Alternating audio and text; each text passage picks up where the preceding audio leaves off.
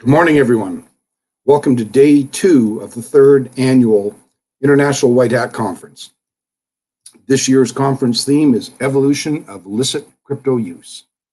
I'd like to welcome back those who attended yesterday's events and those that have just joined us for today. We have a full day planned. I'll take a minute and reintroduce myself for those that weren't here yesterday. I'll be your MC. My name is Chris Kaiser, and in 2014, I decided to combine the knowledge I'd gained from my previous careers in the computer industry and financial services sector and pursue a master's degree in cybercrime. I received my master in criminal justice and cybercrime investigation and cybersecurity in 2016 and a graduate certificate of cybercrime investigation and cybersecurity through Boston University's Metropolitan College. Excuse me. In 2017, I formed Cybercrime Analytics in an effort to reduce rates of cyber victimization. I continue to enjoy my work as a published researcher, consultant, presenter, educator, expert witness, editorial board member, digital newspaper columnist, and author of 2 nonfiction books, including Cybercrime Through Social Engineering: The New Global Crisis. I was one of the first students to graduate from BU's MET Cybercrime Master's Program. And having worked alongside Dr. Choi through the development and ongoing work of the Center for Cybercrime Investigation and Cybersecurity, or CIC. I was honored that as founder of the International White Hat Conference, he asked me to be a student discussant last year and this year's MC. It speaks volumes to the relationships I've been able to build with Boston University, all involved with making criminal justice and cybercrime programs such valuable learning opportunities. The conference this year is hosted by Boston University's Metropolitan College Criminal Justice Graduate Programs in collaboration with Utica University and the CIC, Center for Cybercrime Investigation and Cybersecurity, and made possible by a grant from the Department of Justice Bureau of Justice Assistant, awarded to MET professors Liu Chikushev and Kyung-shick Choi. All right, we'll be starting our day by introducing the names of the 3 teams who have been selected from our talented group of competitors for this year's cybercrime investigation competition, who've earned top spots for the 3 teams. Each of these teams deserves great congratulations for their efforts in addressing complex cybercrime events, conducting extensive analysis, and determining the most effective reporting to explain how the events occurred and how best to deal with them. The 3 teams competing for top honors are Hungary's 50 Shades of Grey Hat, Team CIC Cyber Terriers, and Team Brazil. We'll now start a short 4-minute video introducing each of the members of these 3 teams. Congratulations. Damn.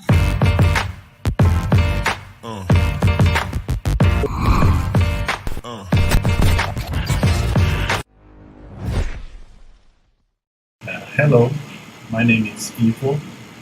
I'm a computer forensics police officer and I work at the Brazilian Federal Police. I'm also head of the high-tech crime unit.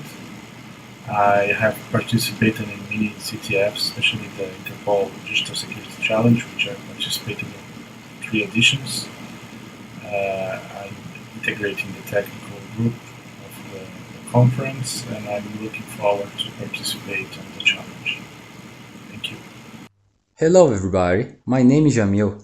I've been a cybercrime investigator since 2008, and in the middle of 2016, I've been recruited by Ministry of Justice and Public Safety from Brazil to work at the Directory of Intelligence as a digital forensic on mobile device specialist, supporting all law enforcement from Brazil. Hi, my name is Anchieta and I'm a police officer here in Brazil.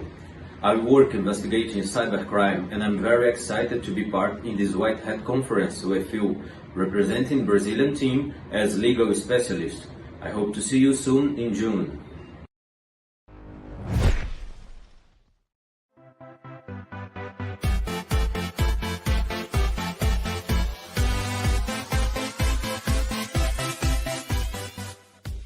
My name is Sean. I'll be finishing up my Master of Science in Computer Information System with Security Concentrations and Cybercrime Investigations at Boston University this May. I've gained experience in cybersecurity and digital forensics by using different tools such as Celebrite, Kali Linux, and Uncase. In this team, I'll be contributing to the mobile forensics and serve as a technology specialist. I look forward to the White Hat Hacking Conference to further enrich my skills and prepare for my future career path as a cybersecurity professional. Hi, my name is Michael Ross. I'm a grad student at Boston University in the Criminal Justice Program with a concentration in cybercrime investigation and cybersecurity. I'm currently a full-time student at BU. However, in the future, I hope to work within the government to combat cybercrime in the United States and abroad. My name is Angel Huertas, and I am a graduate student at Boston University, obtaining a master's degree in criminal justice with a concentration in cybercrime investigation and cybersecurity. Throughout my time in the digital investigation world, I've had the privilege of learning many different digital investigation tools such as FTK, EnCase, Autopsy, Celebrite, along with many other tools. My teammates, along with myself, are looking forward to competing in this upcoming tournament, where I will be serving as a team leader to the 2022 Boston University CIC Cyber Terriers. We look forward to seeing you. Thank you.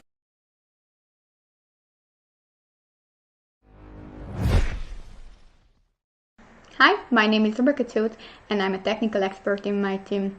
Our team has participated in several Capture the Flag competitions and hackathons, such as the Hungarian Cybersecurity Challenge, which was organized by the Special Services for National Security.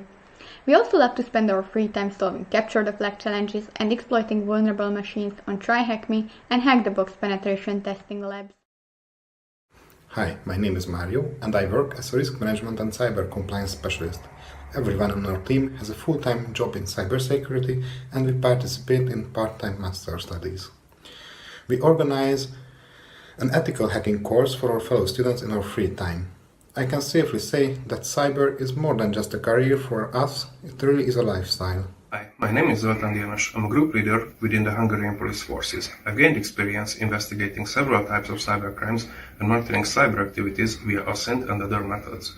The strength of our group lies within diversity, that we came from 3 different fields of cybersecurity, giving us the chance to see the whole picture more accurately.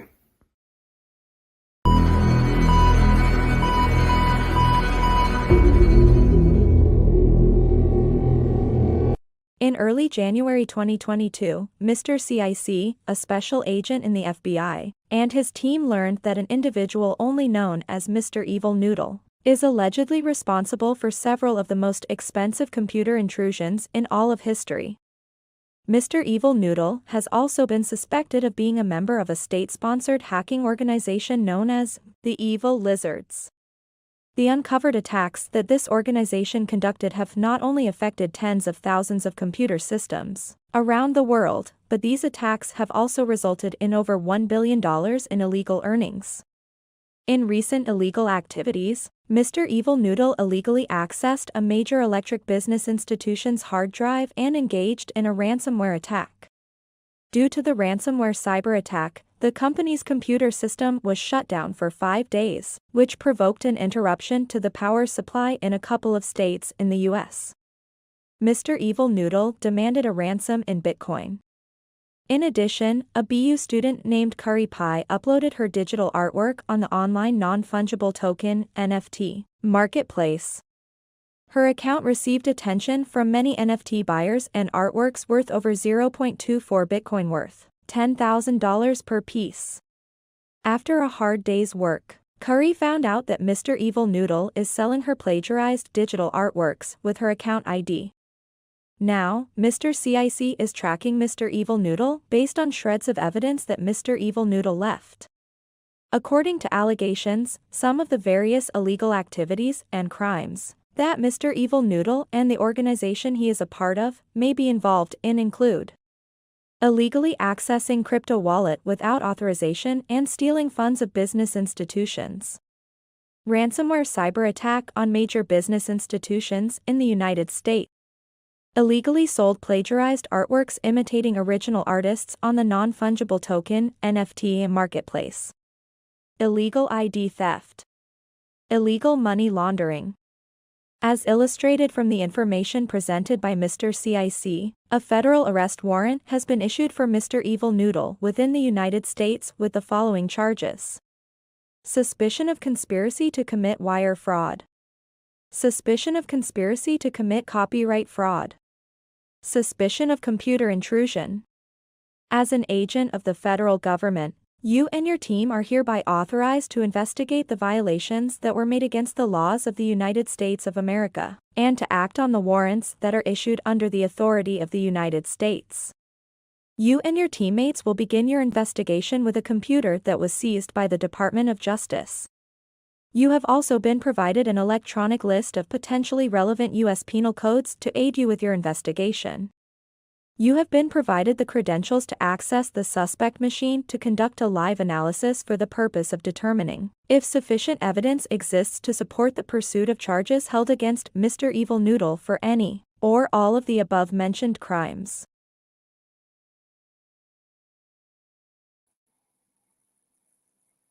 Congratulations again to the teams that reached the top 3 spots. We will learn which position each has been awarded by our judges later in the awards ceremony.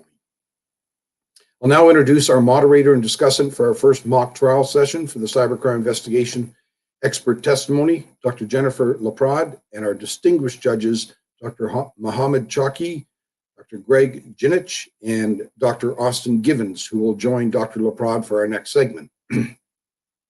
I'll now take a few minutes to introduce our moderator and distinguished guests. Dr. Laprade is an assistant professor in the Department of Criminology and Criminal Justice at Missouri State University. She's also the head coach and founder of the Missouri State University mock trial team, which has won multiple individual and national awards. Previously, she served as coach for the University of Texas at Dallas mock trial team, also winning multiple awards. She has served as mock trial judge at over 50 regional and national mock trial tournaments over the last 10 years and is a tournament director for the Bear Brawl Classic mock trial tournament hosted by Missouri State University each fall. Dr. Laprade also researches cybercrime, prosecutorial decision-making, and racial disparities in courts, and has a PhD in criminology and criminal justice and a master's degree in constitutional law. Excuse me. Dr. Mohammed Chaki is our international judge from France. He holds a PhD in law from the University of Lyon 3 in France for a dissertation on French, British, and American cybercrime legal systems. This was followed by a 3-year postdoctoral research at the Faculty of Law, University at Marseille 3, France. He is a senior judge and former advisor to the chairman of Capital Market Authority and to the chairman of the Egyptian Financial Supervisory Authority. Dr. Chaki is the founder, chairman of the International Association of Cybercrime Prevention located in Paris, an association of the international IT experts and legal scholars specializing in cyber law, privacy, and security. He has extensive knowledge in high-tech criminality, cybercrime, cyber terrorism, and IT, including countermeasures and prevention. He's the co-drafter of the African Union Convention on Cybersecurity, member of the International Scientific and Professional Advisory Council of the United Nations, Crime Prevention and Criminal Justice Program, member of the European Society of Criminal Law, and a board member of the Computer Crime Research Center in Ukraine. He teaches law at private and public universities in Egypt, holds a number of visiting posts abroad. His research interests cover national security, cybercrime, and data protection. Dr. Chaki holds over 25 prizes for this academic achievement. He was awarded by the Medal of Excellence by the President of the Arab Republic of Egypt in 1998, the International Prize Claire Dubé from Canada in 2007, and the Distinguished Service Medal from the Government of Brazil in 2009. Dr. Greg Ginich is international advisor and attorney at law at Dr. Ginich's law office in Budapest, Hungary. He's a board member and head of the International Data Protection Expert Group at Cyan, Paris, France, associate partner contact of Cyan to Europol in The Hague in the Netherlands, certified information privacy professional Europe and IAPP member in Portsmouth, USA, university lecturer and international conference speaker on e-commerce, privacy, and cyber since 2007, has made upwards of 300 presentations globally. He earned an LLM in criminalistics and criminal law, summa cum laude from Kerala University, and LLM in information technology and telecom law from the University of Peck, and an EU law in English law from the University of Cambridge. Dr. Austin Givens is an associate professor of cybersecurity at Utica University. He teaches undergraduate courses on homeland security, digital forensics, and criminal justice technologies at Utica University. He's also taught graduate courses on critical infrastructure protection, cyber incident management, and network security. Prior to entering academia, he worked in various information technology related roles for the Department of Homeland Security and in the private sector. He received a PhD in public policy from the Department of Political Economy at King's College London, and he has a BA from the University of Virginia and PhD from King's College. Dr. Laprade, please go ahead.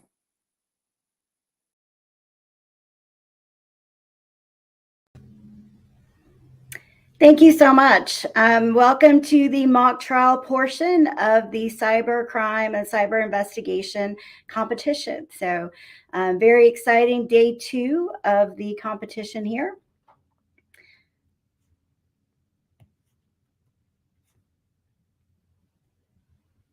And congratulations to our top 3 teams.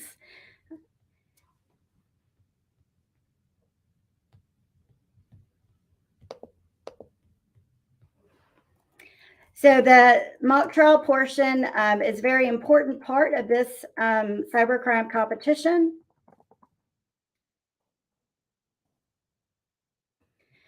So it's very important to do solid investigating and use those critical skills that you have to investigate cybercrime. But it's even more important to be able to present those findings and that investigation in a courtroom setting. So if you're not able to describe what you found and what that means according to the law to prosecutors, for example, then prosecutors aren't, will have trouble charging people with those crimes. Also, if the judge can't understand, what the investigation is and what was found, and the jury members who, probably have no expertise in cybercrime, then it's difficult to see here, we're having trouble with slides here. Then it can be difficult to get a conviction, right? And so the only way to really stop people who do cybercrime is to actually get that conviction in the court. And so it is really important that investigators are able to present this in a way that makes sense to jury members and judges. So the mock trial portion is so the top 3 teams move on to the final round of the mock trial competition. 1 person per team will present. Each team has between 15 and 20 minutes to present this in a courtroom setting. And as you heard, we have a very distinguished panel of international judges who will be watching and judging these presentations on a 100-point scale. So the competitors will be judged on 6 major criteria. So I'm going to go over what these major criteria are. So first, they'll look at how they presented the legal codes. So how each team presented the legal codes. This will be 20 points out of the 100 points for this mock trial session. So the judges are going to see if the legal codes were presented in a clear and precise manner, if they were appropriately focused to the case. So this will be 20 points out of the 100. Another important criteria will be the evidence presentation. So is this evidence presented clearly?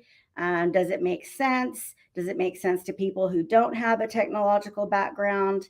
Is the evidence relevant to the legal codes? So all of this is extremely important in the courtroom setting. And then also how the critical thinking and complexity is also very important. So how well did the teams present how they decided to tackle this problem? And was critical thinking used throughout the investigation? So teams need to be able to demonstrate this. Organization and presentation, also very important. This will be worth 10 points. So was the presentation organized? Were there clearly defined sections? Was the presenter's voice strong? So this is worth 10 points. And then after each team presents, we will go into a question and answer session from the judges. So the judges will give some comments, but also ask questions about the presenter's presentation. And then teams will be judged on how well they answered these questions. So did they precisely answer the question? Did they do it with confidence, with strong knowledge? And this will be the final 10 points of the 100 points. So again, 6 major criteria that we're looking at here. On a 100-point scale, these 100 points will be 30% of the total competition. So again, the legal code statement is 20 points, evidence presentation, 20 points, clear explanation, 20 points, critical thinking and complexity is 20 points, organization and presentation style, 10 points, and judge question and answer is another 10 points for the total 100 points. All right, this will be our order of presentations today. So first we will have Team Brazil present. Then we will have CIC Cyber Terriers from Boston University. And finally, we will have Team 50 Shades of Grey Hat from Hungary. So congratulations to our top 3 teams. It's very exciting and good luck.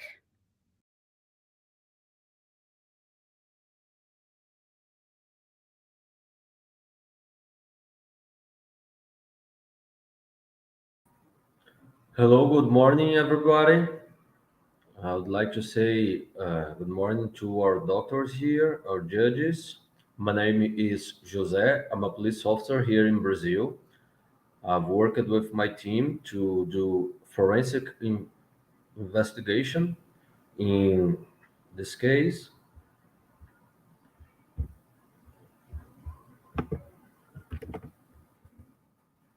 Okay, it's everything okay.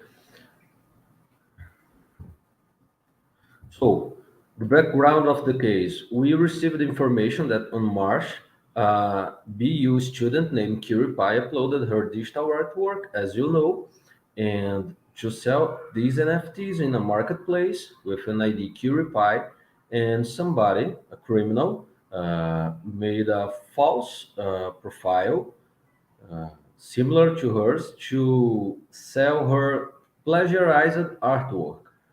Uh, we started the investigation and made some forensic work on the apprehended computer of one of the suspects, and these are our findings. First, I would like to say to the audience some of these concepts might be new for you, like NFT and digital artworks. Our judges must know that NFT is a digital asset that is collectible, unique, and non-transferable. So a lot of people around the world are working with NFTs now. They can sell it, transact it, and it's being used to change around the world some wellness and to make money laundering too. A cryptocurrency. What is a cryptocurrency? It's a digital currency in which transactions are verified and recorded, maintained by a decentralized system. It's their main characteristic. It's being decentralized. And we found something about a mixer. What's a mixer in our police language? It's a cryptocurrency tumbler, or known as cryptocurrency mixing. It's a service that mixes potentially identifiable or tainted cryptocurrency funds with others, used to launder money in cryptocurrency transactions. So, what's the evidence that we worked in? We worked with forensic evidence in the suspect's computer and in a backup of the suspect's cell phone, which is an iPhone 6. We were able to find a lot of evidence that Mr. Evil is responsible for the fake profile of BU student CuriePie. One of the evidence we exhibit now is an image of the suspect's phone assessing his fake account on OpenSea service. OpenSea is the service where you can trade, you can make the transactions of the NFTs. Here we can see also from his cell phone backup an image with his OpenSea wallet used in the fake account. We were able to see that 12 victims sent money to him, uh, believing they were buying original artwork from CuriePie. Here we have a note of a search about this mixer that can help him to laundry his money obtained with his criminal activity. We found a lot of notes informing price for crypto laundered wallet and sold to a ransomware hacking tool and a crypto laundering tool. We were able to find a contact of a buyer of one of the fake artworks sold. That's Melanie B. We were able to find crypto transfers to the MetaMask account of Mr. Evil. And here on the right side of the presentation, you can see a chat between the user Noodle, that's Mr. Evil, and Piguini discussing payment for Bitcoin laundering. And from here, we can indict him in the crime of money laundering.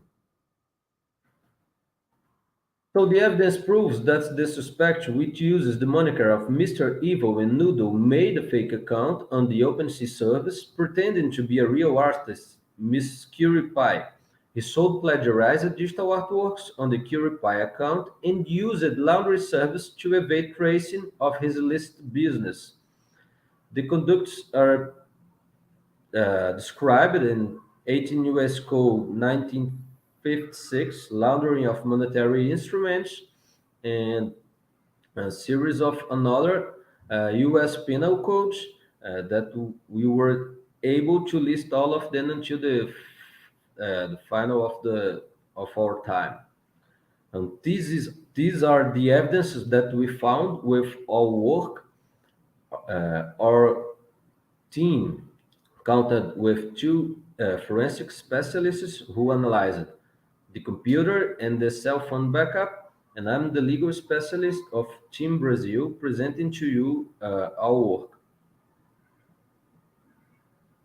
Thank you.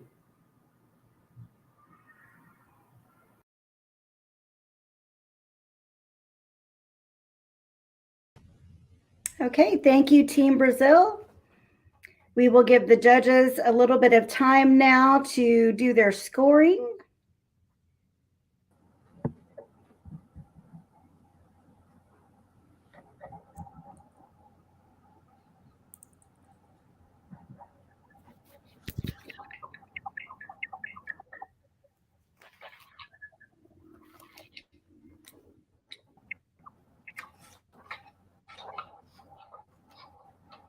Again, they're scoring on 6 criteria: clarity of presentation, legal codes, evidence presented,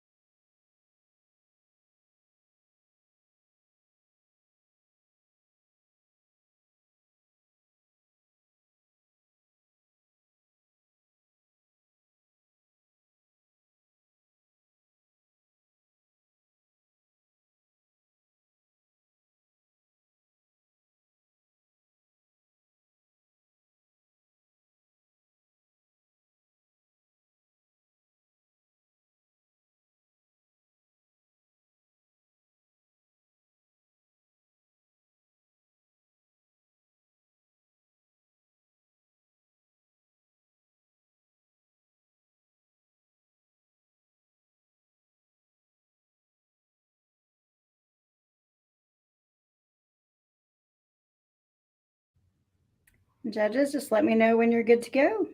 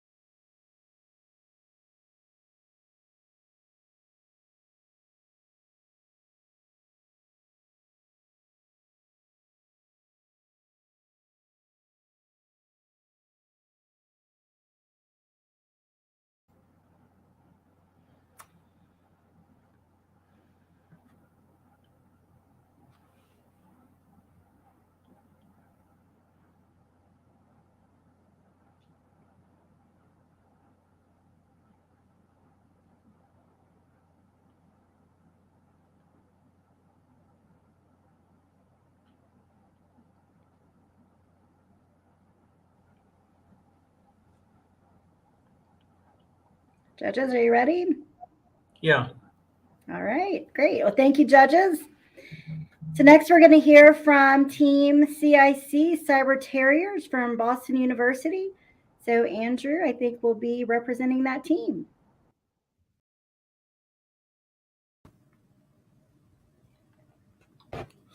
Good morning, everyone. My name is Andrew Huertas, and I am a team leader for the Boston University CIC Cyber Terriers. And what we have presented here is the 2022 International White Hat Legal Evidence Report compiled by myself and my teammates Mike Ross and Sean Suya. So just to reiterate the details of the case, in early January of 2022, Mr. CIC, a special agent of the FBI, and his team learned that there's an individual known as Mr. Evil Noodle, who's allegedly responsible for several of the most expensive computer intrusions in all of history. As we've gone over the case before, he's suspected of being a member of a state-sponsored hacking organization known as the Evil Lizards, and uncovering the attacks that these attacks have affected tens of thousands of computers. In addition, he's also suspected of stealing NFT artwork from a BU student by the name of Curry Pie. And during this presentation, we'll be compiling and disseminating the evidence that we've collected that proves his guilt. So just to go over the tools we utilized, we were offered two separate virtual machines, the one being the Windows Server 2019 and the second being the Kali Linux machine. And just to overview what we found from each virtual machine, we were able to gain administrator access to the Mr. Evil account, where we were able to find the majority of our findings. This included a wide cornucopia of details and a lot of information that proved that Mr. Evil was, in fact, the culprit. And we were also able to access a local guest and user account, which was Mr. Noodle's account. This did not yield as much information. However, it was a great segue into starting our investigation. And we were able to find Bitcoin transactions through the blockchain address that was found within the administrator access account. And furthermore, we were able to find NFT information regarding Curry's OpenSea account. As far as the Kali Linux virtual machine goes, we had a little bit more difficulty dealing with this, as this was a more technical investigation. However, we were able to use Metasploit to scan multiple TCPs, and we concluded that the following three TCP ports had vulnerabilities. It was TCP port 22, TCP port 5901, and TCP port 6001. And after numerous hours of privilege escalation attempts, we were ultimately unable to access. So throughout this investigation, there were two primary forms of cryptocurrency that we were assessing. The first being an NFT, otherwise known as a non-fungible token. And this is a digital asset that represents real-world objects such as art, music, in-game items, and videos, which is bought and sold online with a cryptocurrency. And for this case, we discovered that OpenSea was the platform, the marketplace used that allowed people to buy and sell these NFTs in pertaining to the case. And during the course of this case, Mr. Evil was found illicitly holding the credentials for Curry's OpenSea account, and as a result was illegally selling NFTs as his own. And the second aspect of this investigation was Bitcoin. It's a digital currency which operates free of any central control or oversight of banks or government, which makes for a great illicit use of currency. And the website that we found with accounts linked to it was Blockchain. Blockchain is a cryptocurrency financial service company capable of tracking transactions specific to crypto wallet addresses. So during the course of this case, Mr. Evil's crypto wallet address was located, which held information of cryptocurrency transactions, proving his guilt. So for the first evidence, we presented Mobile 12. That was the name of the question. And this was found within the camera folder of Mr. Evil's iPhone backup, located within the iPhone backup extractor. So for this examination, we utilized iPhone backup extractor, which is an open source mobile forensics tool, which allows us to be able to extract and perform acquisition on said mobile device. And by researching this account of the application OpenSea, we were able to fully read the full wallet address and determine that this was in fact Curry Pie's account. Due to the piece of evidence being located on Mr. Evil's iPhone, along with other collection evidence such as copies of Curry Pie's NFTs, which were also found on Mr. Evil's PC, it was reasonable to say that the account Mr. Evil targeted and stole Curry Pie's digital artwork for his own malicious purpose to resell. And to the right, you can see an image of Curry Pie's account stating that she's in the class of 2024. And you can see the corresponding legal code we use, which is 18 USC 841 Section 2, which states, which is relevant to the creation, distribution, dispensation, or possession with intent to distribute or dispense a counterfeit substance. The second evidence we reported was this screenshot to the right, which is labeled as Noodle Crypto.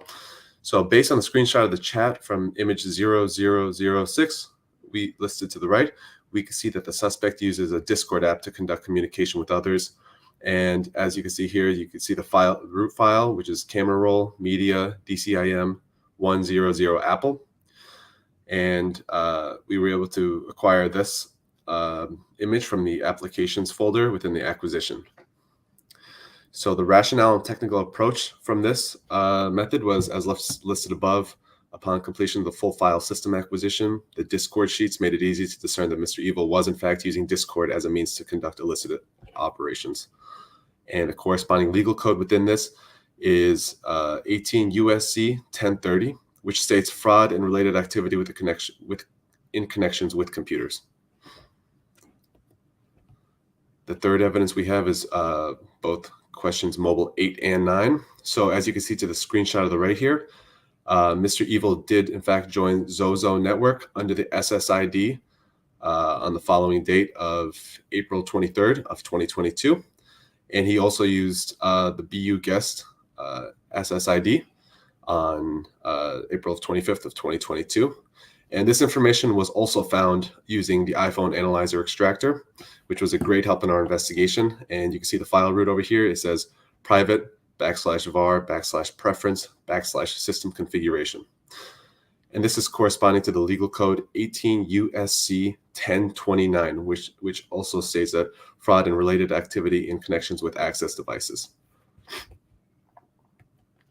The fourth and fifth evidence was found in tangent with each other, following one simple screenshot found on the mobile device. And this file was found in a PDF form from the pre-installed Note application on the iPhones we have today. And this was also found within the iPhone backup extractor. And we were able to analyze and determine that Mr. Evil's dark web marketplace prices were listed here. And this was a great template to go off of to basically catch him red-handed with his prices for said transactions. So this, along with the Discord conversation, shows that Mr. Evil was in fact selling these illicit services and goods. And the corresponding legal code to this findings is 18 USC 1252, which states manufacture, distribution, possession, and advertising of wire, oral, or electronic communication intercepting devices is prohibited. The sixth piece of evidence we found was Bitcoin address 4. And this Bitcoin address was found within the virtual machine using the open source tool, iPhone Analyzer Extractor, which led us to the website of blockchain.com, which shows sum totals of transactions, as well as information for individual Bitcoin addresses, which we were able to determine that this address did in fact have 3 separate transactions. And the corresponding legal code to this finding is 18 USC 1349, which states attempt and conspiracy to commit white collar crime. And you can see in the screenshot on the right here, there is a QR scan code, and the address was found within Mr. Evil's personal files. So, summary of the evidence. After conducting 20 hours of nonstop digital investigation between the Windows and Kali virtual machines, we've collected the substantial evidence required to prove that Mr. Evil is responsible for unlawfully reselling Curry's NFTs without permission, and as a result, drive the prices down. Furthermore, his credentials were located through the computer and iPhone 6. His credentials were linked with blockchain, showing a history of numerous transactions. And overall, we were able to determine that Mr. Evil was, in fact, using multiple platforms to set up operation and distribute illicit material and operations. Thank you. Okay, thank you, Andrew, with Team CIC Cyber Terriers. So now we will give the judges a few minutes to calculate their scores based on that presentation. Again, judges are looking at several different criteria here. One of those criteria is presentation of legal codes. It's important to show that an actual law was broken and what that law was. So was that legal code presented clearly? And was the evidence that was presented linked to that legal code? Again, to show that an actual crime did occur. Another one of the scoring criteria is critical thinking. So did the presentation show the thinking that went into the investigation and the complexity of that? What methodology did they use to find the evidence? Another criteria is organization. So was it presented in a logical way? And then the presentation style overall. So were we able to hear the presenter? Was it presented with confidence? And was it presented in a way that someone without a technical background can understand? Again, this is the point of the mock trial portion. You can have the best investigation, but if you're not able to show that in a simple way to people without technical expertise, then a prosecutor's probably not going to charge, and a judge or jury probably aren't going to understand enough to get that conviction. So the investigation is very important, but also the presentation to people in the judicial field without that knowledge is just as important.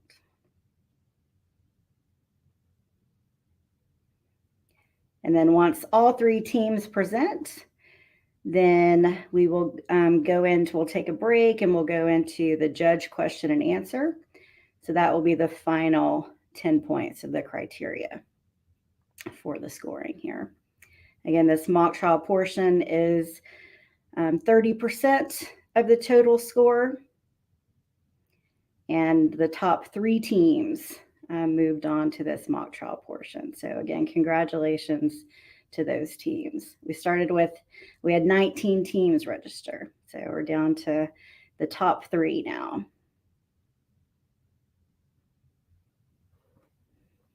So judges, as soon as you've got your scoring done, just let me know and we can continue with the next team. Everybody good? Ready. All right, awesome. Thank you, judges. Okay, so now let's hear from our third team, and this is Team 50 Shades of Grey Hat from Hungary. So take it away.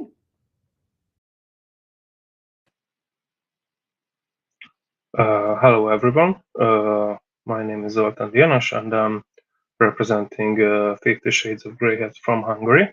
And I'm happy to see some familiar faces and a new one as well.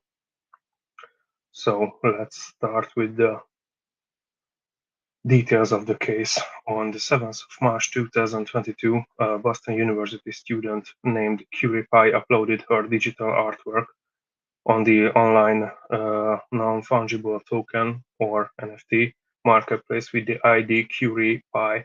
Her account received attention from many NFT buyers, and artworks worth over 0.24 Bitcoin, worth 10,000 US dollars per piece. After a hard day's work, Curie find out that someone is selling her plagiarized digital artworks with account ID CuriePie. The fraud account looked identical to Curie's account and even used a very similar ID. She requested the marketplace to trace fraud sellers. However, anonymous crypto wallet addresses caused a difficulty in the investigation to find the actual identification of the fraud seller. Victims of fraud artworks wrote negative reviews about Curie, and she lost her reputation as a digital artist. She lost her followers, and the value of her artwork dropped to $8 per piece.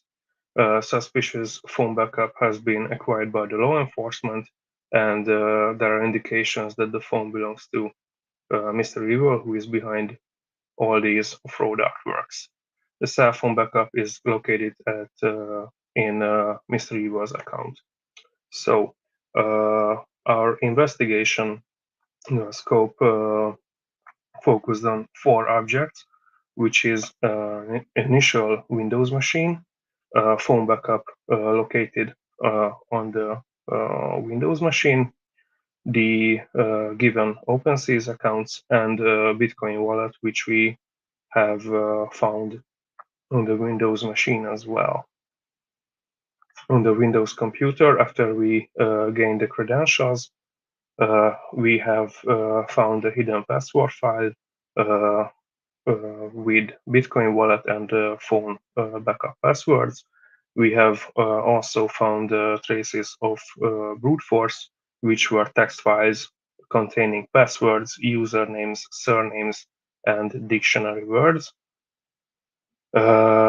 These type of text files are used for brute force attacks, as I have just said, and there were traces of the NFT fraud on the Windows computer as well. The fraud NFT account was found on OpenSeas. Artwork was copied from original creator CuriePie and sold as original. We have also discovered a hidden drive which contained the obfuscated text file and encryption key to the Bitcoin wallet. And we also have found many suspicious software on the computer, such as Maltago, which is used for information gathering, and Electrum, which is used for managing crypto wallets. Here's our first evidence, evidence number 1. Here you can see a screenshot where we have found in the hidden text the password for the encrypted wallet and the password for the iPhone backup. Evidence number 2 is evidence for illegal activities, such as penetrating information systems, which is punishable according to the US Criminal Code, section 2512, subsection 1.b. Here you can see the text files containing names, surnames, and passwords, and which I have been talked about earlier. Evidence number 3 is gathered via open source intelligence.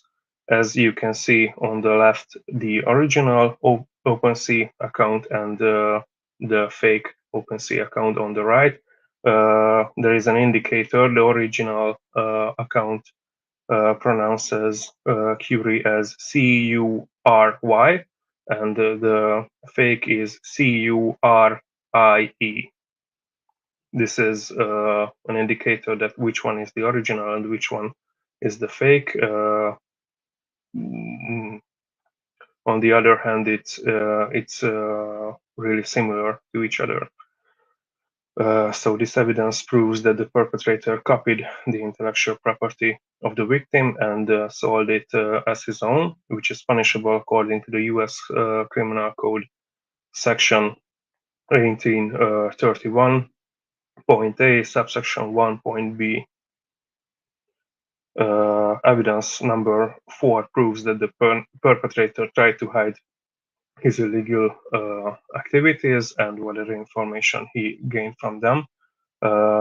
What you can see is the discovered hidden drive, which contained many other informations. I will show you. Hiding these type of activities raises the suspicion of conspiracy, which is punishable according to the U.S. Criminal Code section 371. Evidence number 5 shows us the containing of the hidden drive, which is a text file for the Bitcoin address. Using encrypted files is definitely the evidence. It's a direct evidence of conspiracy, which is punishable according to the U.S. Criminal Code section 371 and the U.S. Criminal Code section 841.a subsection 1, 2, 1 and 2.b, and the U.S. Criminal Code section 922. Evidence 6 shows us the Electrum desktop app, which proves that the perpetrator used unlicensed money transmitting services to hide his illegal income, which raises the suspicion of money laundering and using unlicensed money transmitting businesses as well. These acts are punishable according to the U.S. Criminal Code 1960.a and the U.S. Criminal Code 1956.a subsection 2.b subsection 1. What we have found on the phone backup is also very interesting. First of all, we used the iBackup Viewer software to view the contents of the phone backup savings. We have found suspicious notes containing the prices of illegal activities Mr. Evil is willing to give others for the right price, such as laundered crypto wallets, passwords, personal data, ransomware toolkits, and so on. We also found suspicious applications such as MetaMask, which is used for crypto wallet managing. And according to the phone backups browser history, Mr. Evil visited the OpenSea account using the cell phone, and the photos were interesting in this investigation as well. Many screenshots about communicating with buyers and about things that Mr. Evil was willing to sell, such as carbon monoxide gas, were recovered from this phone backup. Evidence number 7 shows us the notes I've been talking about. This is direct evidence of the perpetrator dealing with many illegal activities, such as giving out personal data, ransomware toolkits, and money laundering services for the right price, which are punishable according to the U.S. Criminal Code, Section 1028.a, subsection 2, Section 2512, subsection 1.b, Section 1960.a, and Section 1956.a, subsection 3.c. Evidence number 8 is a picture of the MetaMask app I've been talking about, which we recovered on the phone backup. Evidence number 9 is the browser history, which directly ties the perpetrator to the OpenSea account. Here's a picture we recovered from the phone. It's a selfie-like picture. The perpetrator is sitting in front of a computer, watching PewDiePie's original OpenSea account. As I've talked about the indicators, you can see that Curie is pronounced with a C-U-R-Y, which shows us that this is the original account that our perpetrator is viewing. Evidence number 11 ties Mr. Evil of selling chemical weapons. Carbon monoxide gas is also named as the silent killer, causing 430 deaths in the US alone per year. So it's very toxic and very dangerous. And we have recovered a photo in the phone backup that it was for sale by the perpetrator. And on the left side, you can see a Discord communication where a buyer is negotiating about the selling methods of the services Mr. Abel is willing to give. Let's talk about the Bitcoin wallet. We have Bitcoin wallet.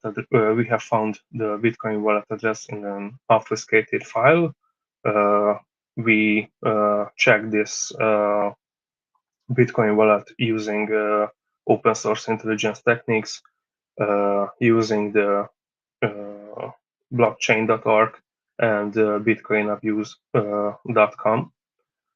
Investigating the account through the blockchain.com, we have found a total of 143 transactions, and we have found in this way that there could be a total of 12 victims coming from the NFT fraud, and the total income received from the victims were nearly 21 Bitcoin, which is nearly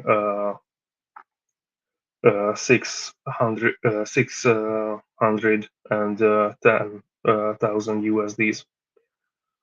There were 2 ongoing transactions as well, in which way Mr. Evil transferred all the received Bitcoins to 3 other accounts, which raises the suspicion of money laundering. And by the way, according to the bitcoinabuse.com, this Bitcoin wallet was used for receiving cryptocurrency from ransomware attacks. Evidence number 12 shows us where we have found the file containing the Bitcoin address on the hidden drive.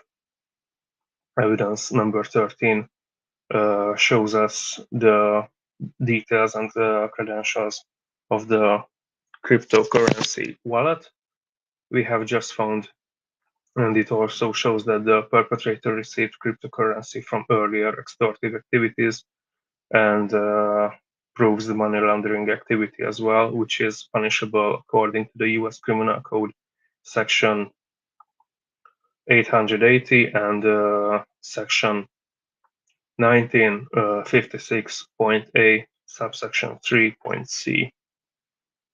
Evidence number 40 shows us a part of the transactions, and on the right side of the picture you can see the outgoing transactions.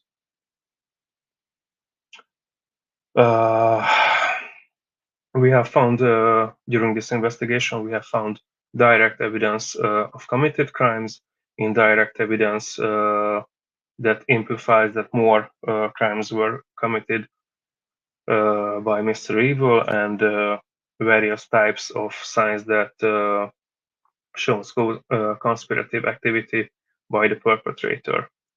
And we have also checked the browser history of the account of Mr. Evil, and just like last year, Mr. Ismail Morales will have some explanation to do as well. Here are our references, and thank you for watching.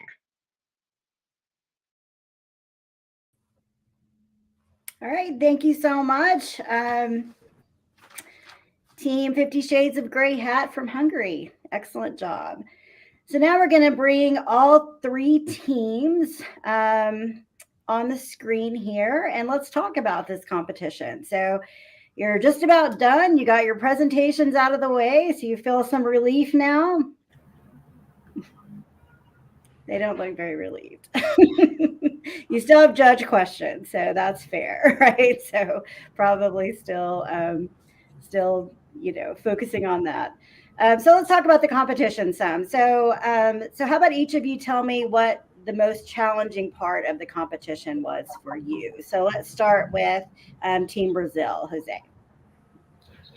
Hi guys, the more challenging part of the competition was really to do it. As a friend of mine said, one thing is to make in a hacking course, is to study, and a completely different thing is to participate in a CTF. So it was a huge class for us. Okay, good. And what about you, Cyber Terriers, Andrew? Right. So I felt that the most challenging obstacle in this course was the question that yielded the most amount of points, which was gaining access into the administrator account. I feel that focusing heavily on the blend between cybercrime investigation and hacking, I feel that this was a great exercise that allowed us to be able to really practice a lot of methods of privilege escalation, which ultimately we weren't able to do. But during the process, I feel that both my team and I were able to really gain a lot of experience from it. So I'd say that was the most difficult part. Great. Okay, Zoli, what about you? For me personally, using the American legal system was the most difficult because in Hungary we are using a continental legal system. I mean, I cannot speak on behalf of my teammates of how hard was the capture the flag task or the technical issues, but the technical skills you need to solve these tasks are universal, but the legal system is national. So Right. I had to adapt to that. Yes, great. And then, so what did you think about the problem overall? What did you think about the complexity of it? Did you think, where was it kind of, for you each? So we can go back to Jose. I think our challenge was very well designed. As a police officer, I can tell you that all the teams that participate here, uh, they could see how police works, how we go to find evidence, digital evidence, how do we construct an investigation, and it was a great exercise. Our team is very excited to participate in another editions to learn more. How Zoli said, it was a huge challenge to me to work with American legal system. Here in Brazil, we have a different legal system. We don't use common law; we use civil law. It's a challenge and puts in me the interest to study more about your legislation and how someone said the knowledge is dispersed in society and be here and make us learn a lot more. Good. And Andrew, what about you? My overall thoughts of the competition was, in my personal experience, this would be my second time performing in the Boston White Hat Convention.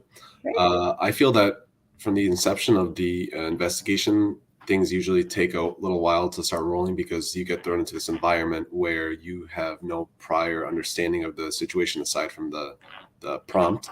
So I feel that really getting acclimated to the situation, starting to answer these questions, it takes some time. But then after a while, when you start understanding the overall picture of the scenario, you get the ball rolling, and I feel like things become a little bit more transparent, and you start becoming more confident in the situation. So, Okay, great. Hey, Zoli, what about you? I found this competition complex as well, just like in last year. And as a police officer, as myself, just like Jose, I was thinking about the NFT fraud because in Hungary it could be a topic of argument if selling someone fraud NFTs is a crime or not, especially if the buyer pays in cryptocurrencies. The European Central Bank gave out the statement that they do not acknowledge cryptocurrencies as convertible money. So if someone loses his or her cryptocurrencies, it's not automatically a crime. There should be other additional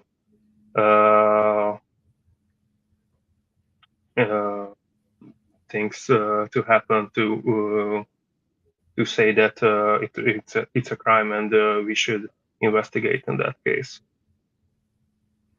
Okay, great. So I'd also like to ask you, so you are all part of teams, right? So you're representing your team for the mock trial portion. So I'd like to hear more about kind of how you assembled your team. Is it people that you work with? Is it friends of yours? Tell me a little bit more about your team, how you know each other, and how the dynamics of the team work. So Jose, you want to start? Yes, our team is formed by co-workers. We know each other from our job. We are police officers, and we know each other for some years. Uh, we have worked in very different cases, and this one is going to be in the history of our cases. We are going to talk about this challenge to our other co-workers, and we are intending to make a similar experience here in Brazil. Nice. You want to give a shout out to your other team members? Hey guys, congratulations for your hard work. I'm a huge fan of you guys. Awesome.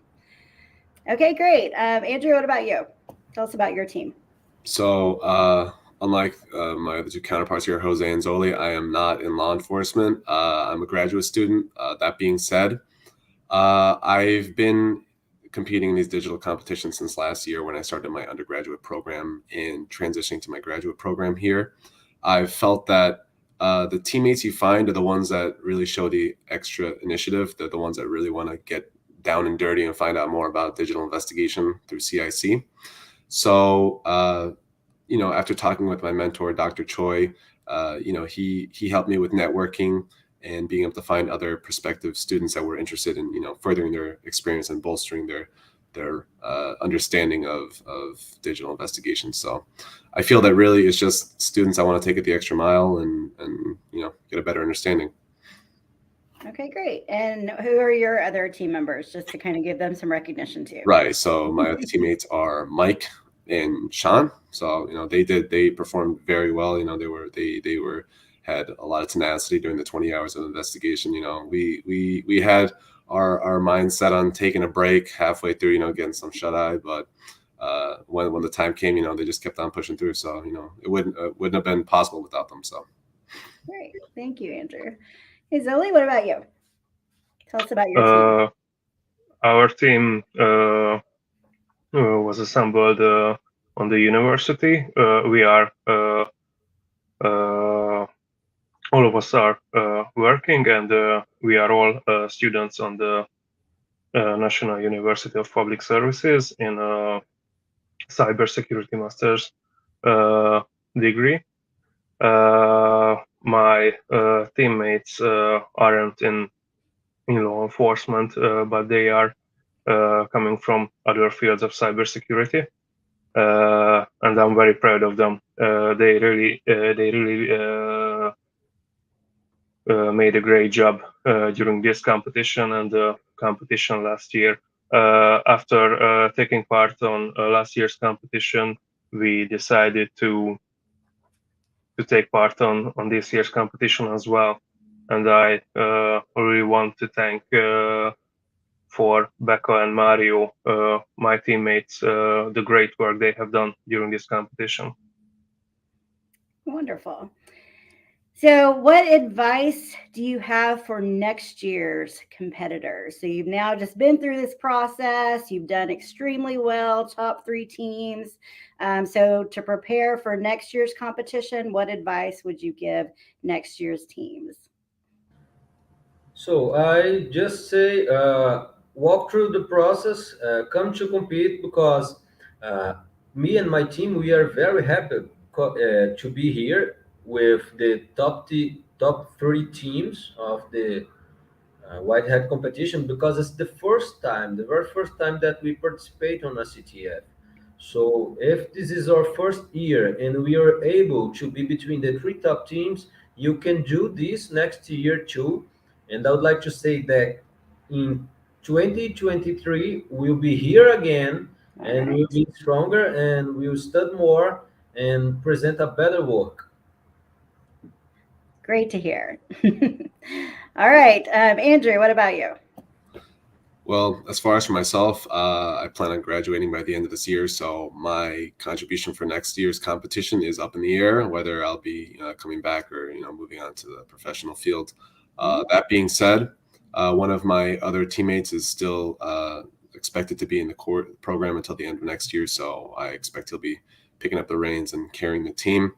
But we're lucky enough to have a huge array of cybercrime students who are interested within the program, our Boston University cybercrime program. So I'm sure finding substitutes and finding replacements will be no issue. But as far as my fidelity to the Cyber Terriers, I wish them the best, and I expect great things from them.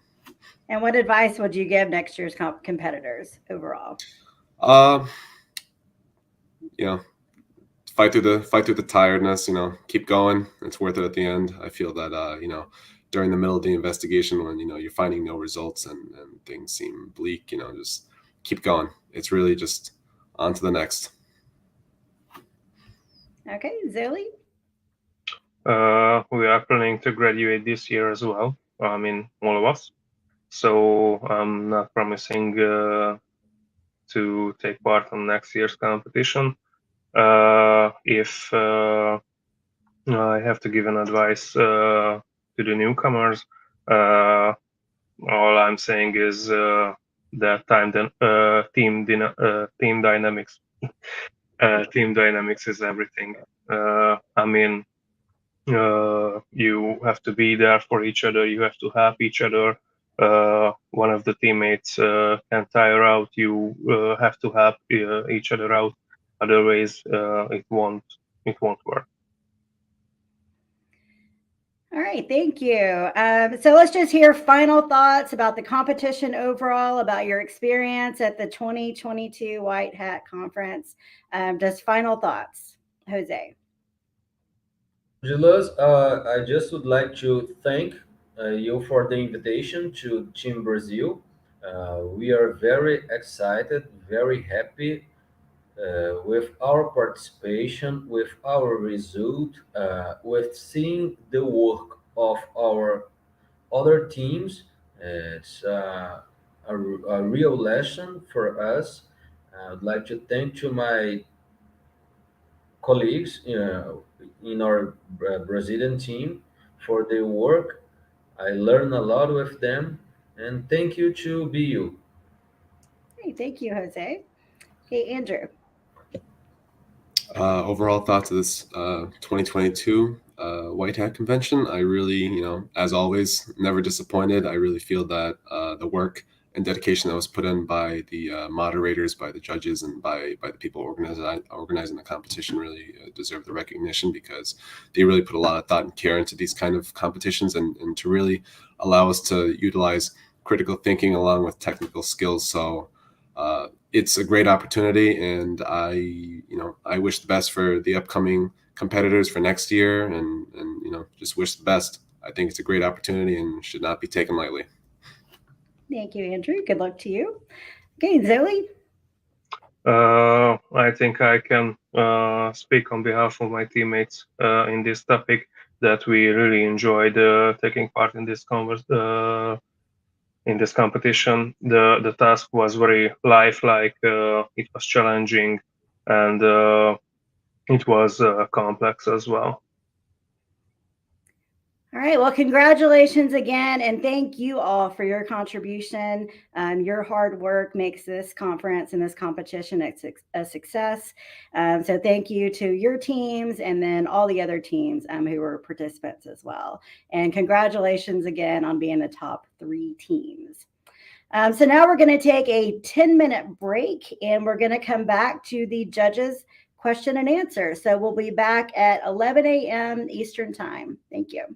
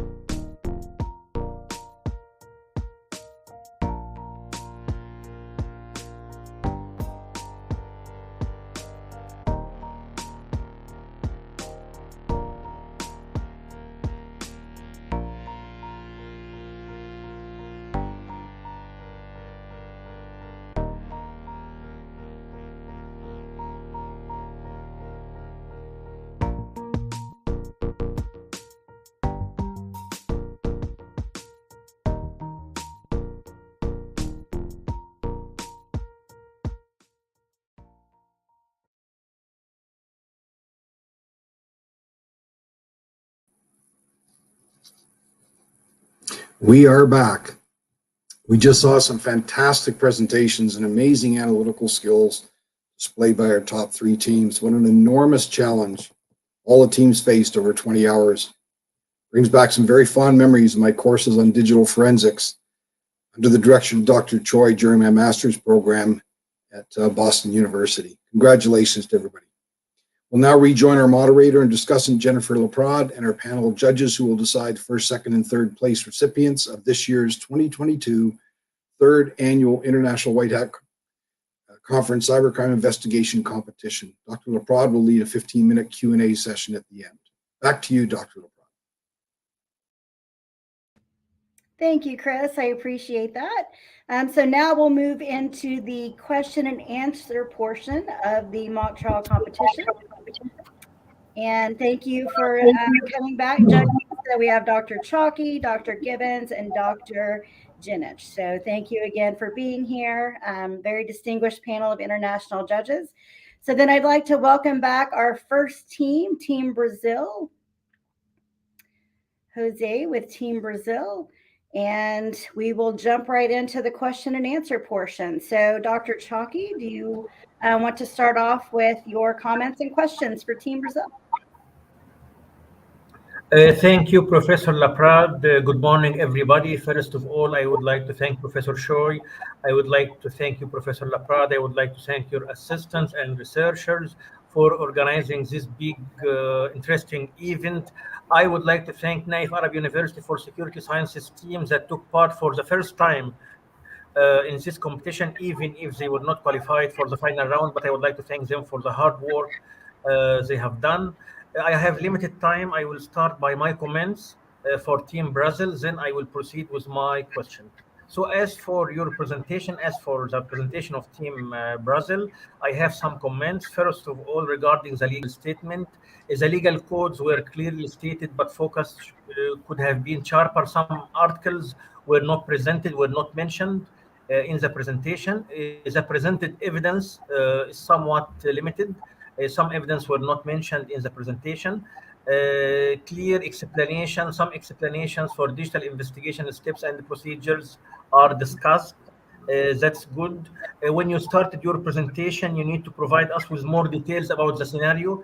The scenario was done very quickly. We need more information about the scenario, especially that we have students and we have participants worldwide that are unaware of this scenario. Is a good point in your presentation. It's good that you started by defining the technical terminology, putting in consideration that some participants have the legal background and they are unaware of the technical terminology.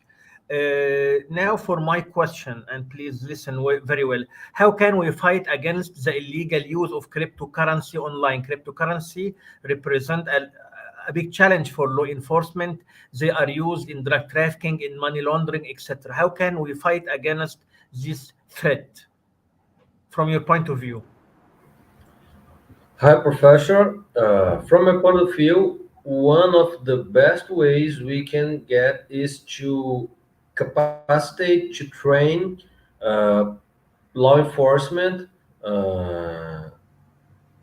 public personnel into do this kind of investigation, to look for digital wallets, to look for digital transactions in any type of crime they are investigating, and so in money laundering. So when we capacitate our personnel, we can send a message to society that the state, be it Hungary, Brazil, United States, is able to make this work.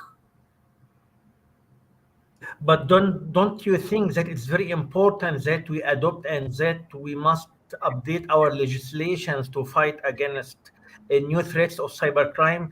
I think what you have mentioned is important, but it is not enough. Legislators, from my point of view as a judge, from my point of view, legislators should adopt new legislations to fight against new challenges in cybercrime, and they can't rely on traditional or what we call classic criminal law. That's a very important point as well, right? What do you think? Okay. my point of view is a little bit different because of what we live here in Brazil. In Brazil, we have a different system, and we have a lot of new legislation that don't have the necessary discussion to be mature, uh, are not technical as we wish it was. So here in Brazil, we do not have a good experience with the amount of legislation we have. I think uh, what we need in terms of legislation is to give concepts of these new things, these new devices, of how you can do legally a digital transaction, how you can inform to the inform your taxes about your digital transactions. So it's necessary, but from my point of view, not what we do a lot here in Brazil, like create new crimes. The crimes we already have, in my opinion, are sufficient.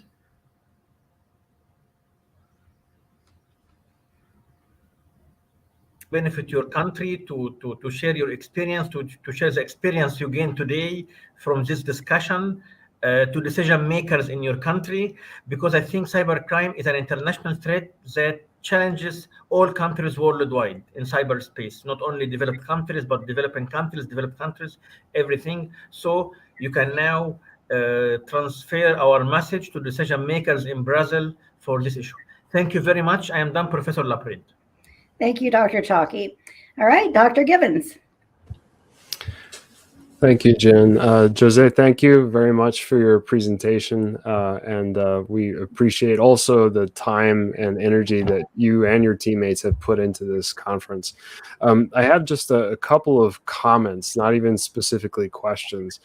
I echo Dr. Chalky in praising you and your teammates for including the list of definitions of different concepts at the very beginning of your report as well as your presentation. I thought that was really helpful.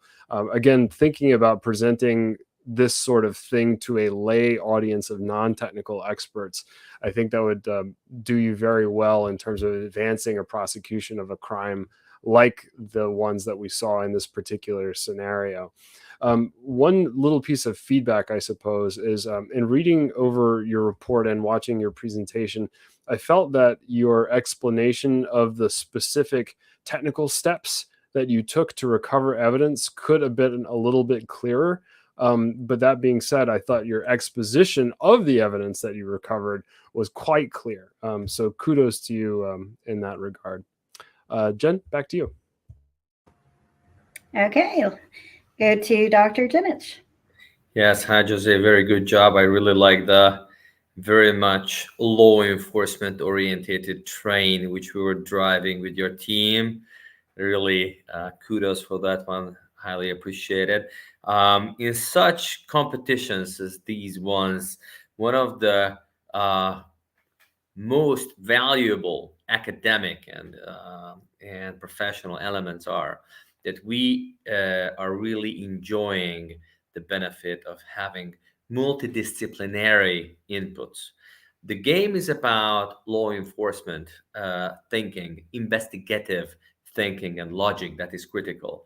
And I think the target-oriented and very much practical view was really graspable in this manner which you have presented. What I was thinking of as a few comments, if you allow me to present, is one of them in the beginning of your report, you were explaining that you had tech people and also legal professionals on your team. I would have been a bit more satisfied with the report if a structured way of presenting it would be understandable from the report, meaning that first it was the legal team that was qualifying the situation, qualifying the actions, and then the legal team decided upon which technical expertise should be brought in from which part of forensics. This is also something that is very important, and I am sure not only in various other countries, but I'm sure also in Brazil. Financials of a procedure is a critical thing. Economically, which team is the cheapest to bring in with the best level of quality, and which team is capable to provide the best level of answers to a certain solution, and who have the necessary resources and obviously time and accessibility. That's something which is very important. Okay. The other thing which I wanted to mention is that obviously we are very much crypto focused with the case of the game right now. But I would have been a bit more happier if the copyright related crime would be also more introduced into the quiz.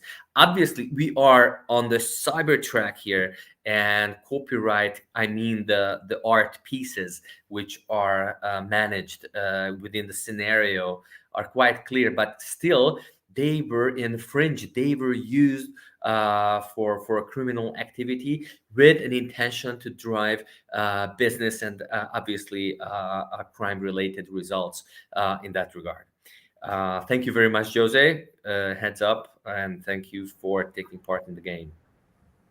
Hey, thank you, judges. All right, and thank you, Jose and Team Brazil.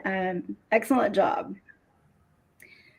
So now we'll bring in our next team, CIC Cyber Terriers, with Andrew representing the team. Morning. Okay, thank you, Andrew. Dr. Chalky, would you like to start us off again? I would like to thank you for your presentation. It was very good. I enjoyed it so much. I will give you some comments, then we'll proceed with a question. As for the legal code statement, you missed some articles. You mentioned most of the articles mentioned in the code, but you missed some articles. All the main digital evidence is clearly presented. That's good. The major comment, it would have been better if you have provided us with explanations of some of the technical terminology used in your presentation, as this has been done by the previous presenter, by Team Brazil, because most or many of us don't have the technical background. So it would have been better if you provided us with not all of the technical terminology, but most of the some of the technical terminology and some of the technical words used in your presentation. As for my question, do you think that the US code is effective in regulating the lawful acts of cryptocurrencies, or it needs to be changed or adopted or modified, or what do you think? Okay. Well, thank you, Dr. Chucky, for giving an honest assessment of the presentation. As far as the legal code goes, I feel that cryptocurrencies constantly changing. It's relatively new to many people. I think the biggest difference between cryptocurrency and other banking systems is that cryptocurrency is decentralized. There's no centralized government that can have full control of it, and as a result, what you can't control, you fear relatively, which is within relative proportion. So I feel that the legal codes, there's a lot of anonymity behind cryptocurrency that makes it very difficult to apply the proper penal codes where it is needed. So I feel that constantly as legislation is being revised, I feel that so doing that it's very pertinent that the proper legislative officials have a proper understanding of cryptocurrency, understand that there's a degree of anonymity that they can't control, and they have to tailor these penal codes so that they may be able to professionally apply it without as best as possible. So according to you, it's not 100% effective in tackling lawful acts regarding cryptocurrency. It's not 100% effective. Yeah, I found that applying the correct penal codes to the correct questions, it was to a point of using the best discretion in certain times, because there weren't any like, for example, if you looked at USC code 2512. It said the manufacture, distribution, possession, and advertising of wire, oral, or electronic communication. This was regarding the NFTs. And, NFTs are a very complicated topic. And we used, my team, along with myself, used our best discretion to apply this penal code to the specific scenario, as we weren't able to really draw a direct line between the NFTs and, considering it an electronic communication. So to refer back to what you were previously saying, I do believe that legislation needs to revise their the terminology within their penal code to be able to include various levels of cryptocurrency and NFTs and whatnot. Yeah, I agree with you. The United States is a pioneering country in adopting cybercrime legislations and has adopted many legislations long time ago, and has adopted cybercrime Budapest Convention. And this gave the example to other countries worldwide to follow this convention. But as you mentioned, we have to update our legislations and regulations from time to time to tackle against cybercrime and to overcome loopholes that are mentioned in these legislations. Thank you. I'm done, Professor Laprid. Thank you, Dr. Chalky. All right, Dr. Gibbons. Thank you, Andrew. Appreciate very much your being here and the energy and enthusiasm that you and your teammates brought to the competition. Just a couple of notes of feedback and then a few questions, if you don't mind. I thought in your presentation, you guys did an excellent job of explaining the tools that you used and how specifically you use them. There's a level of detail there that I very much appreciated. I also appreciate the use of the definitions of different concepts that might be unfamiliar to lay people. That is very helpful too. You did a good job of linking evidence that you recovered to specific legal codes, even in the visual presentation of it on particular individual slides. That was quite effective. One question I wanted to pose to you is that if I'm remembering right from my notes here, it doesn't appear like you guys cited specific subsections of legal codes when you were linking evidence to potential criminal violations. I was wondering if that was done deliberately, or was that an inadvertent omission, or what? If you're referring to would the legal code you're referring to would be 841 section 2? Yes, I think that's one example of what I noted. Yeah, so that was deliberation between the teams, the teammates. I was responsible for assessing the digital information and sending it to a document where one of our legal professionals was compiling the penal codes, and that was on his behalf. He did link, put the parenthesis with the 2, assessing that it's within section 2 of penal code 841. That being said, I think that was through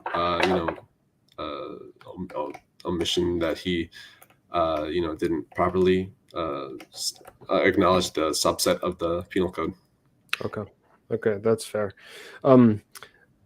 One additional question I had in your presentation, and I realize you may not have it immediately at hand, and if that's the case, then I'll understand your inability to provide detailed answers here.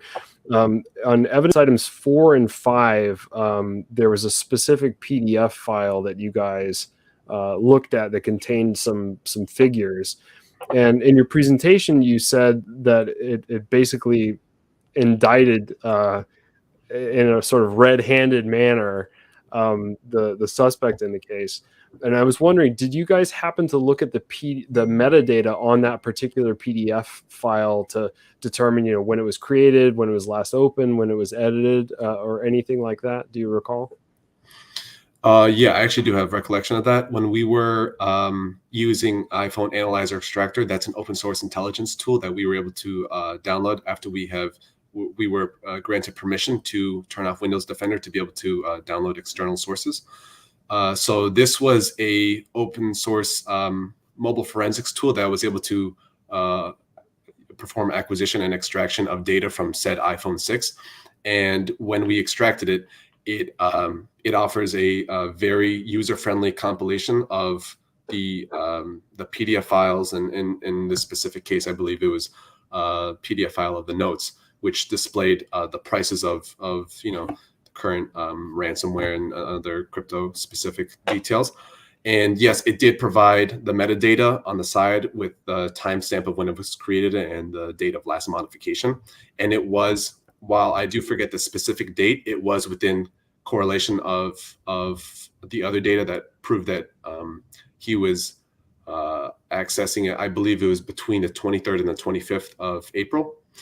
So the metadata was correspondent to the prices, which did prove that Mr. Evil was in fact was in fact the owner of these prices and was disseminating this information to potential buyers.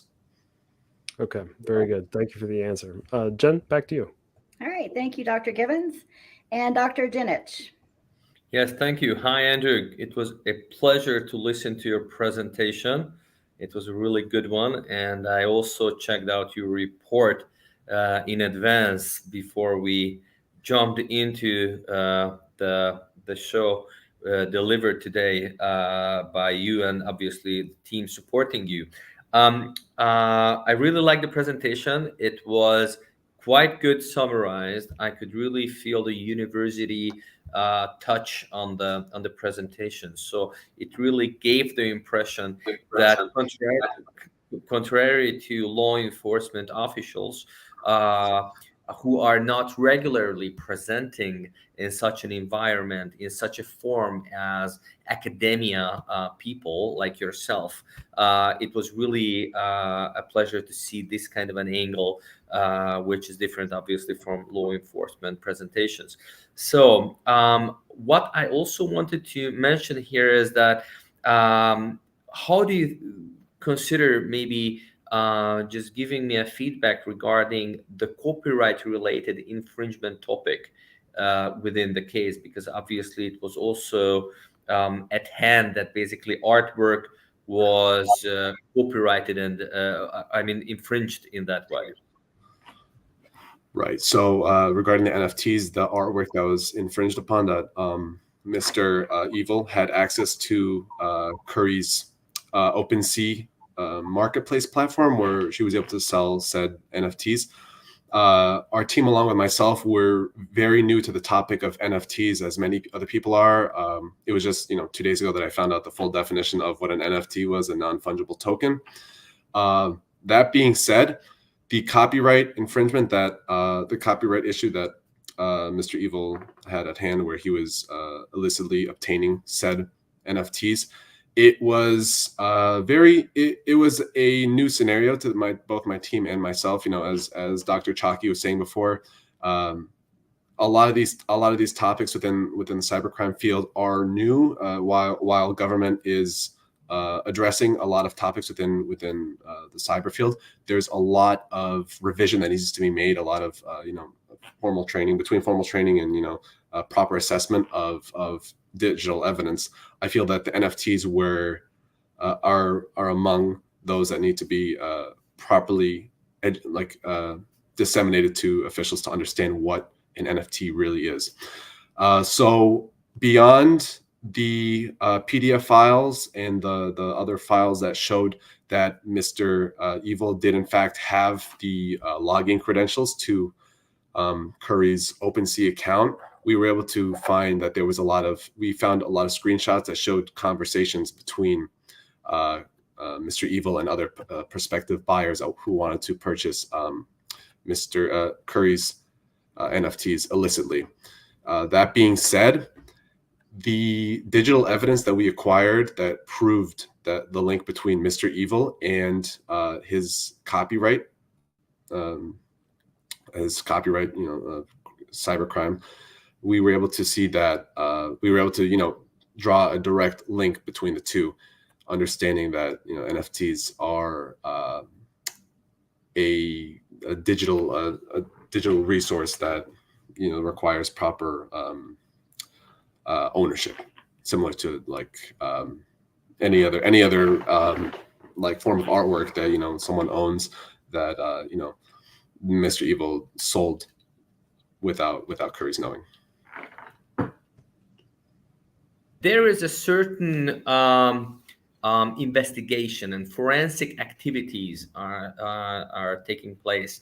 It's quite also very important that all the documents and all the facts what you seize need to be verified by certain timestamps, and also a certified procedure that they happened as they did, and obviously they cannot be altered without noting that such an evidence is basically showing that it was changed later on. I was missing that part in the presentation and also in the document. Am I correct that you were not talking about that investigative step in that form, that all the forensic activities need to be verified in a proper manner, certified? That would be correct. Yes, when we were looking back on our examination report, towards the end when we were compiling, it was in hindsight that we'd realized that we had cropped out the timestamps that were pertaining to the screenshots that showed that Mr. Evil had, in fact, had the information regarding the login credentials for the OpenSea account. That being said, while we did have the screenshots that showed the proper login credentials, we did not put in the timestamp, which is in fact pertinent to any cybercrime investigation. Yeah, this is quite very important, Andrew, because if there's a defense lawyer coming into the situation right later on in the court procedure, and obviously the defense lawyer and obviously the court and the prosecutor will receive the necessary files, and those files of the case need to be verified. And if there is any kind of an opportunity that anything could have been changed after the seizure, right? When you guys have, for example, seizured the iPhone 6 in the certain case, right? These kind of verified procedural steps are highly valued in a criminal procedure. So in case you're entering the field, I am sure that you will be driving a great career, but please take due care of secure steps and verifications, because not only good forensics, but proved forensics need to be handled in such manner. Thank you. Understood. Thank you. Thank you, Dr. Jenich, and thank you, Andrew, and your team, CIC Cyber Terriers from Boston University. Very well done to you and your team, so thank you.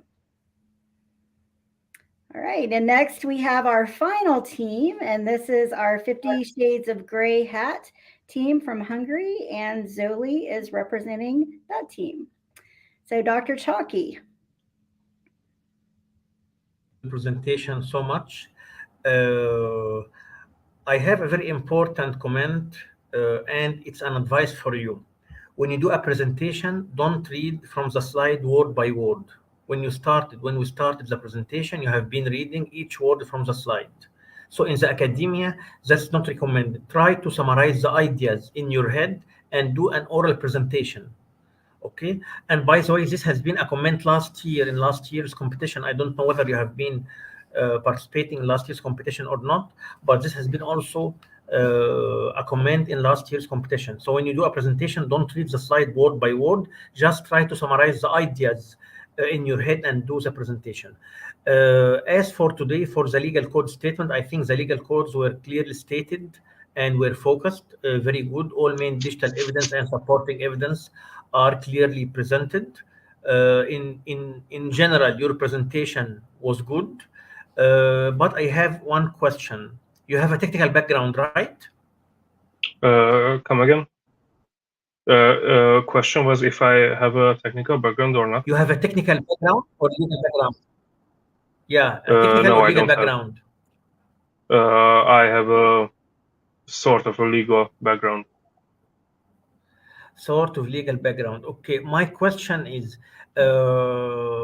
how can we trace the illegal use of cryptocurrency in the dark web? As you know, cryptocurrencies are based on blockchain technology that's decentralized. So in the dark web, or the dark web represents a big challenge for law enforcement. It has been used in drug trafficking and money laundering, etc.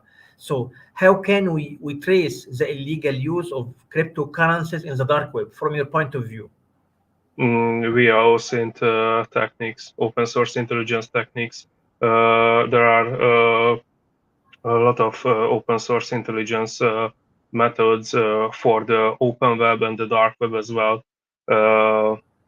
I cannot name one exact method, but if I would have this task to trace cryptocurrencies on the dark web and not on the open web, I would look up for solutions for that. Whenever I go ahead. I'm listening. Whenever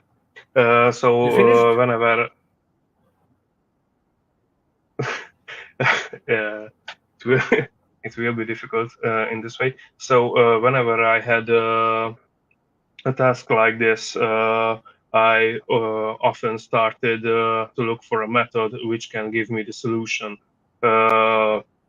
In this case, if we have to trace cryptocurrency, I believe the solution is using open source intelligent techniques. So that's where I would start. Okay. Yeah. Okay.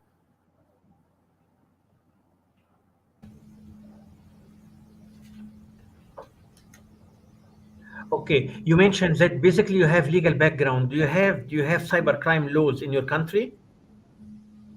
My background is that I'm a certified criminal investigator, so this is my first diploma. Cybercrime law isn't. It's a part of the Hungarian criminal code. I mean, there are a few punishable acts which refers to cybercrime. Okay. I'm not talking about whether these are separate acts or they are integrated in the criminal law, but you still have some articles in the criminal law that fight against cybercrime, right? Yes. Including the illegal use of cryptocurrencies or not? That's for my own information. No. No. As I've just told to Jennifer, it's a topic of an argument whether let's just say stealing cryptocurrencies is a crime or not, because the Hungarian National Bank didn't state anything about cryptocurrencies, but the European Central Bank said that it's not convertible. Let's just say that they stated that cryptocurrencies doesn't have real values. Cryptocurrencies have values which we give to them. So Bitcoin values, I don't know, 40,000 USDs because we are willing to give 40,000 USDs for a Bitcoin. And according to the statement of the European Central Bank, cryptocurrencies and NFTs doesn't hold real values. So with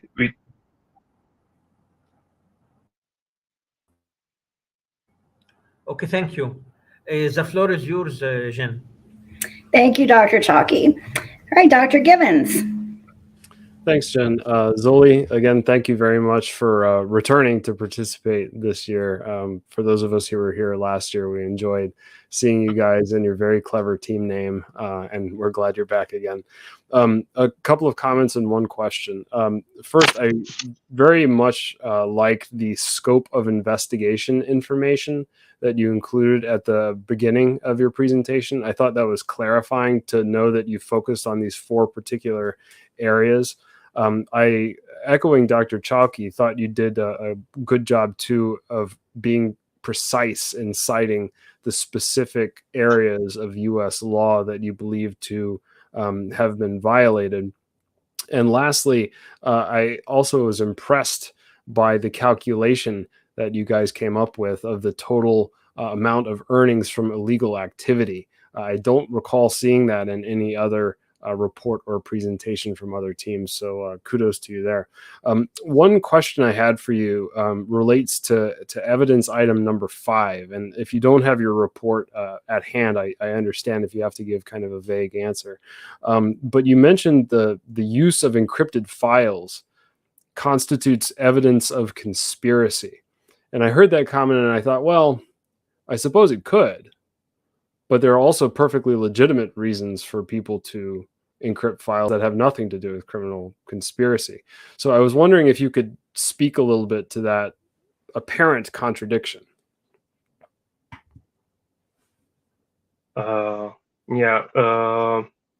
Just like you have mentioned, it's completely legal to encrypt my files if I feel safe because of that. But if that file contains the encrypted file, the encrypted drive, or anything which is hidden, contains information about illegal activities, then with that additional information, it could raise the suspicion of conspiracy, in my opinion. Okay, very good. Jen, back to you. Thank you, Dr. Gibbons. And Dr. Dinich. Yes, thank you. Good to see you guys. Hi, 50 Shades of Grey, Hungary. It was a pleasure to listen to your presentation, and it was very interesting to see your report. Firstly, let me start with the report, Zoli. I think it was very well summarized, and I really like the structure. Actually, it was the longest report compared to the others. Way longer, for example, compared to the Brazilian one, which was only 2 pages long. And obviously, in this sphere, it needs to be noted that at the end of the day, if there's an investigation, law enforcement bodies, the prosecutor, obviously the judge, and the defense lawyer at the end of the day at the court procedure need to study the relevant documents. And there is no rule how long the document of such investigation should be, but most importantly, it should not raise further questions. So in my point of view, it was a positive impression that the document was well structured and did its best to basically feed the reader's interest and to describe the relevant evidences. So not much further document should be opened up in the procedure if this situation would obviously arrive to further steps of the criminal procedure, which is something that is very positive in my mind. One comment which I have seen also as something which was quite very important is that you guys have spotted the intellectual property infringement topic, which is also part of the case, and other teams have not really focused on this one. But at the same time, there is one comment which is very important as well regarding the procedure, and I think this is something valuable as well. And it is about finding the password file, right, which you have done within task 1, as far as I remember, in the beginning of your report.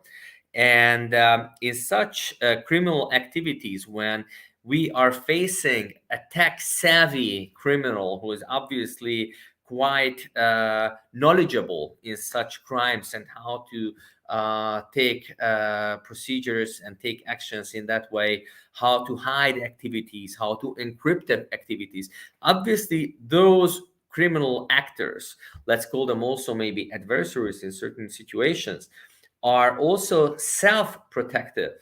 And what I was missing here is just one very important point, that whenever you find a certain file that it is named as password, are you always sure that it is not potentially misleading? Either one, either two. It may not initiate a code which will basically delete or wipe certain files on the computer or on the hard drive of the computer, right? So these situations can always occur.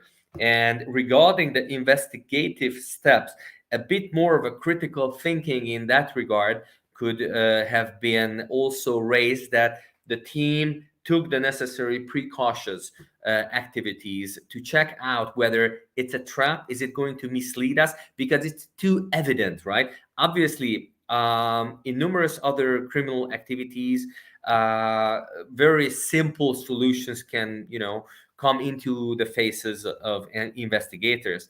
But obviously, if something is too evident, it can be a very smart move to give an absolutely different but knowingly misleading direction into the investigation.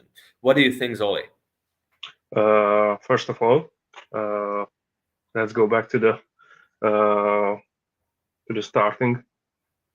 Well, about the length of our report. In Hungary, in a real investigation, just the forensic inspections of the mobile phone and the report about that forensic inspection could be 40, 50 pages alone. What our technical experts done, what my teammates have done, are in a real investigation, are done by real experts as well. So we, a law enforcement team, won't be searching through computers, phones, and so on. It could be helpful. I know how helpful could be a saving from the RAM or on a running computer, a live live data save. How helpful could it be? But if we make something wrong as criminal investigators, it could damage the whole case. It could cause that the whole case would collapse. If I seize a mobile phone and by my own techniques I'm using, I'm doing a search on the phone and write a report about what I have just found on the phone, and this case goes to the court.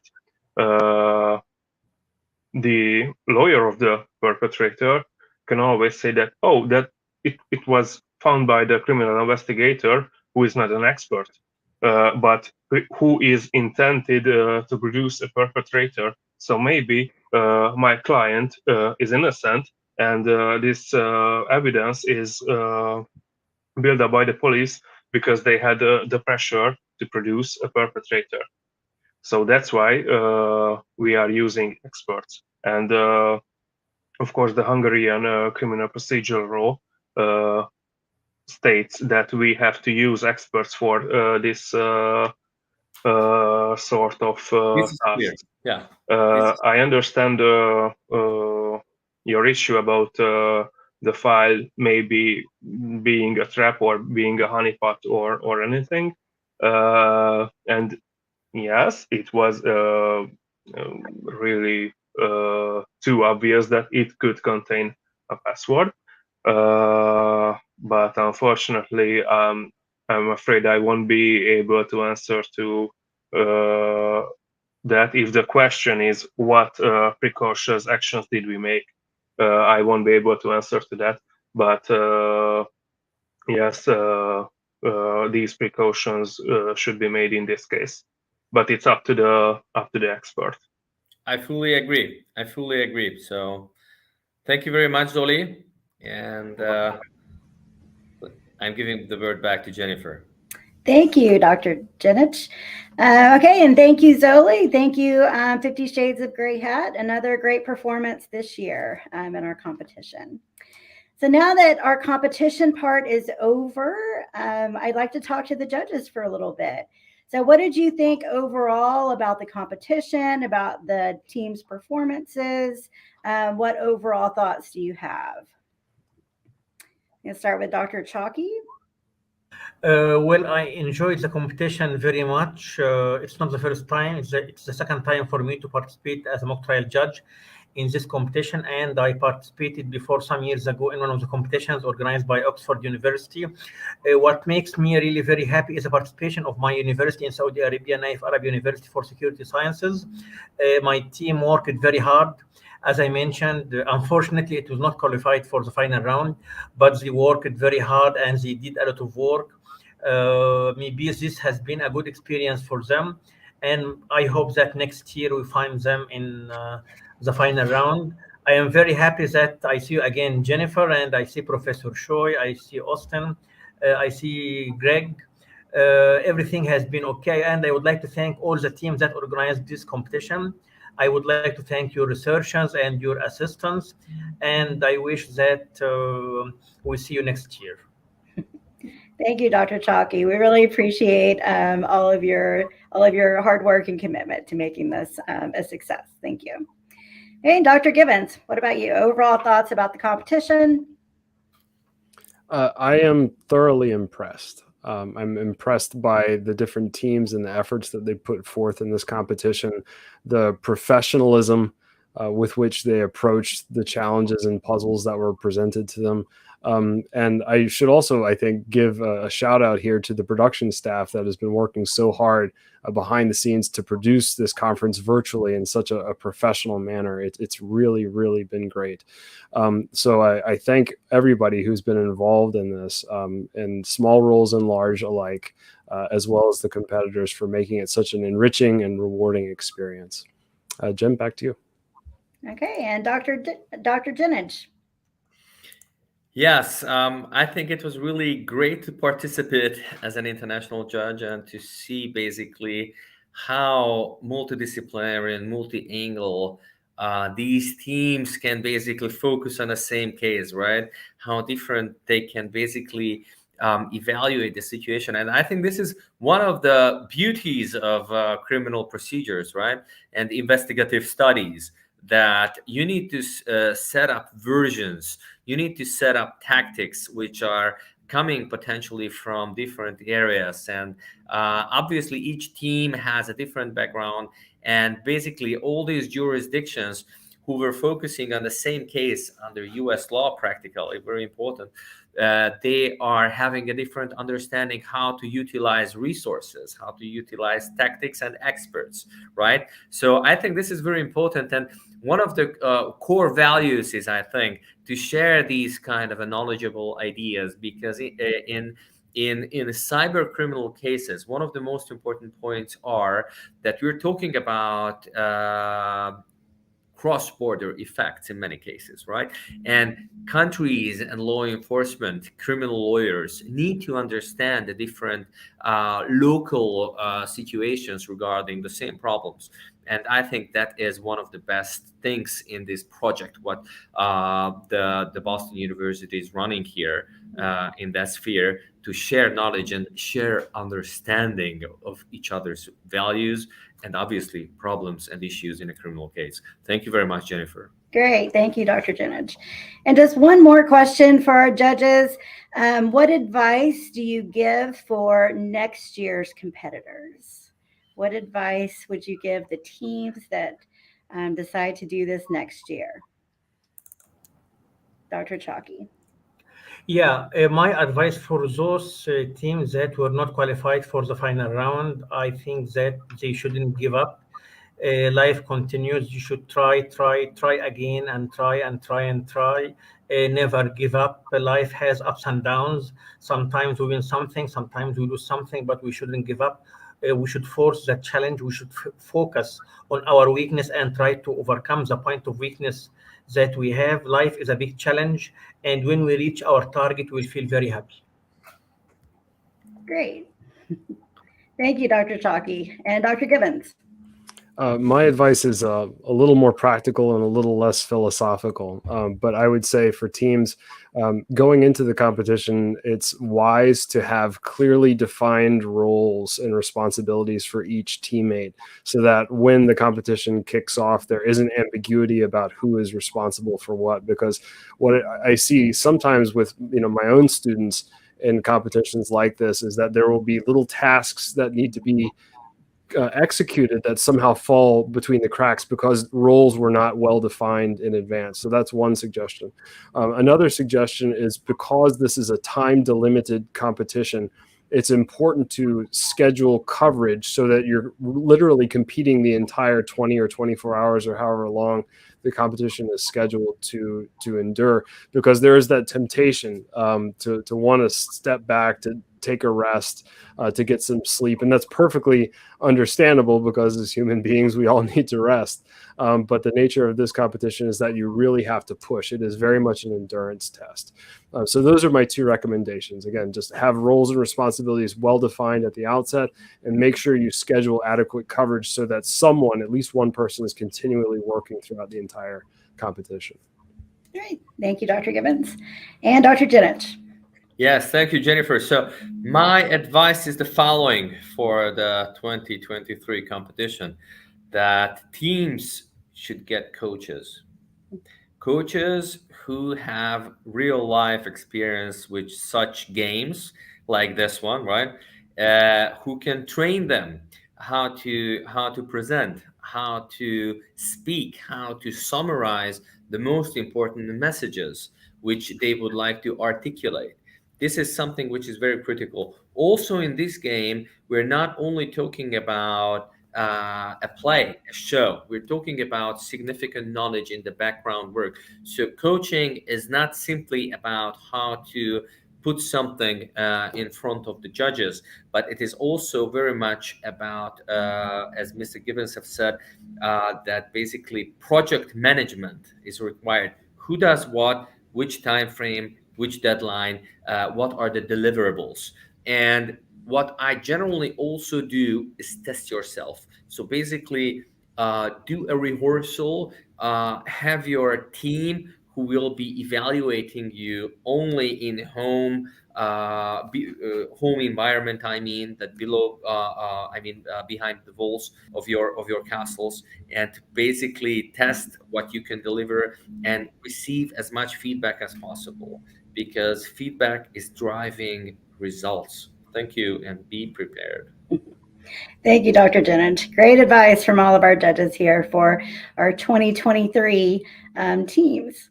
So the mock trial portion, this ends the mock trial portion. Again, congratulations to our top 3 teams. Team 50 Shades of Grey Hat from Hungary, Team Brazil, and also CIC Cyber Terriers from Boston University. So congratulations. The judges will put together their scores, and winners will be announced at the closing ceremony today at 4 p.m. But before we go, we've been hearing evidence against Mr. Evil Noodle all morning. And I think that Judge Gibbons here has a final verdict for our friend, Mr. Evil Noodles. Thanks, Jen. So in the United States, the standard for a criminal conviction is that the evidence needs to show beyond a reasonable doubt that the person or persons in question are responsible for the actions of which they are accused. And I think, having heard the evidence from all 3 teams, there is no doubt that Mr. Evil Noodle is responsible for a host of very interesting and creative crimes. So I imagine he'll be spending the rest of his days on a very cold island somewhere in the South Pacific. All right, bad news for Mr. Evil Noodle there. All right, thank you all again for being a part of the mock trial competition and overall the cybercrime investigation competition here at 2022 White Hat. So I'll throw it back to Chris, our MC. Thank you. Oh, great. Thanks, Dr. LaPrade, for acting as moderator of the mock trial sessions. And thank you to Drs. Chalky, Jenic, and Gibbons for sharing your expertise to analyze and select our top 3 winners of this year's cybercrime investigation competition.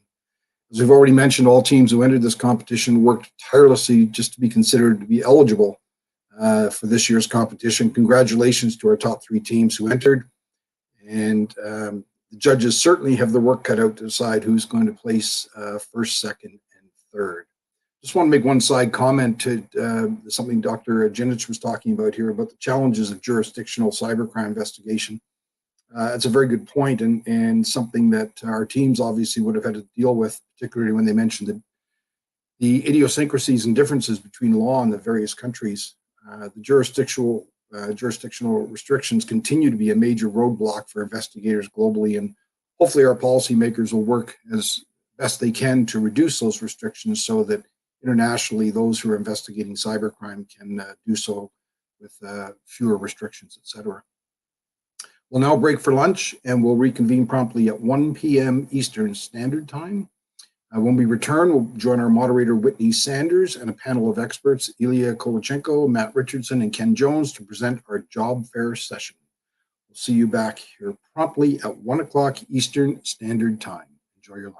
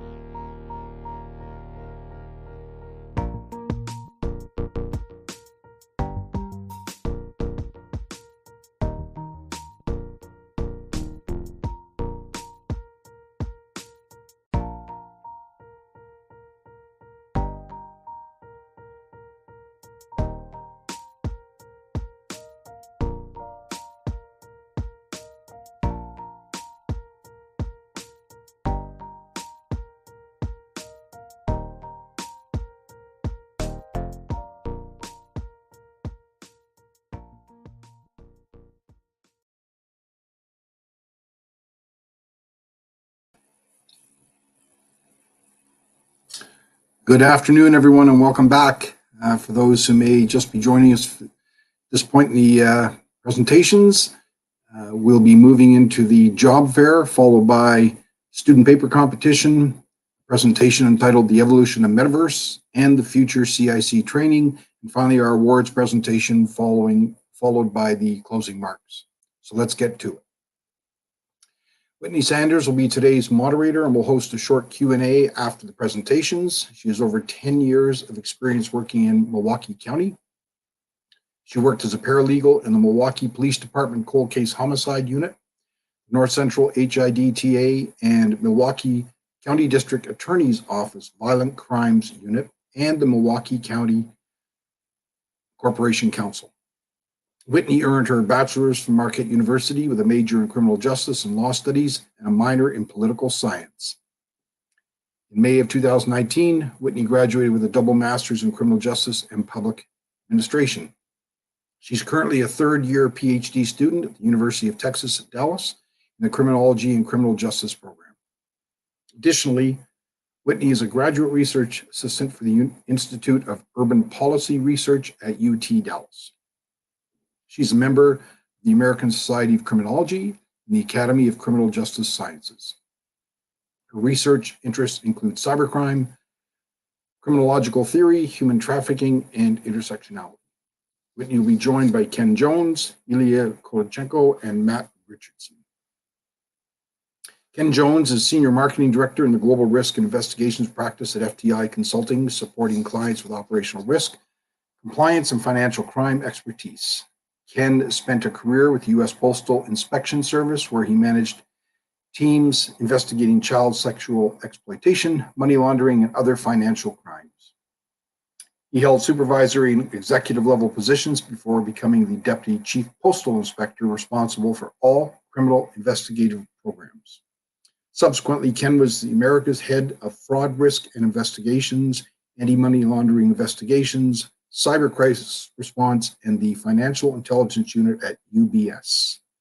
Ken devoted his graduate level studies and research on the topic of child sexual abuse and has conducted research showing a statistically significant relationship between conducting child pornography investigations and uncovering child sexual abuse.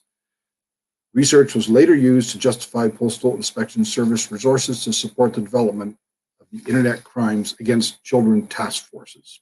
He has an MA in criminology at Indiana University of Pennsylvania, is a certified anti-money laundering specialist, and the chairperson for the Economic Crime and Cybersecurity Institute at Utica University. Ilya Kolochenko is the founder, CEO, and chief architect at Immuniweb, Inc. He is a Swiss application security expert and entrepreneur. Starting his career as a penetration tester, he founded High Tech Bridge to incarnate his application security ideas. Ilya invented the concept of hybrid security assessment for web applications that was globally launched in 2014 under Immuniweb brand. Afterwards, Ilya designed and managed implementation of numerous machine learning technologies for Immuniweb.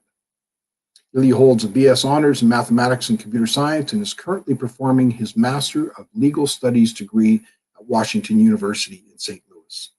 His military service took place in Swiss artillery troops. Ilya is a contributing writer for CSO, SC Magazine, UK, Dark Reading, and Forbes, mainly writing about cybercrime and application security. He's also a member of the Forbes Technology Council. In 2016, he received Forum Day 100 Award, 12th Annual Award for 100 entrepreneurs, politicians, and personalities who build the French-speaking part of Switzerland.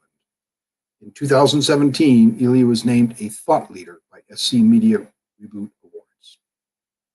Matt Richardson is joining us once again. He's the Director of Intelligence and Investigations with the Anti-Human Trafficking Intelligence Initiative, ATII.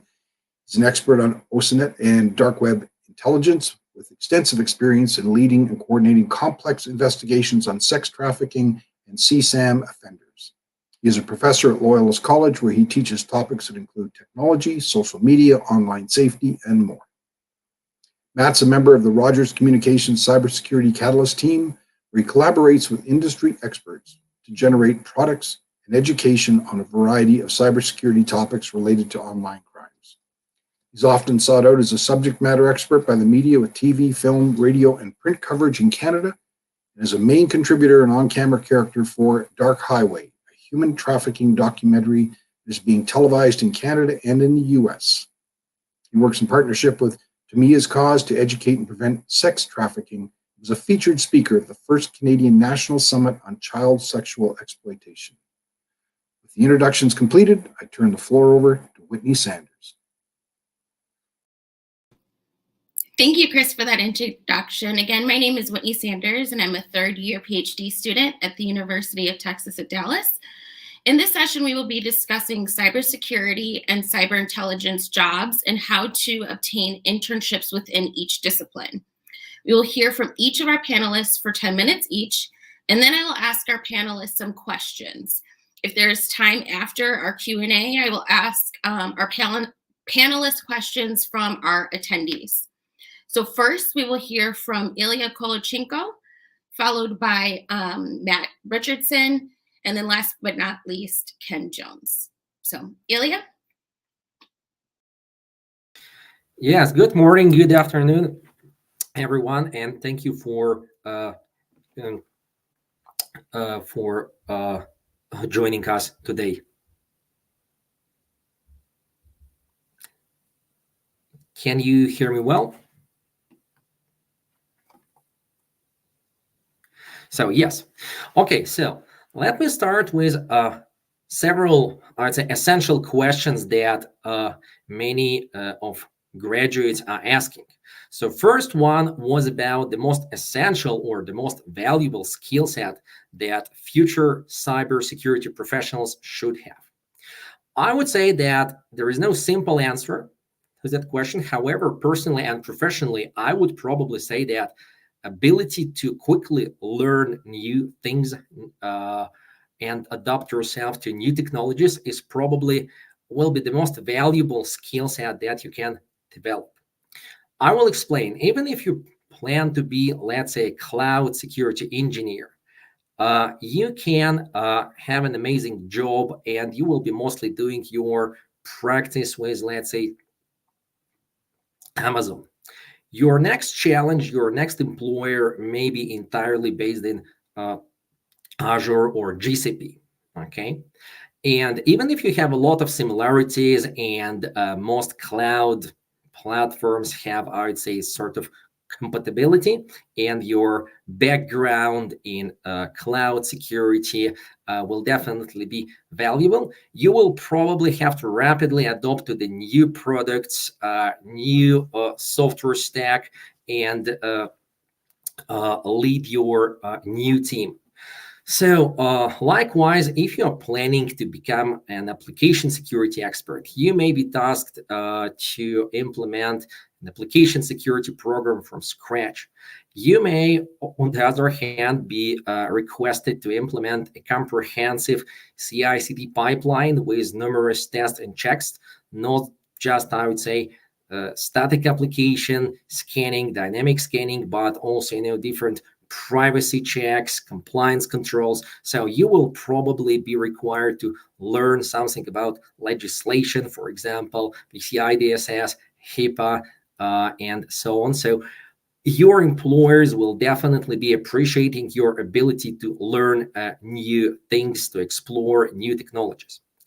I would say that given that most of you are coming from different schools and universities, you probably will have this skill when you will be looking for your first job. Today, we have a lot of discussions talking about whether we need a university degree or not. I would argue that certainly yes, because university is a unique place where you can obtain your foundational skills. For example, you can obviously go online and search for online classes and learn Java, C#, whatsoever else pretty quickly.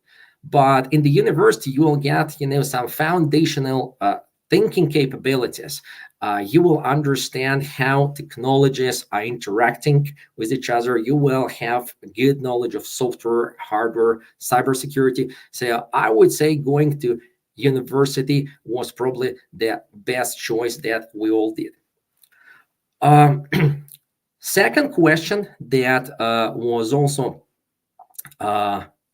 prepared for today, it is about impact on COVID-19 for cybersecurity. I would say that on one side, we see a skyrocketing number of cyber crimes around the globe.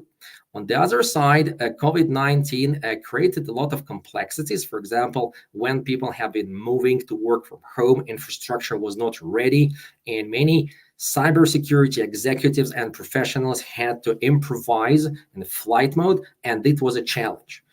I would say in 2022, staying optimistic, COVID-19 will definitely create more new cybersecurity jobs, and it will definitely enable new graduates to find a place in this, I would say, rapidly evolving ecosystem.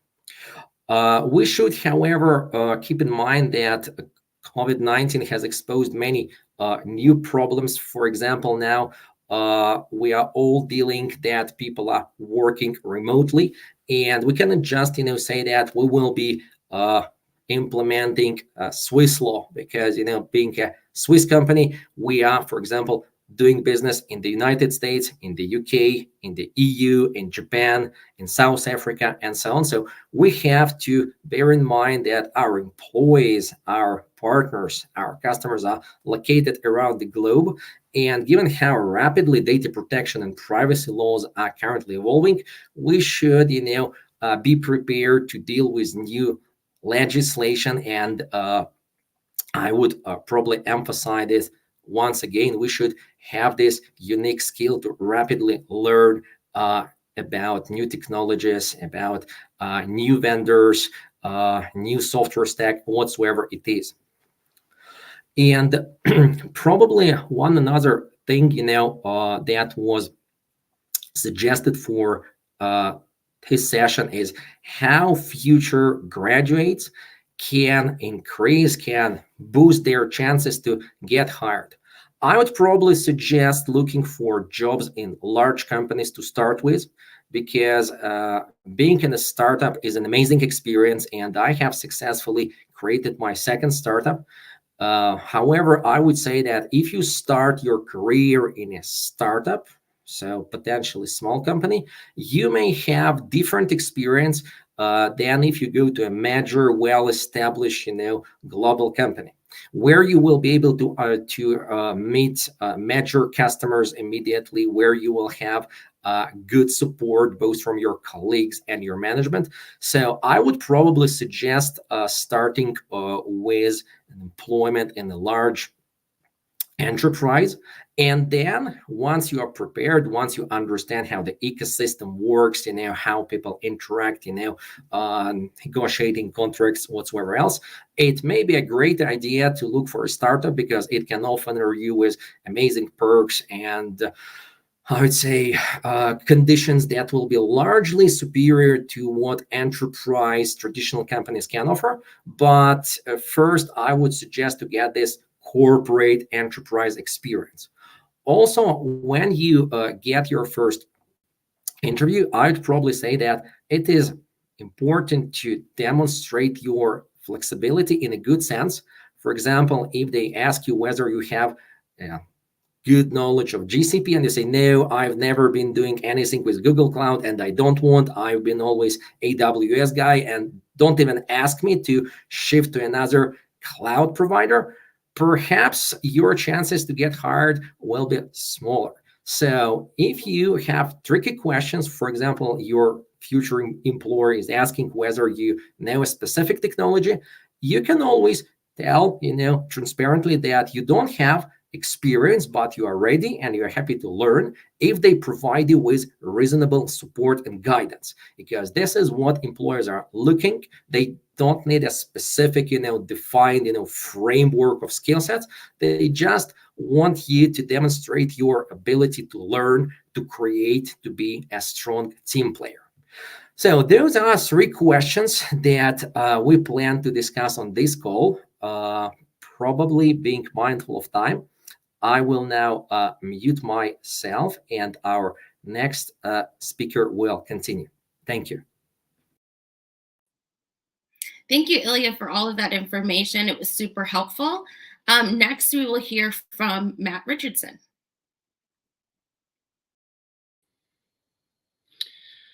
Thank you, Ilya, for some great advice there. Thank you, everyone who's joining us today, and thank you to our organizers for the opportunity to come on and join you today.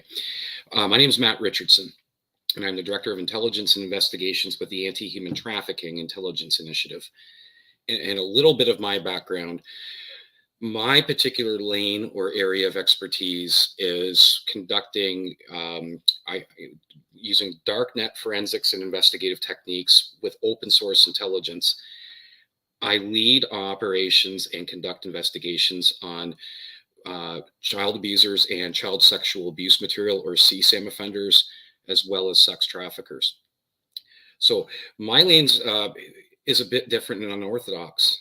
I get asked this all the time, how do you get into doing this? And the first thing I say is, if you've heard of imposter syndrome, I'm not good enough, I don't belong in the room with those people, they have the stature, I don't have the right background, pause and breathe and give yourself some credit. There is room for everyone in this space. Everyone in the space. If you I agree with Ilya, a university education gives you that foundational, fundamental bedrock to build off of and layer on skills. It also gives you very important contacts of fellow students, faculty, professors. If you've taken a degree program that isn't information technology or computer sciences, that is okay. Some of my best people come from a variety of unorthodox backgrounds, including one of my best agents. She was trained in community theater and animation, and she's one of the best that I have. And I love the story because, in my case, I'm trained in business and commerce, and I live in a little small town in Ontario, Canada, but I work on an international level. So your background and where you are no longer there's no barrier. I always go back to this. How do we get there? Cybersecurity in my sector is more InfoSec or OPSEC. Really lends itself well to a few common universal denominators. And it's a blend of the soft skill and the hard skill. The hard skill, as we're talking about, the degree programs and the professional development, having the technological bedrock there is a fantastic thing. The soft skills, I don't know if the narrative it covers it as much, but I mean, I know when I onboard people or I'm looking for talent, I'm looking for character. So, I mean, I can teach you, okay, students, hear me. I can teach you open source intelligence tools and navigating the tools and the button clicks. I can't teach you how to be kind. I can't necessarily teach how to be a leader, how to make other people better around you, how to leave people feeling good for having met you, and these intangibles that actually are very important to me. I look at character and a trained skill. And I know we all have different answers, but I look for character and I train skill. I look for intellectually curious people because it's an ever-evolving landscape. What's true today can be different tomorrow. So I love lifelong learners, and I love people that show creativity and passion for the industry and passion for serving the greater good, which as cybersecurity professionals, InfoSec and OPSEC, we are all in it, I hope, to be altruistic and make this world a better place. I love seeing that stuff, the values. If you want to get into the industry with respect to what I do, open source intelligence, or OSINT, is a must. Every single one of us has, well, we have varying degrees of it, but every one of us can conduct OSINT, or open source intelligence investigations.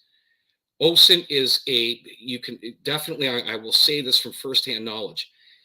There are books and courses, but the path to glory goes through practice, practice, practice. You need to hone the craft. With time, the eye gets trained. The critical thinking is the key part in my industry. Tools and tech will change, but it comes down to having a trained eye to identify the right artifact or data point for a subsequent search. The skilled and coordinated use of the tools. So it's very non-linear, which I think makes it super cool, right? I also look for this. So I look for those traits. I look for creativity, lifelong learning. I strongly recommend networking. And LinkedIn's one, and there are other platforms that we can network on. Begin to reach out proactively and make positive first impressions and contacts. Build your network, build your Rolodex. Back in the day, I'm from the 80s, we used to have business cards. Nowadays, online, we can network with greater speed, greater convenience, and access people we wouldn't have met pre those platforms. Take advantage of that. There are so many people out there, me included. I'm sure Ilya is the same. I'm sure Whitney is. I'm sure Dr. Choi is no different. We want to help bring you up. We love to mentor young or new people in the field. We just say pay it forward. So don't be afraid. Ask, make the connection and ask, can I talk? Can we talk? I'd like to learn more about the field. There are many people out there, helpers, that want to help you. If you have the drive and desire and you have the will, the skill you get in time, the opportunities are there. Now, when we look at networking, one more point, and I'm going to be honest here, we do need CVs and resumes, and we get them and we keep them on file. I spend way more time on your professional networking platforms, if it's LinkedIn or when I refer to LinkedIn, it's one most of us are familiar with. I love going and looking at a LinkedIn profile for a candidate, for an internship, a volunteer role, or a paid position, because LinkedIn is full spectrum. Your resume is really thin. It's one-dimensional. I'm aware too, if we only go off a resume, we might be hiring the person that rates the best resume, not the best fit. So take the opportunity, build your footprint, build your brand, because our first impressions we make, and it is a competitive industry, as we know, and it ought to be, because these are great jobs and they pay well and they're fun, and it's an exciting way to a career path. So your first impression these days, and I know we have a lot of international folks on here. I teach a lot of international students. I tell them the same thing. Your first impression that you make, you best assume it's going to be based on an online, like a Google search of you, your LinkedIn or preferred networking platform. So we want to forge a good first impression. We do that, build your brand. I completed this LinkedIn learning program today on cybersecurity. Here's a new trend from an article. Tag Dr. Choi and thank him for it. Those are the ways that you stand out, because we can get certifications, we can get degrees. How do you stand out from the others that hold the same certs and the same degrees? Your character and having a brand, a reputation, and making that ever so important first impression. And you can do it. What I look for, I'm doing a time check. I look for character. Are you kind? Do you recognize other people? Thank you, Dr. Choi, for a wonderful event. Do you recognize them? Thank you, Whitney, for doing a great job moderating. You've been fantastic. And I'm going to do that, actually, Whitney. I look for that. And I look for, again, the LinkedIn Learning Certificates, articles from the industry. I love to see that you're engaged in the industry. You're learning and you're passionate. And I like looking, too, to see which groups and communities you follow or are part of. Are you in the cybersecurity sphere? Are you following the groups? Are you following the rate of influence from the industry? You learn that way very well that way. It's real time and it's rapid. The best learning I do is through social media. Here's a new technique. Have you tried this? Here's a case study I did. All roads really go back to that. What I would like to up with one more time, there are no barriers anymore. I list firms and I work with international corporations, financial firms, the U.S. House of Representatives and Congress, the Canadian Parliament, and law enforcement agencies from all over the federal, state level, municipal. And I didn't take an IT or a computer sciences background. I didn't take a conventional route, and yet I have found my happy place. I love what I do every day. My point is this: if I can do it, you too can do it. And I thank you for the opportunity to share my advice. It's a 10-minute elevator speech. I appreciate your bearing with me. It's a lot to push into a 10-minute time frame, but I super hope that you found it beneficial, and I hope that you can see, hey, I can do this. Drop that imposter syndrome. There is room for you if you want to get in the game. Back to you, Whitney. Thank you so much for that advice. It was super helpful.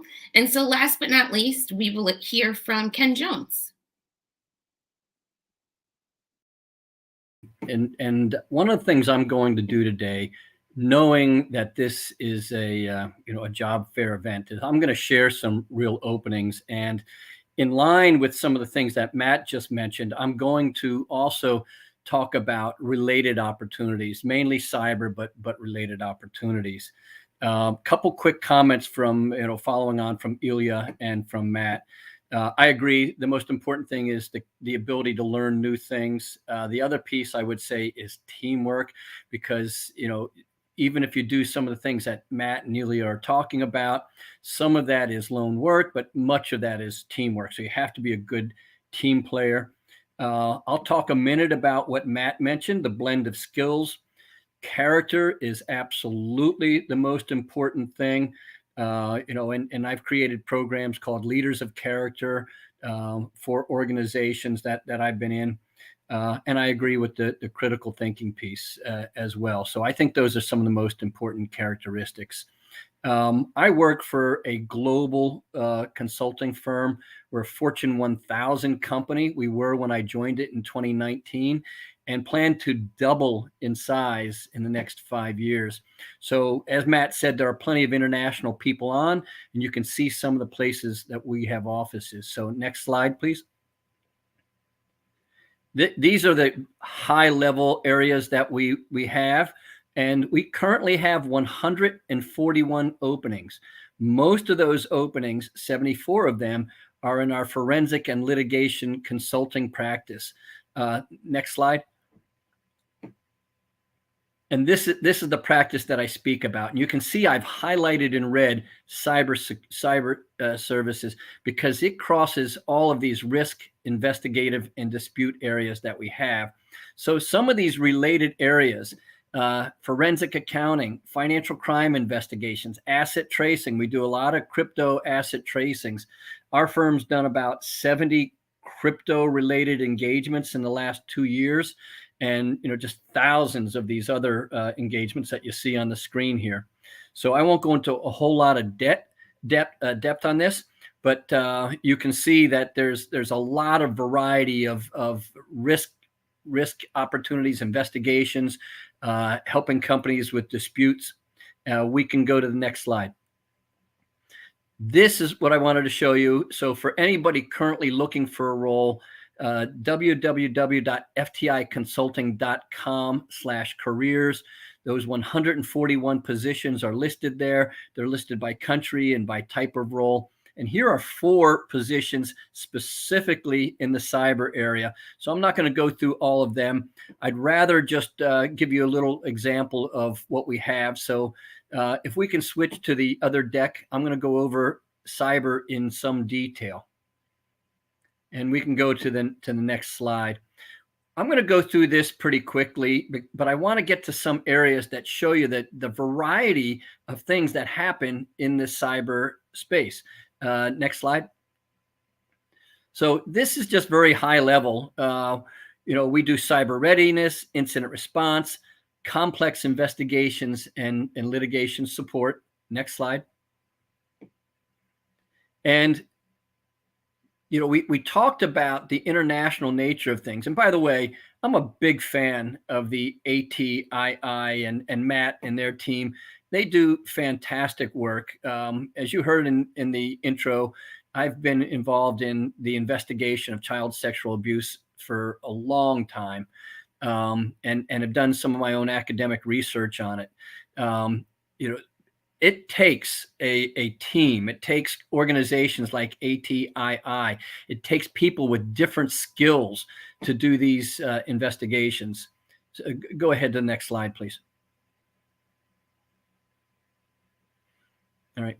So we talk about multidisciplinary teams and globally positioned and being integrated.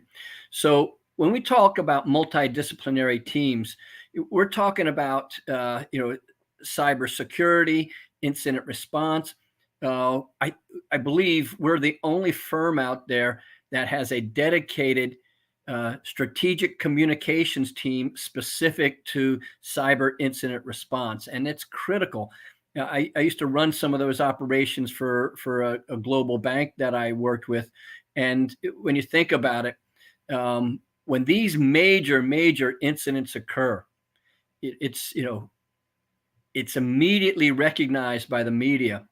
And if you're not out there telling the truth and telling the public and Congress and DOJ what they need to hear, there are going to be plenty of other pundits out there spewing nonsense and talking about your company and really not having the requirement to be factual. So communications during a crisis situation is absolutely critical. So we can go to the next slide and the next one. So cyber readiness is one area. So this is where, following on what Matt said about blended skills and so on, you can see, and I'm going to go through about 3 high-level areas, but penetration testing, of course, we all knew that, and threat hunting and policies, procedures. There's a lot of companies out there that need to be, shoring up a little bit on that. Red team vulnerability assessments. Next slide. And even more here, compliance is critical. Now, Ilya mentioned that he's a startup company. We work with a lot of private equity firms. We work with a lot of companies that they fund, their portfolio companies. And one of the big issues here is, are they ready to be compliant from a cybersecurity perspective when they become a public company, when they're out on the market? So that's a big area, and you can see some of the areas that are covered in this cybersecurity readiness. Next slide. And these are just a couple examples, and we may make them available. I have to check with the program here. But next slide, and the next one. And incident response. This is something you're all familiar with, I think. We had some great competitions here at the White Hat program, but this is quite a skill. I've been involved in several of these, from both inside a corporate perspective, federal law enforcement perspective, and a consulting perspective. This is where the rubber hits the road. This is where it really becomes, you need the right people to help companies live through this crisis. Next slide.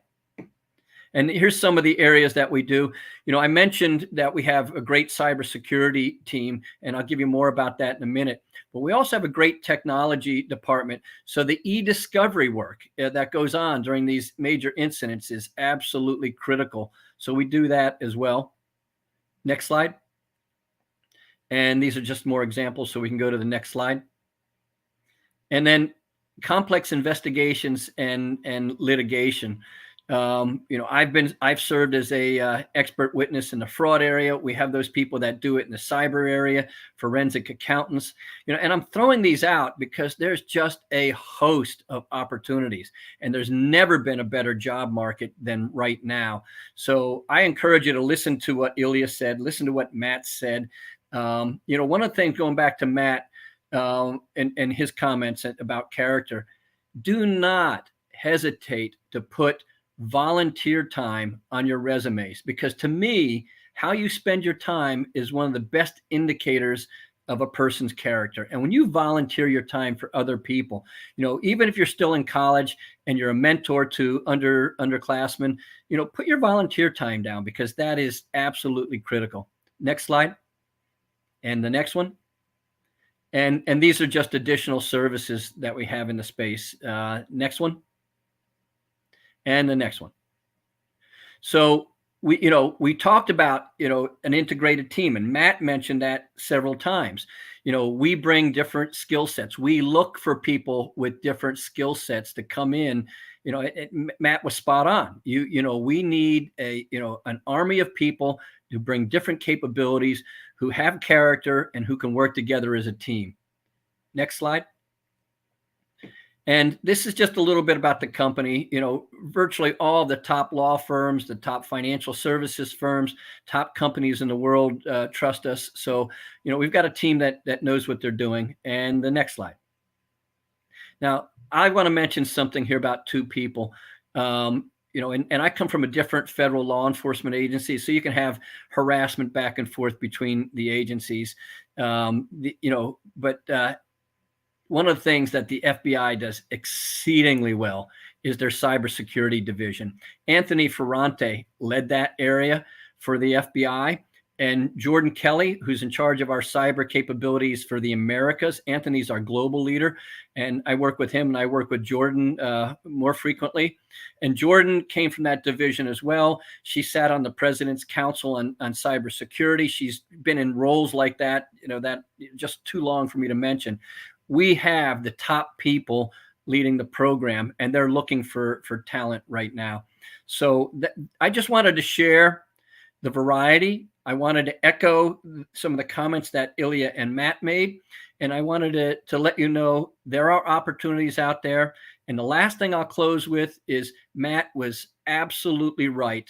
You know, I work with college students all the time. I do resume reviews. I do mock interviews. We are happy. Don't hesitate to reach out to us. And I'll turn it back to Whitney. Thank you, Ken, for all of that information. And thank you, gentlemen, for all of your insight that you've provided thus far. You each provided information as it relates to your individual organizations. Can you give us some information on how students or prospective people who want to get into this industry can get internships? So let's start with Ilya, then Matt, and then Ken. I'm happy to start. Thank you. So if you're looking for a full-time job, you just go to uniweb.com and you check the currently open opportunity that we have now.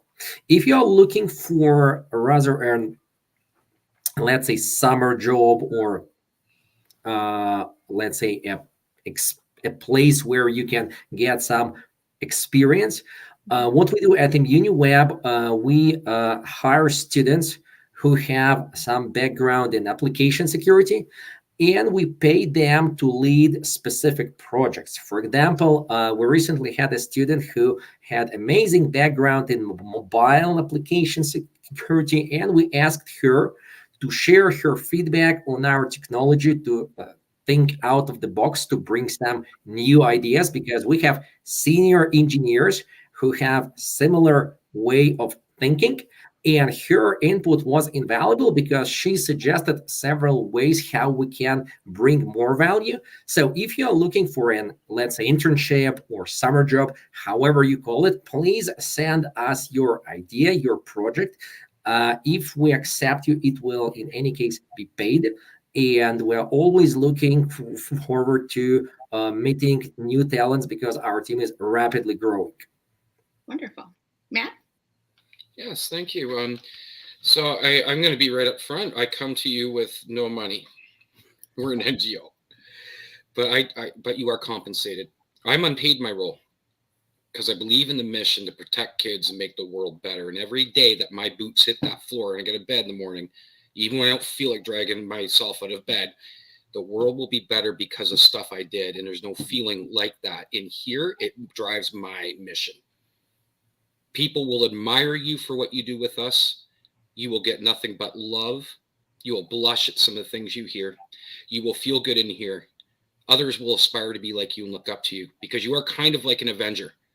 Sorry, Marvel reference.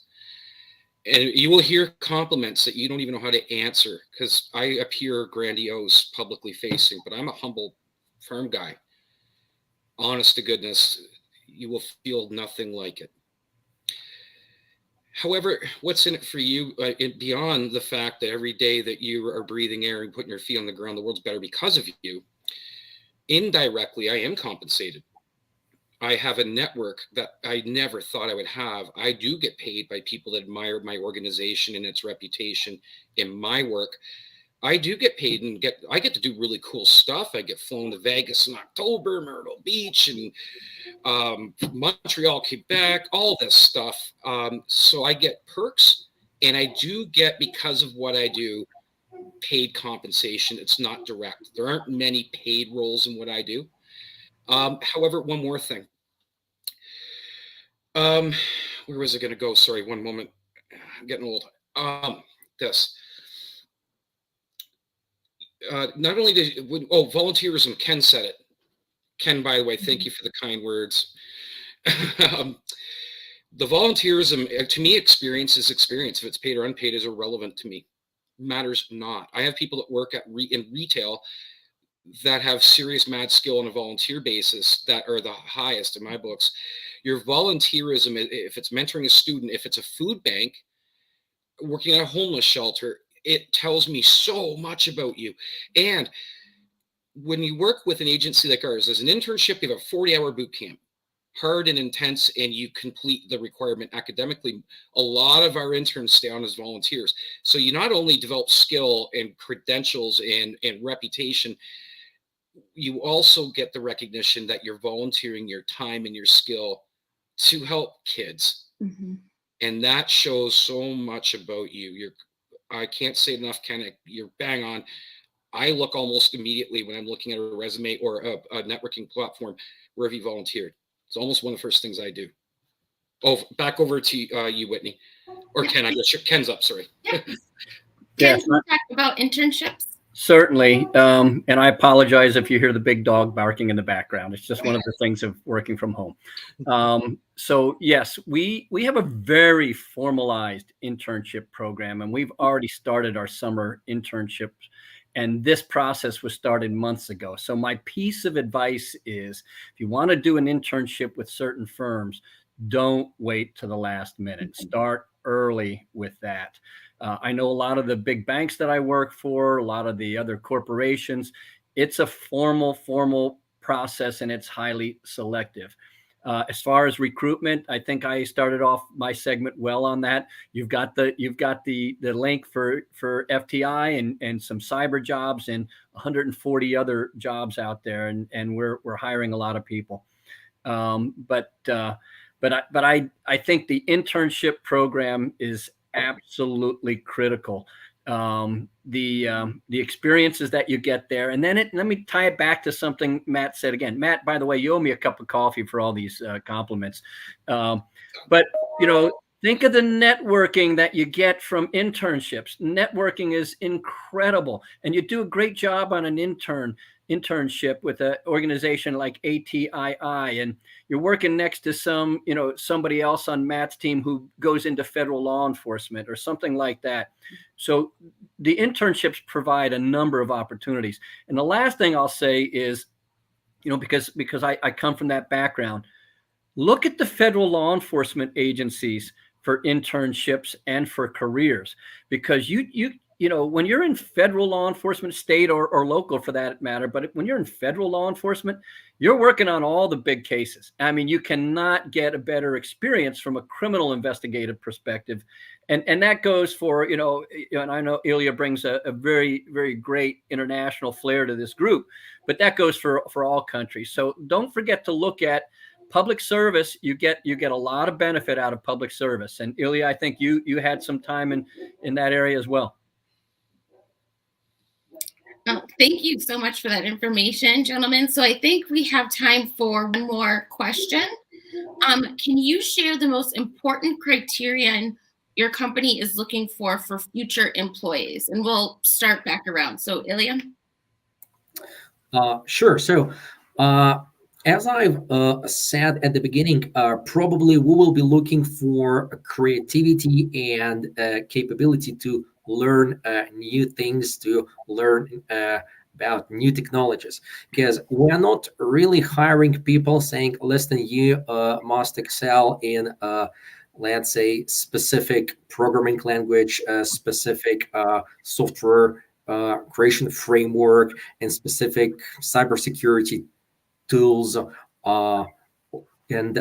so on. We would rather be asking people to join our team in an open-minded manner, to learn how we perform our tasks, to bring their ideas, to bring their background, to bring some creative ways to fix something, because we have people who are in our team, I guess, from 17 countries. We have people in the US, we have people in the UK, we have people in different countries in the EU, and they all share different background. We have some people who are coming from criminal justice and they become application security experts. Likewise, we have people who have no technical background at all and they become proficient in cloud security. They teach our customers how to enhance their cloud security posture and so on. So I would say we're definitely looking for people who are willing to learn new things and who are also willing to give something back, to share their background, to share their creativity, to share their ideas, and jointly create amazing products for our customers and partners. Wonderful. Matt? Well, great answer, Ilya. Wow. I'm a little unorthodox. I'm going to circle back to this. Speaking for the ATII, and it's, I think, true for largely InfoSec and OPSEC, we have so many lanes. You have one. If you're a cyber expert, we have a cyber forensic unit. If you're a crypto or blockchain analyst, we have a unit on that. If you're darknet like me, we have a small but mighty team that does the CSAM thing Ken you mentioned. And then we have a team or a lane for the generalist OSINT, open source intelligence experts.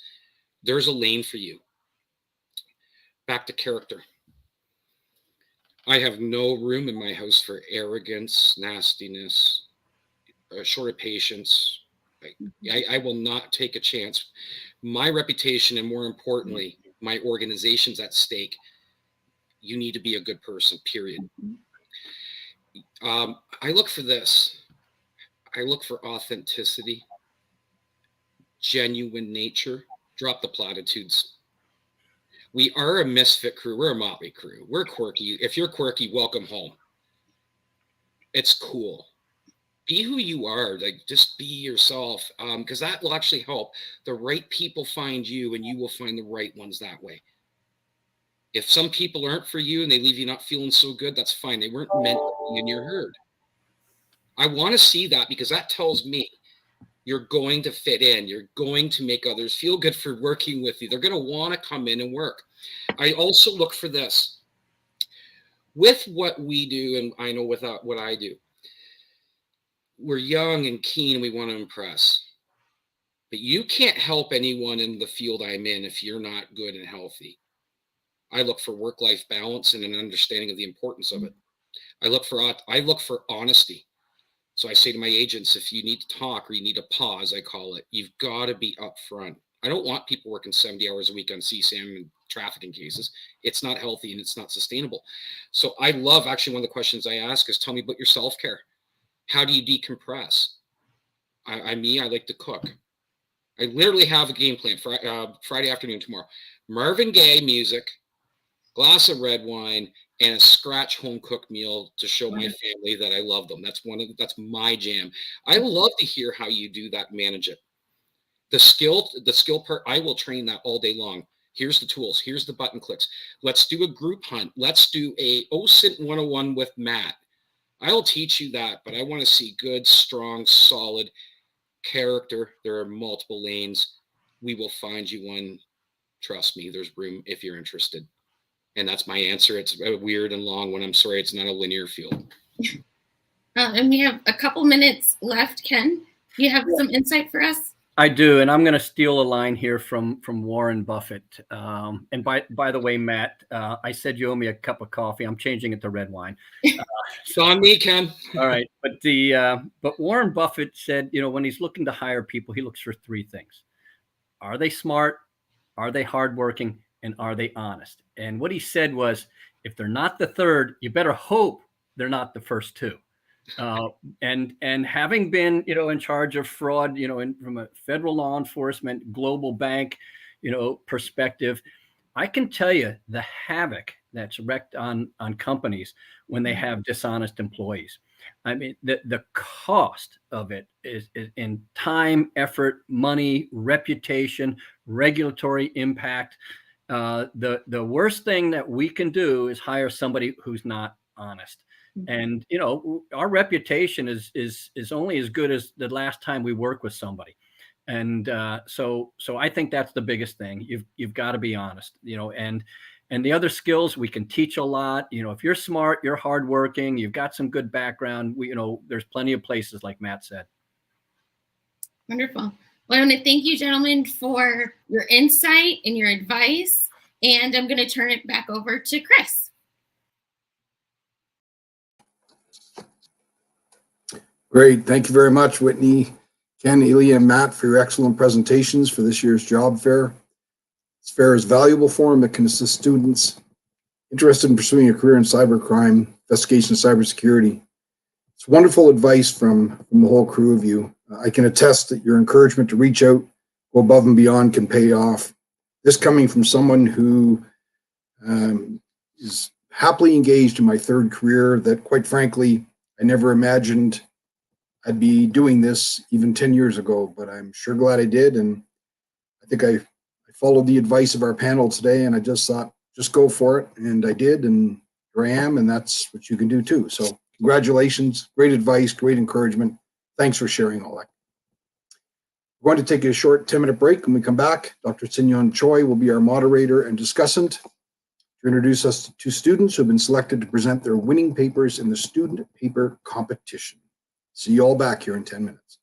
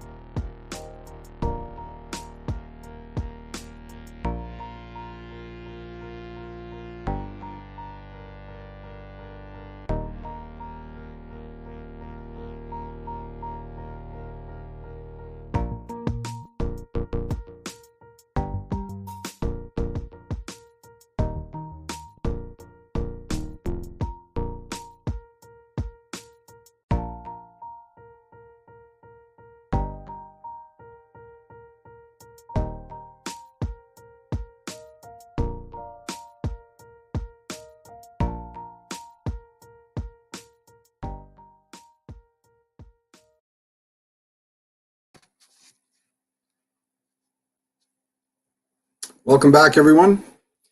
We'll now move on to our student paper competition presentation moderated by Dr. Sin-Young Choi, who will invite students Dee Demers and Bo-Ra Jung to present papers on subject matter related to this year's conference. After the presentations, Dr. Choi will moderate a short discussion session with the authors.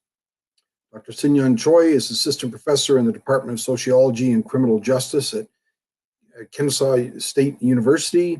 He's a team member of Center for Cybercrime Investigation and Cybersecurity, holds a certified ethical hacker certification. The substantive area of cybercrime studies in the field of illegal online gambling and dark web investigation. Dee Demers is a graduate student in the Cybercriminology and Cybersecurity Certificate Program at Bridgewater State University. She has a BA in psychology and an MA in forensic psychology. She currently works in higher education and is excited to pursue a new career upon the completion of her program.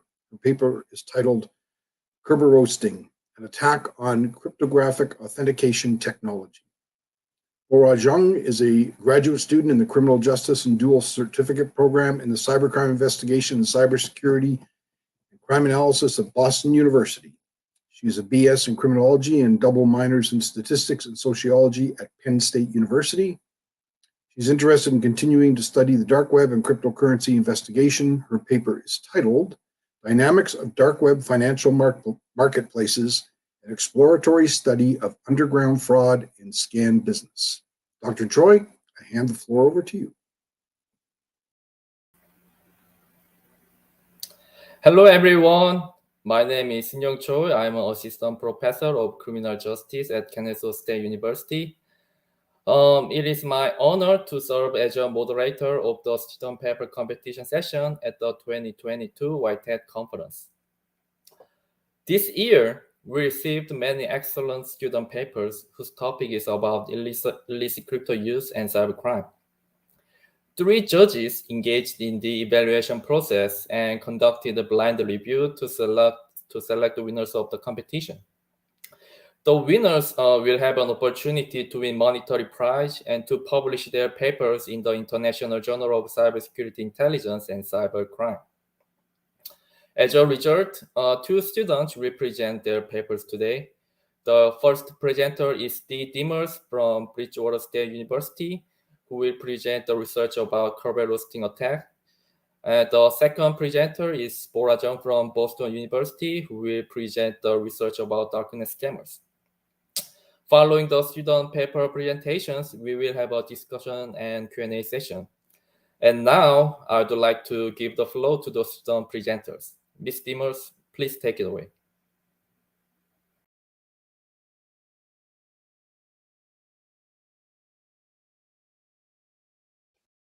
Hello, everyone. Thank you for joining me today. My name is Dee Demers. I am a graduate student in the Cybercriminology and Cybersecurity Certificate Program at Bridgewater State University. My paper title is Kerberoasting, an attack on a cryptographic authentication technology. Before I begin, I would like to thank my advisor during this process, Dr. Hannah Rayleigh. During this presentation, I am going to provide an overview of cryptography, summarize my literature review of network security and authentication protocols, review the Kerberos authentication protocol and its attack vector, Kerberoasting, analyze 2 case studies, share techniques to detect and mitigate against Kerberoasting, and finally, highlight policy implications for enterprises when building their defenses. The simplest definition of cryptography is a set of techniques used to maintain the confidentiality of a message. Cryptography has changed over the years with the development and advancement of information and communication technologies. While the internet provides an unmatched level of convenience, the current status of network security is substandard, considering the importance of data security. The best solution to address network security vulnerabilities is modern cryptography, such as cryptography for authentication. Authentication protocols combine encryption and authentication methods to provide access to only those with proper authentication. Examples include SSL, PAP, CHAP, and Kerberos. A quick review of the literature shows us that there are 2 main components of network security: preventing unauthorized users from accessing resources and providing access to those that are authorized. Some ways to accomplish this are firewalls or access permissions. Assigning access permissions, which rely on user identity, is a particularly productive way to achieve network security. The problem is that these permissions are only successful if the identity of the user can be verified. The solution is to use authentication technologies to help confirm the identity of a user, object, or service. In theory, a user or object gains access to a system or data after they are verified by providing their individualized credentials. Ultimately, the goal of authentication is to verify whether the object is genuine or that the user's credentials are authentic. Authentication is also helpful in terms of network security. In this context, the goal is to prove client-side identity to a network application or resource on the server side. A cryptographic system using a private key known only to the user or a shared key is commonly used to prove identity. Generally, during an authentication exchange, the server side compares the received signed data with the known key. If there is a match, the authentication attempt can be validated by the server side. Active Directory domain services are the recommended and default technology for storing identity information, and it is required for certain default authentication protocols. Many methods and protocols have been used to achieve network-specific authentication exchange. The application and security requirements usually influence which method or protocol is selected. For Windows, there are a default set of network authentication protocols used, one of which is Kerberos. Kerberos uses symmetric encryption and a trusted third party for client-server mutual authentication. Kerberos was developed in response to the problems with network security. It provides a client and a server who are connected over an insecure network a way to authenticate their identities to each other. Once authenticated, correspondence between the client and server can be encrypted to ensure privacy and data integrity. The Kerberos authentication process can be explained in 6 steps. First, a client wishing to access a service sends a request for an authentication ticket, known as a ticket granting ticket, or TGT, to the authentication server. Next, the authentication server verifies the client's right to access the resource and returns an encrypted TGT and a session key. Third, the client sends the TGT along with the requested resource to the ticket granting service, or TGS, which is usually the key distribution center. The TGS then provides a service-specific valid session key to the client. The client then presents the key to the service directly, and in return, the service grants access to the now authorized client. Kerberosing is the attack vector aimed at this Kerberos authentication process. The goal of Kerberosing is to retrieve credentials of Active Directory service accounts without permission or escalation of privileges. Some quick facts about Kerberosing are: it is one of the most common attacks suffered by domain controllers. It can be implemented by any user on a domain, and the only prerequisite to the attack is that an attacker must already have access to a compromised system, but a complete compromise is not required. As I mentioned previously, the TGS provides a service ticket to a client based on access they requested to a specific resource. The TGS tickets are then encrypted using RC4 HMAC MD5, which is the NLTM hash of the service account belonging to the resource requested by the client. SPNs are utilized in Windows to identify which service accounts are being used to encrypt TGS tickets, and they can be linked to either a domain user or a host-based account. Host-based accounts have a 128-character-long password that is randomly generated and changed every 30 days. Even with a modern kit of password cracking tools and powerful hardware, it's practically impossible to guess. On the other hand, domain user account passwords are generated by the user. Kerberosing relies on these often weak and seldom updated passwords for easy cracking. The Kerberos authentication protocol becomes vulnerable because it allows a domain user to request a TGS ticket for any service on the network with a registered SPN. It does not confirm whether the user making the request has the authorization to access the resource. Instead, the service itself is responsible for enforcing whether the user is authorized. This creates an opportunity for an offline attack. The NLTM hash encryption of the ticket means the ticket is subject to offline brute force attacks aimed at exposing credentials stored in plain text. A successful Kerberoasting attack yielding plain text passwords can allow a bad actor to maintain persistence in a compromised system, move laterally, or escalate their privileges. Kerberoasting has been documented in recent years as one of the tactics, techniques, and procedures used by particular e-crime groups. The impact of Kerberoasting in the case studies I included in my paper were significant enough to have been included in MITRE ATT&CK's procedure examples for Kerberoasting. Due to time limitations, I'm only going to highlight 2 case studies in particular that I believe exemplify the role of Kerberoasting in an attack. In 2021, CrowdStrike published a 2-part report on Carbon Spider and their use of ransomware. In August 2020, Carbon Spider began using their own ransomware called DarkSide, which they later launched as a ransomware as a service scheme. CrowdStrike found several DarkSide campaigns that all used similar tools to achieve initial access. The next step was to harvest credentials and enable lateral movement. In addition to CrackMap Exec, Mimikatz, Powersploit, and Session Gopher, one of the tools consistently used for this task was Kerberoasting. Carbon Spider then used these valid credentials to move laterally through a compromised system. During this movement, they encrypted files for ransom and exfiltrated data to maliciously leak.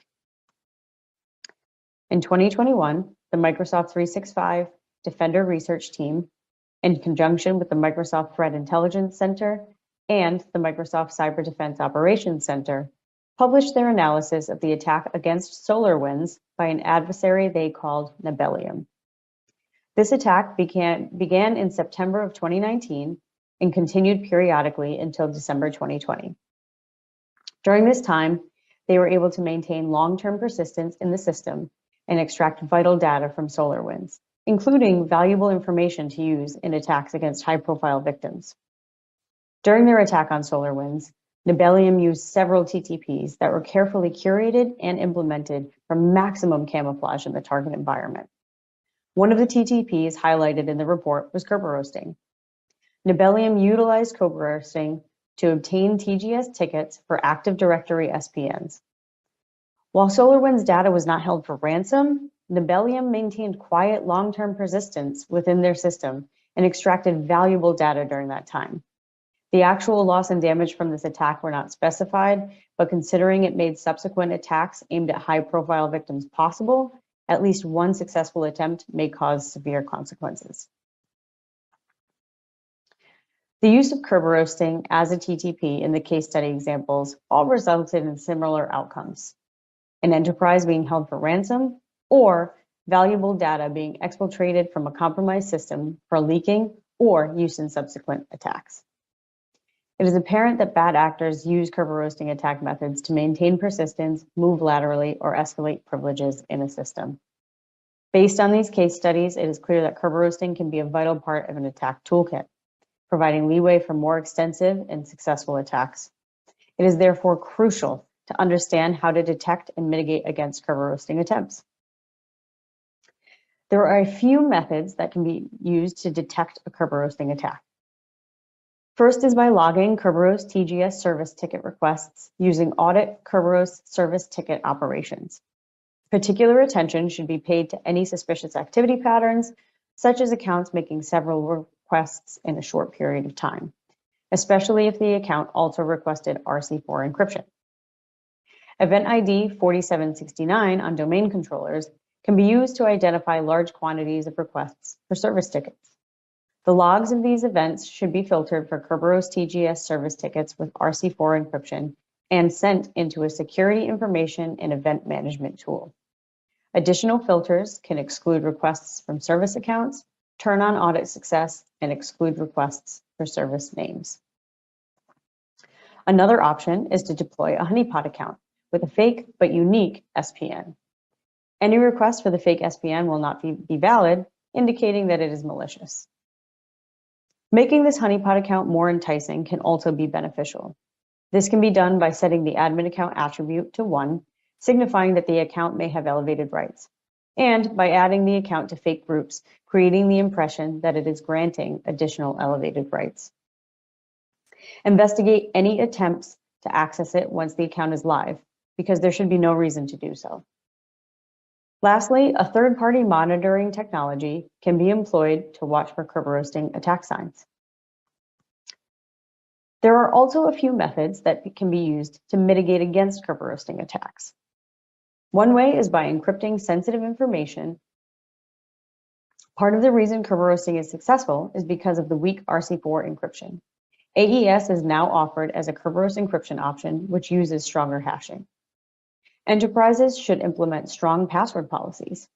Password requirements dictating that passwords be changed at regular intervals and are at least 25 characters long, but preferably 30 or more, can significantly increase the difficulty of cracking.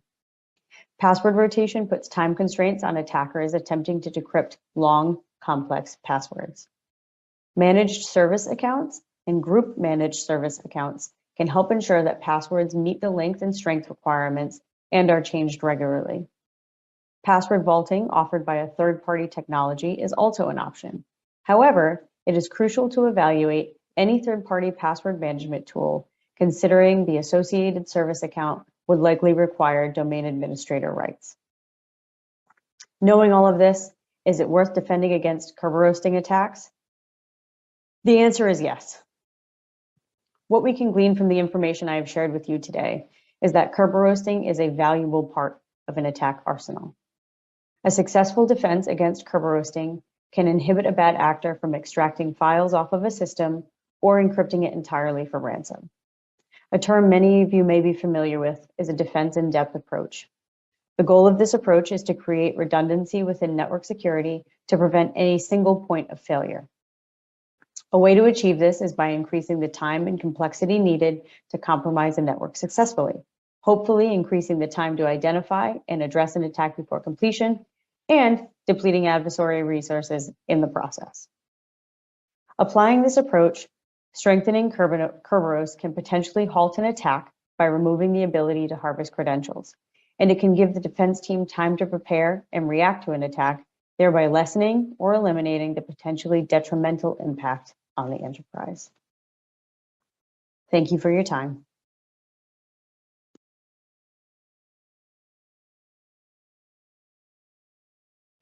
Hello, my name is Bora Jung and I am a student at Boston University studying criminal justice. This semester, with my research advisors, Dr. Kyung-shick Choi, Dr. Claire Lee, and I conducted Dynamics of Dark Web Financial Marketplaces, an exploratory study of underground fraud and scam business. The dark web market is an e-commerce platform in the dark web where buyers and sellers trade a wide range of illicit goods and services. The characteristics of the dark web market: the user information is encrypted by dark web security. It produces fraudulent sellers selling scam products. While many studies address the characteristics of the dark web marketplace, few studies address underground fraud and scam targeting dark web buyers.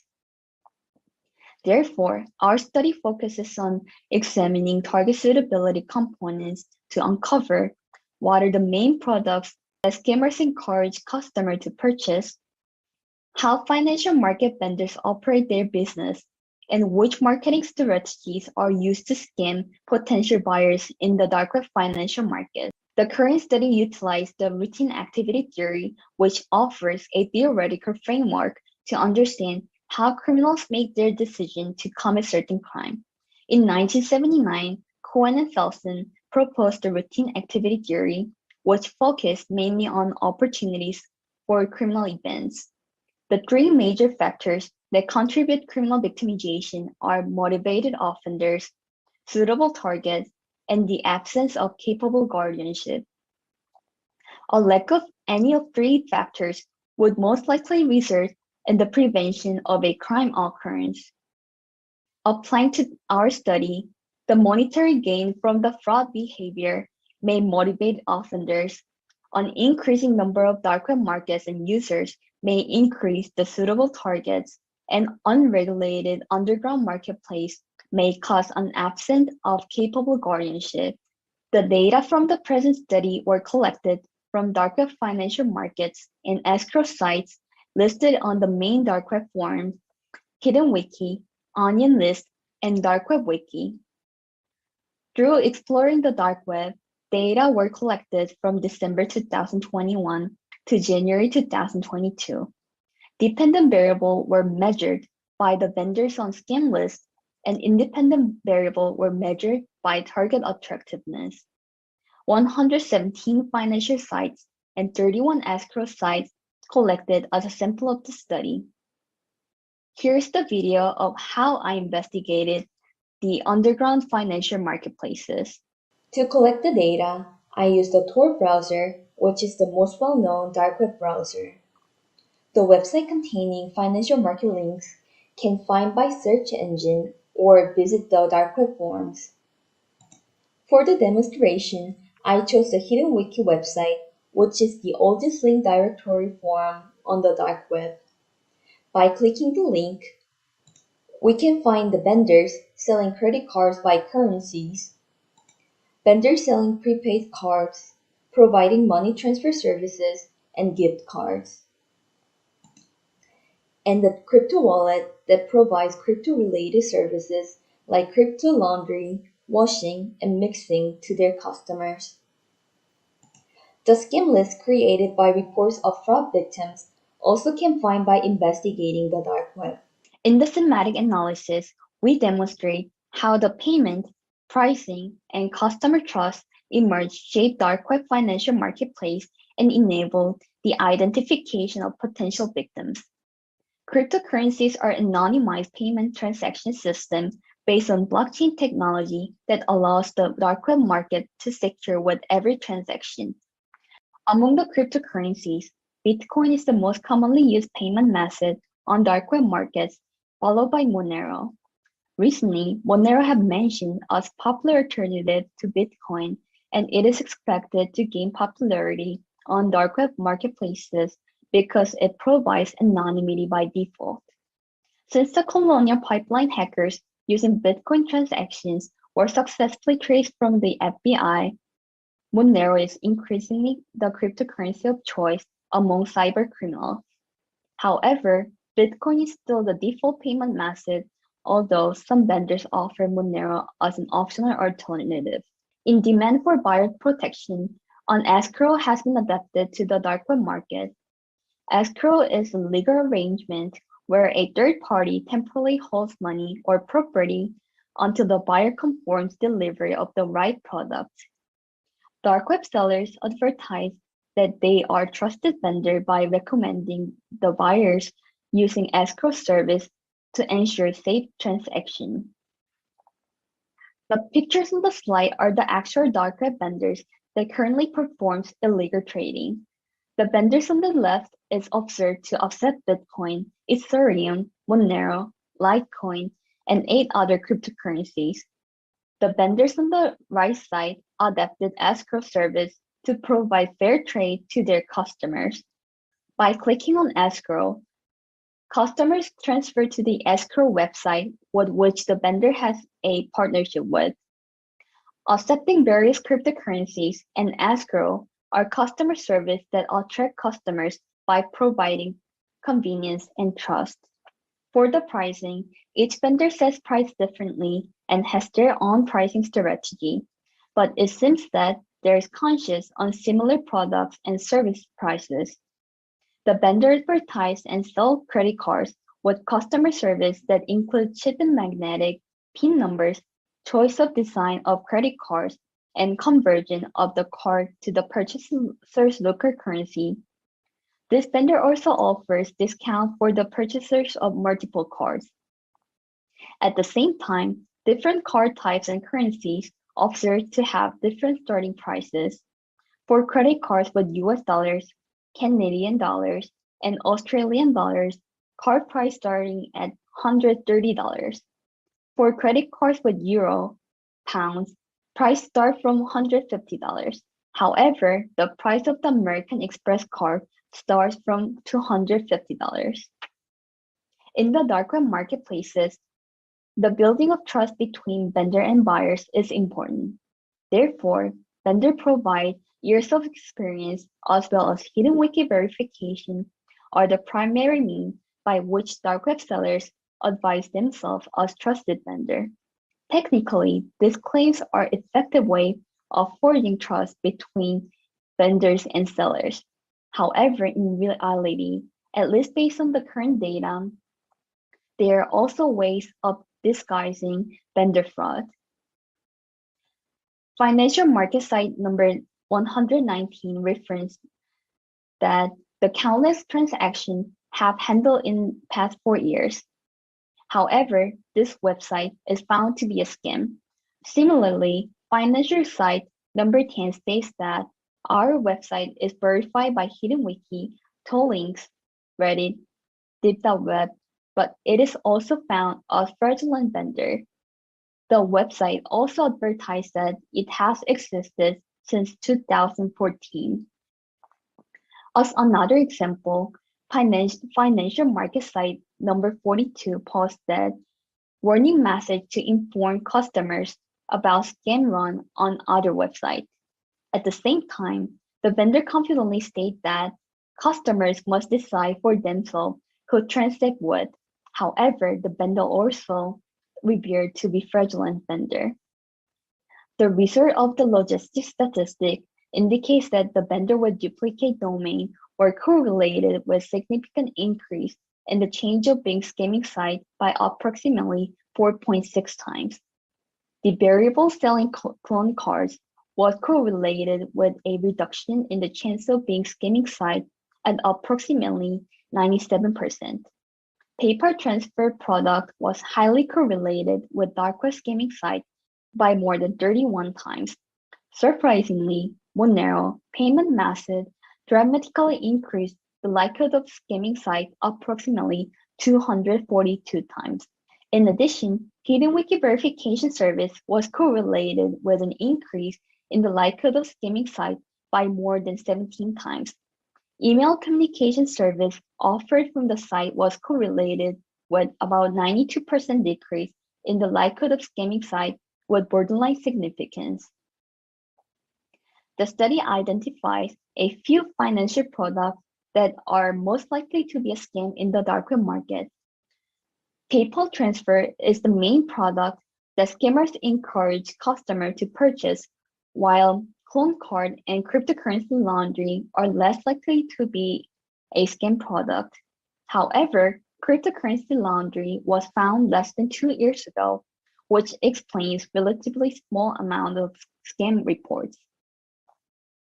These findings indicate that most of cryptocurrencies examined in the study are not strongly associated with scam activity, except for Monero that is more likely to be a scam.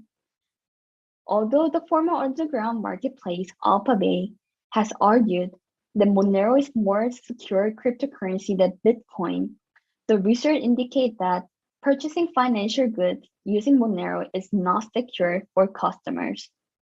This concludes that scam sellers are likely to accept Monero as cryptocurrency. The customer service, the Hidden Wiki verification that prove financial market as a trusted vendor are positively correlated with being a scam.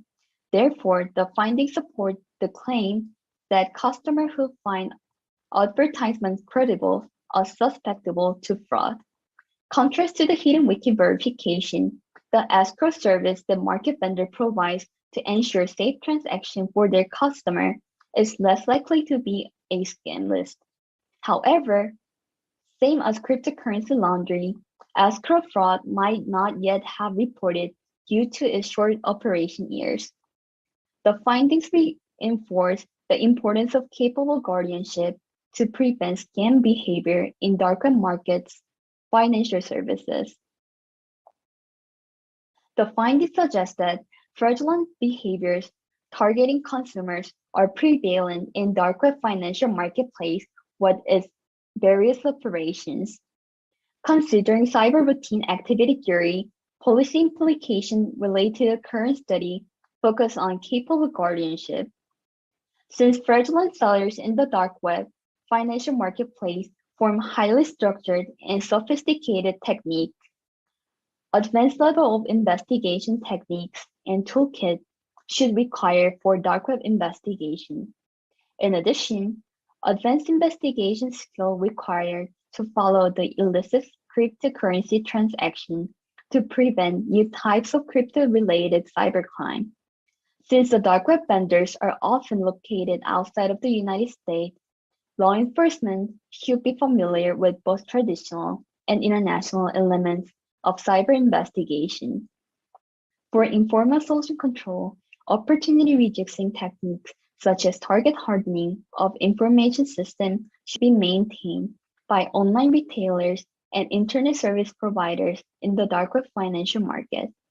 To prevent fraud in the dark web financial market, organizations of each marketplace should achieve their potentials by supervising their registered sellers.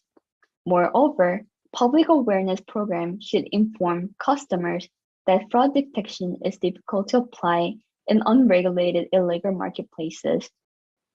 Through policy implication in the study, victims of fraudulent behavior can be minimized in the dark web marketplace. Thank you very much to listening to the presentation.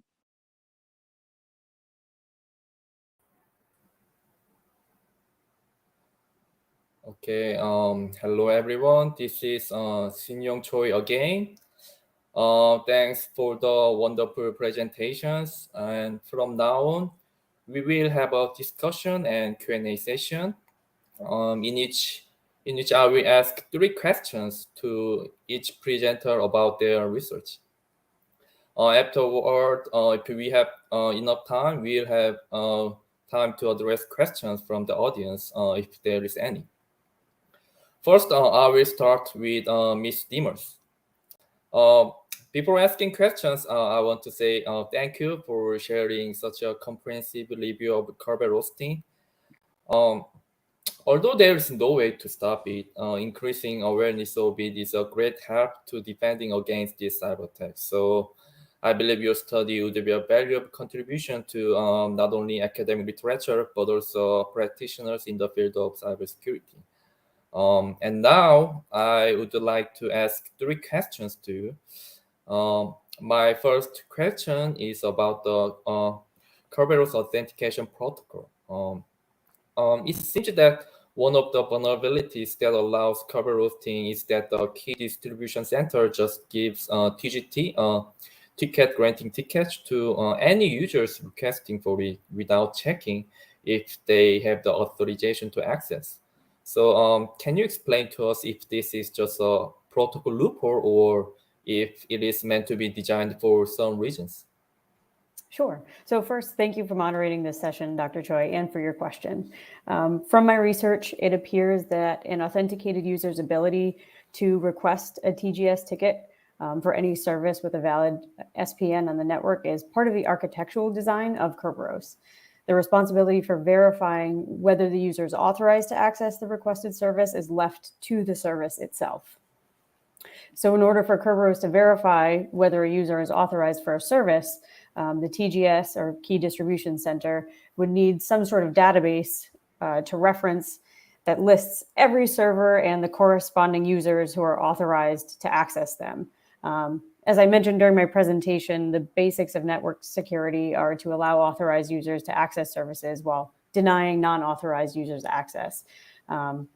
Now, the technical elements of building protocols like this are a bit out of my wheelhouse, but it seems to me that overall, it would be impractical to have Kerberos verify server authorization, not only because of the type of data the protocol would need access to conduct this function, but the regular updates to that data that would be needed to maintain an accurate list of authorized users for corresponding servers. So I would say the design is intentional as it makes more logistical sense for the servers to manage their own database of authorized users. However, that being said, this design does present a limitation, which makes the protocol ultimately vulnerable to Kerber roasting. Okay, great. Thank you for your answer. My second question is about password policies. As I see, the most cost-effective way to defend against this attack is implementing strong password policies. So, but people tend to create passwords that are easy to remember, which can be vulnerable to password cracking.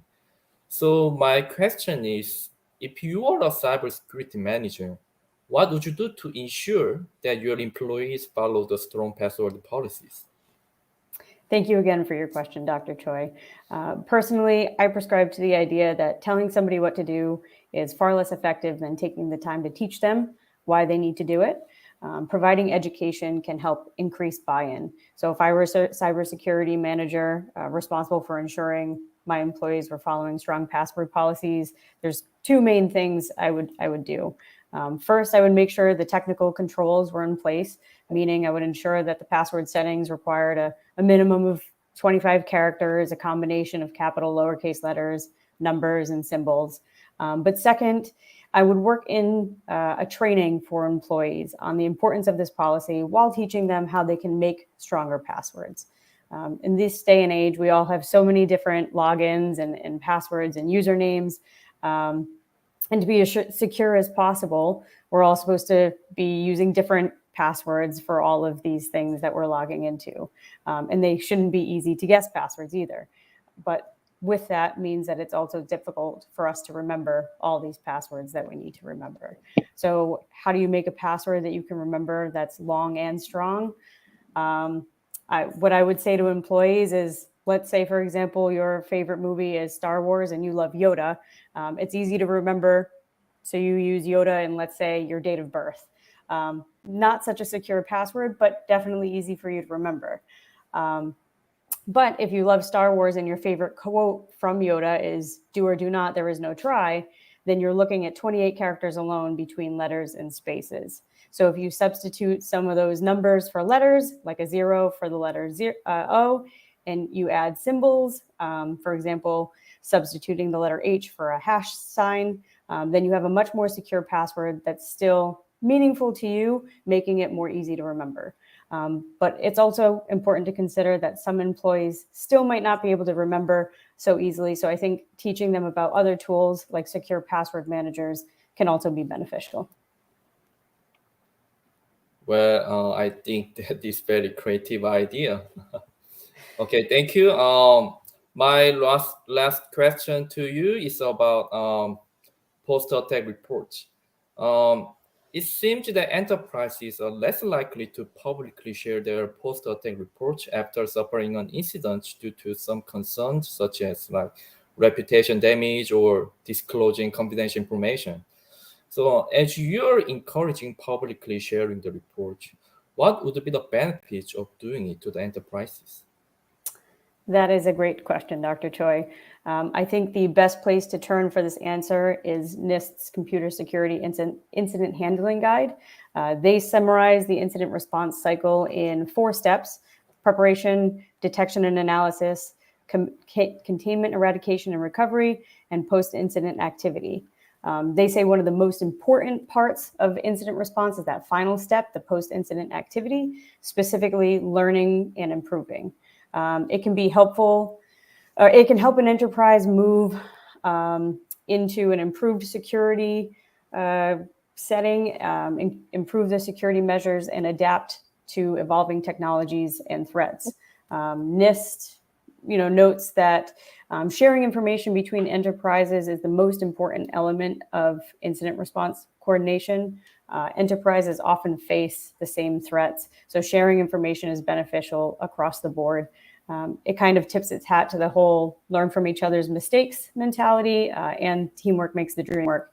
So if a cybersecurity expert sees suspicious activity in their environment or suffers an attack, they should be able to share with their industry and their community and see what other cybersecurity experts may be experiencing or doing in response.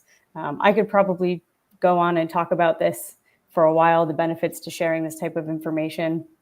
But if you ask me, which I guess that's why we're here, it's a Q&A. Sharing this type of information can only help to ultimately improve an enterprise's reputation. Attacks inevitably are going to happen. There are always going to be bad actors out there. Personally, I'd rather have my information stored with an enterprise that's willing to disclose breaches rather than reacting to their own individualized experience in a silo and not learning from their own and others' mistakes. So thank you again for your time and for your moderation of this session. Thank you for sharing your idea with us, and I'm sure the audience was very grateful for your presentation. Next, I would like to ask some questions to Ms. Jung. First, I want to say thank you for your wonderful presentation and for sharing your unique and innovative study with us. And it has not been done much to examine this legal gray area through a criminological perspective. So I think your investigation was impressive in that you tried to uncover the major characteristics of darknet fraudulent vendors. And I believe your research is valuable in criminological literature in that you apply the criminological theory to darknet marketplaces and suggested various preventive measures based on the theoretical framework. And now I would like to ask 3 questions to you. My first question is about Monero cryptocurrency payment. Your findings suggest that darknet scamming sites tended to prefer Monero over Bitcoin, the most popular cryptocurrency, due to Monero's unique characteristics. So can you elaborate more on this, please? Thank you for your comment and question, Dr. Choi. As mentioned in the presentation, since the first cryptocurrency, Bitcoin, was introduced in 2009, Bitcoin has been the most used payment method on the dark web marketplace. However, in this study, it is conducted that dark web scamming sites tend to prefer Monero over Bitcoin. After the FBI successfully seized and traced the Colonial Pipeline hackers' Bitcoin transactions, Monero earned its popularity because it provides strong anonymity to fraud sellers. However, recently, Monero is also started to be traced by law enforcement. In addition, as mentioned in yesterday's session, new cryptocurrencies that provide high security like Dash, Zcoin, and Horizon are introduced in the dark web market. Dash, Zcoin, and Horizon seems like they can become popular alternative to scammers after Bitcoin and Monero because they provide high security, and tracer for these cryptocurrencies are not yet been developed by law enforcement. Therefore, the cryptocurrency trend beloved by fraud sellers are expected to change to the cryptocurrencies which provide strong anonymity and have not yet been traced by law enforcement. Thank you. That was very informative. My second question is about target attractiveness. You provided several factors of target attractiveness of darknet fraud sellers. And one of the possible preventive measures that you can think about is to make the scammers less attractive than the other vendors. In this sense, what kind of practices or measures can be employed to reduce the target attractiveness of the fraud sellers? Thank you for the great question, Dr. Choi. To prevent fraudulent behavior in the dark web financial market, organizations of each marketplace should achieve their potential by supervising their registered seller. As Mr. Tan Jones mentioned in yesterday's session, if fraud clients initiate a transaction on the surface web, most financial service firms use fraud analytics tool to seize the fraud trackers. Financial firms on the surface web supervise the fraud behaviors by investigating fraud users to provide safe transactions. In this study, 63.2% of the vendors were conducted as selling fraudulent products to their customers in the dark web financial market. I assume that number of scam vendors is high on the dark web financial market because of the characteristics of the dark web marketplace that there's no organization vendors that provide supervisions like investigations using analytics tools on third-party fraud sellers. Therefore, if each organization of marketplace provide investigations on fraudsters like surface web financial firms, it will reduce the number of fraud behavior in the dark web financial marketplace. Okay, that's very interesting. Thank you for your answer. And my last question to you is about victims. It is mostly likely that users are trying to purchase illicit goods and services from darknet marketplaces or possible law breakers, because otherwise victims of scam sellers could have been offenders. So could you give us your thoughts about why it is necessary to protect those potential lawbreakers from being victimized by fraud sellers? Thank you again for the question, Dr. Choi. It is true that victims of scam sellers in the dark web markets could be offenders who are called cyber criminals. However, an effort to protect these cyber criminals from victimized by fraud sellers is necessary because the next target of dark web fraud sellers can be the buyers on the surface web. We should aware that the underground fraud sellers are not limited to performing activities on the dark web. The fraud sellers are scamming their buyers with the anonymity of cryptocurrency. If cryptocurrencies are commercialized in the surface web like PayPal and Apple Pay, underground fraud sellers will target the surface web buyers as their next target. They can perform the scam based on their dark web scamming experiences. So, multiple number of victims will cause more than dark web scam cases if that happens on the surface web. Therefore, constructing buyer protection operation is not offering a safe environment for illegal trading for cyber criminals. It is the way to prevent future victims in the surface web e-commerce market from being victimized by dark web fraud sellers by constructing buyer safety on the dark web market where fraud behaviors using cryptocurrencies are currently committed. Okay, thank you for sharing your thoughts with us. And that was all the questions that I got for you today. And wrapping up the session, thanks again, Ms. Diemers and Ms. John, for your work and commitment, and also for answering the questions. I believe this session was very interesting and informative, because we could learn that while cryptography techniques allow us to have secure communications in various computer networks, many cyber criminals could exploit vulnerabilities of the network to steal sensitive information like cover roasting attack, or rely on the techniques to victimize their users like darknet scammers. Also, it was very interesting that the authors provided insightful preventive measures to protect against those cyber crimes, especially highlighting the effective target hardening strategies such as the creative password policy, proactive post-incident activity, and the effort of darknet market to reform itself. I want to say thanks again to the presenters for their contribution to this unique and challenging field. I really appreciate their efforts to share their knowledge with us. And this is the end of the student paper session. Thank you for watching it. Please be reminded that there is the award ceremony at 4 p.m. Eastern Time. So please join the ceremony and celebrate the winners together. Thanks again. Enjoy the rest of the conference. Thank you, Dr. Choi, and congratulations to students Demers and Jung for sharing these excellent papers and earning top ratings for your submissions. Thanks as well to all the students who submitted papers for the student paper competition. I enjoyed this session last year as much. I was a student discussant, and it's a great part of the competition. So we look forward to seeing the results of the student paper competition in just a short while during our awards presentation.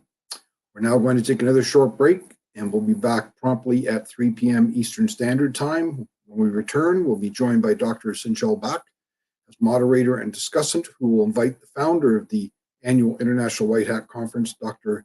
Kyung-shick Choi, who will present the evolution of metaverse and doctoral student and former Columbia National Police cybercriminology expert Mike Torrell will present on the future CIC training. See you back here at 3 p.m. Eastern Standard Time. Thanks.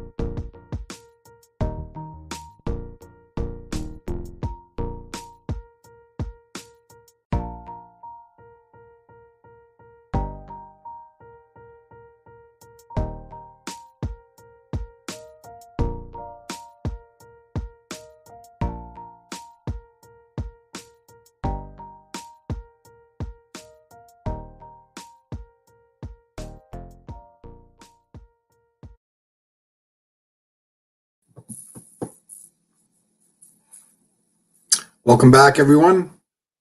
We're now going to move to our last presentation prior to the award ceremony for the 2022 Third Annual International White Hat Conference. Dr. Sinchal Bak will act as moderator and discussant for our host today, Dr. Kyung-shick Choi and doctoral student Mike Toro. The presentation is titled The Evolution of Metaverse and Future CIC Training. Dr. Choi's presentation will address the evolution of the metaverse portion, and Mike Toro will speak to the future of training as it relates to the CIC. Following their presentations, Dr. Bak will host a short Q&A. Dr. Bak is an assistant professor at the University of Scranton. He earned his PhD in International Crime and Justice from Florida International University, an MS in Criminal Justice from Bridgewater State University, and a BS in Leadership and minor in Political Science from Northeastern University. Dr. Bak is the Director of Cybercrime and Cybersecurity Studies for the University of Scranton Center for the Analysis and Prevention of Crime. He is also a researcher at Boston University's Center for Cybercrime Investigation and Cybersecurity, or CIC. In addition, he's the editor of the International Journal of Cybersecurity Intelligence and Cybercrime, known as the IJCIC, and is affiliated with Cybernomics and the International Journal of Terrorism and National Security. Courses taught by Dr. Bak include cybercrime, introduction to homeland security, introduction to criminal justice, cyber intelligence, and digital forensics investigation. His research interests include AI, cyber criminal profiling, cybersecurity, digital forensics investigation, homeland security, and counterterrorism. His articles have appeared in journals such as American Journal of Criminal Justice, International Journal of Cybersecurity Intelligence and Cybercrime, Journal of Digital Forensics, IEEE, and Prison Journal. Dr. Bak has presented his research at numerous conferences on a national and international level, such as the American Society of Criminology, Academy of Criminal Justice Science, European Society of Criminology, IEEE European Symposium on Security and Privacy Workshops, and Interpol. Dr. Bak was invited as a special judge at the first White Hat Hackers Conference in Bogota, Colombia, and invited as a special lecturer for the Singapore National Police. He was also invited to the FBI Cyber Threat Intelligence Forum, USA. He's a retired Marine captain who served as an instructor in counterterrorism tactics and counterintelligence operations in the Republic of Korea Marine Corps. In addition, he served as legislative aide for the South Korea Senate and Massachusetts State House. Dr. Kyung-shick Choi designed and oversees Metropolitan College's programs in cybercrime investigation and cybersecurity, offered jointly by the Department of Applied Social Science and Department of Computer Science. These programs comprise a graduate certificate and an MS in criminal justice degree concentration. Dr. Choi has established a track record in designing and delivering law enforcement training programs in cybercrime investigation, including computer forensics and child exploitation investigation. He facilitated the Korean Institute of Criminology Global Cybercrime Project Virtual Forum Against Cybercrime in cooperation with the United Nations, and also served as an instructor and consultant. He's been invited to deliver lectures at the Interpol and Ameripol summits, and has also testified as a cybercrime expert in support of a cybersecurity bill number H2814 for the Massachusetts State House. Dr. Choi is currently working on federally funded cybercrime and cybersecurity related projects with the National Institute of Justice, the Office of Juvenile Justice and Delinquency Prevention, and the Bureau of Justice Assistance. Mike Toro formerly worked at Columbia National Police as a cybercriminology expert. He's an advisor and researcher at the Center for Cybersecurity and Cybersecurity Research, the Center for CIC, co-founder of the Research Network in Cybercrime and Digital Security called Red Cyber. Currently, Mike advises the first regulatory framework in cybersecurity of the Andean Parliament. He's a member of the Internet Association of Researchers, the Chaos Computer Club, and accredited criminologist of the Society of Interdisciplinary Scientific Criminology. His academic contributions have focused on the prevention of crime through the use of technology, controlled cyber environments, and the dissemination of knowledge for technical literacy. With that, we look forward to listening to our final distinguished speakers of the conference. Dr. Bak, take it away. Thank you, Chris. Hello, everyone, and welcome to this important and exciting topics, as Chris mentioned. My name is Shinchul Beck. I'm a seasoned professor at the University of Scranton in Pennsylvania. Currently, experts argue that youth cutting-edge technologies such as artificial intelligence, 5G, or metaverse and the blockchain technology allow criminals have more criminal opportunity to achieve their malicious goals. An important question is raised: how technology could help criminal justice systems to fight against the future of the cybercrime as a crime prevention strategy. I'm pretty sure that we can just answer this question at the end of this session. Accordingly, we have two amazing panelists, Dr. Kyung-shick Choi and Mike Toro. So Dr. Choi is going to present the evolution of the metaverse, and then without break, Mike will present future CIC training strategy. Lastly, we will have like around 10 minutes for the discussion and Q&A session from the audience. All right, so now I'm going to turn it over to Dr. Choi for the evolution of the metaverse. Over to you, Dr. Choi.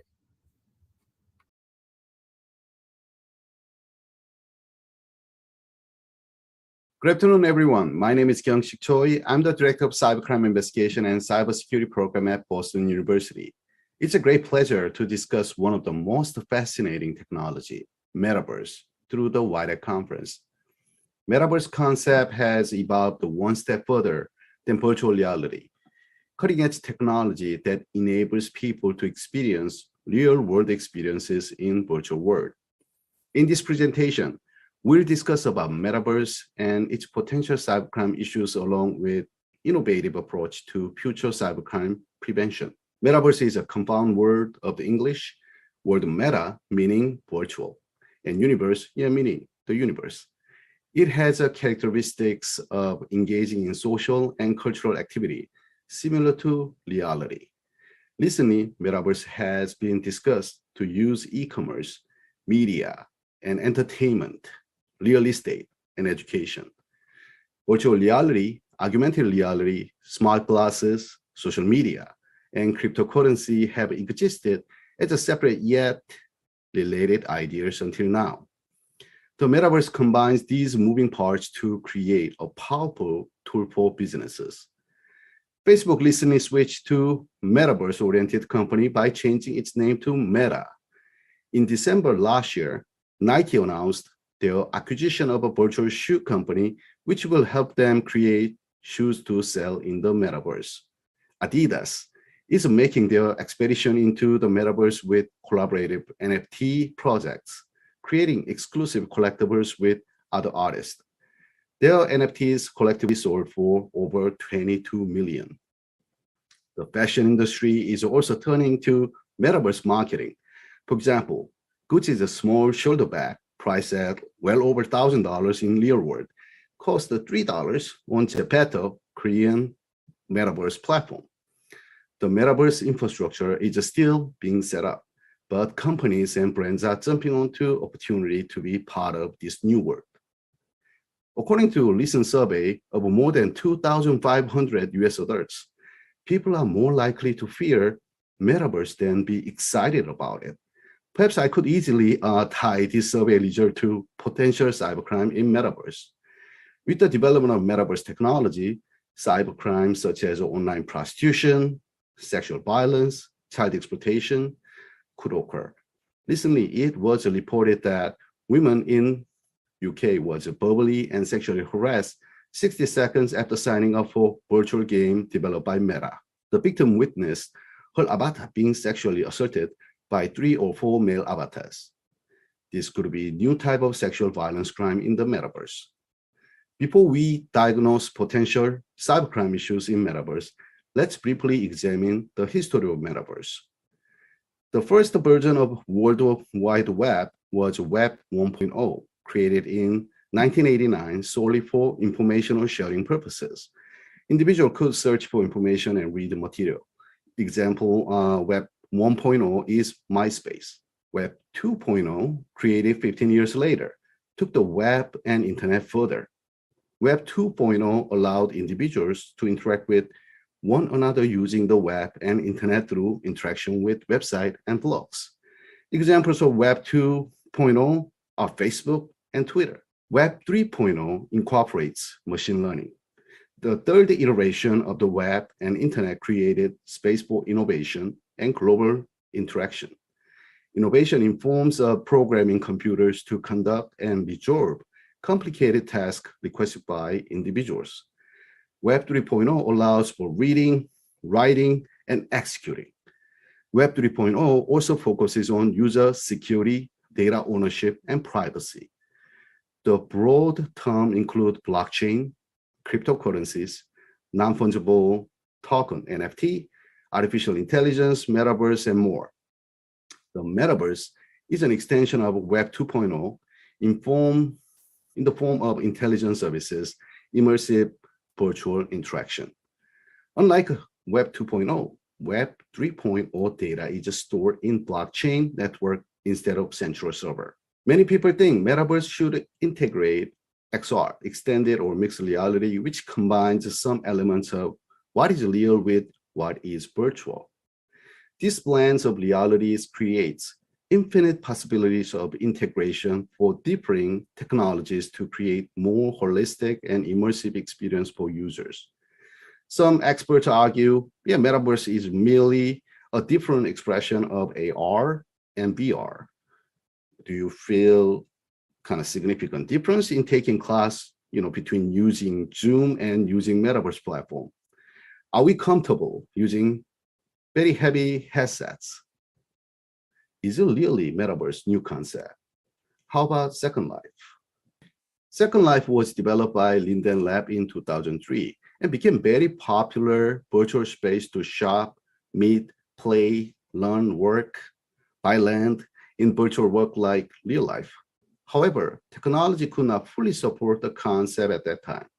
And people gradually stopped playing the Second Life due to the preference of using mobile games, privacy issues, virtual violence, and copyright issues.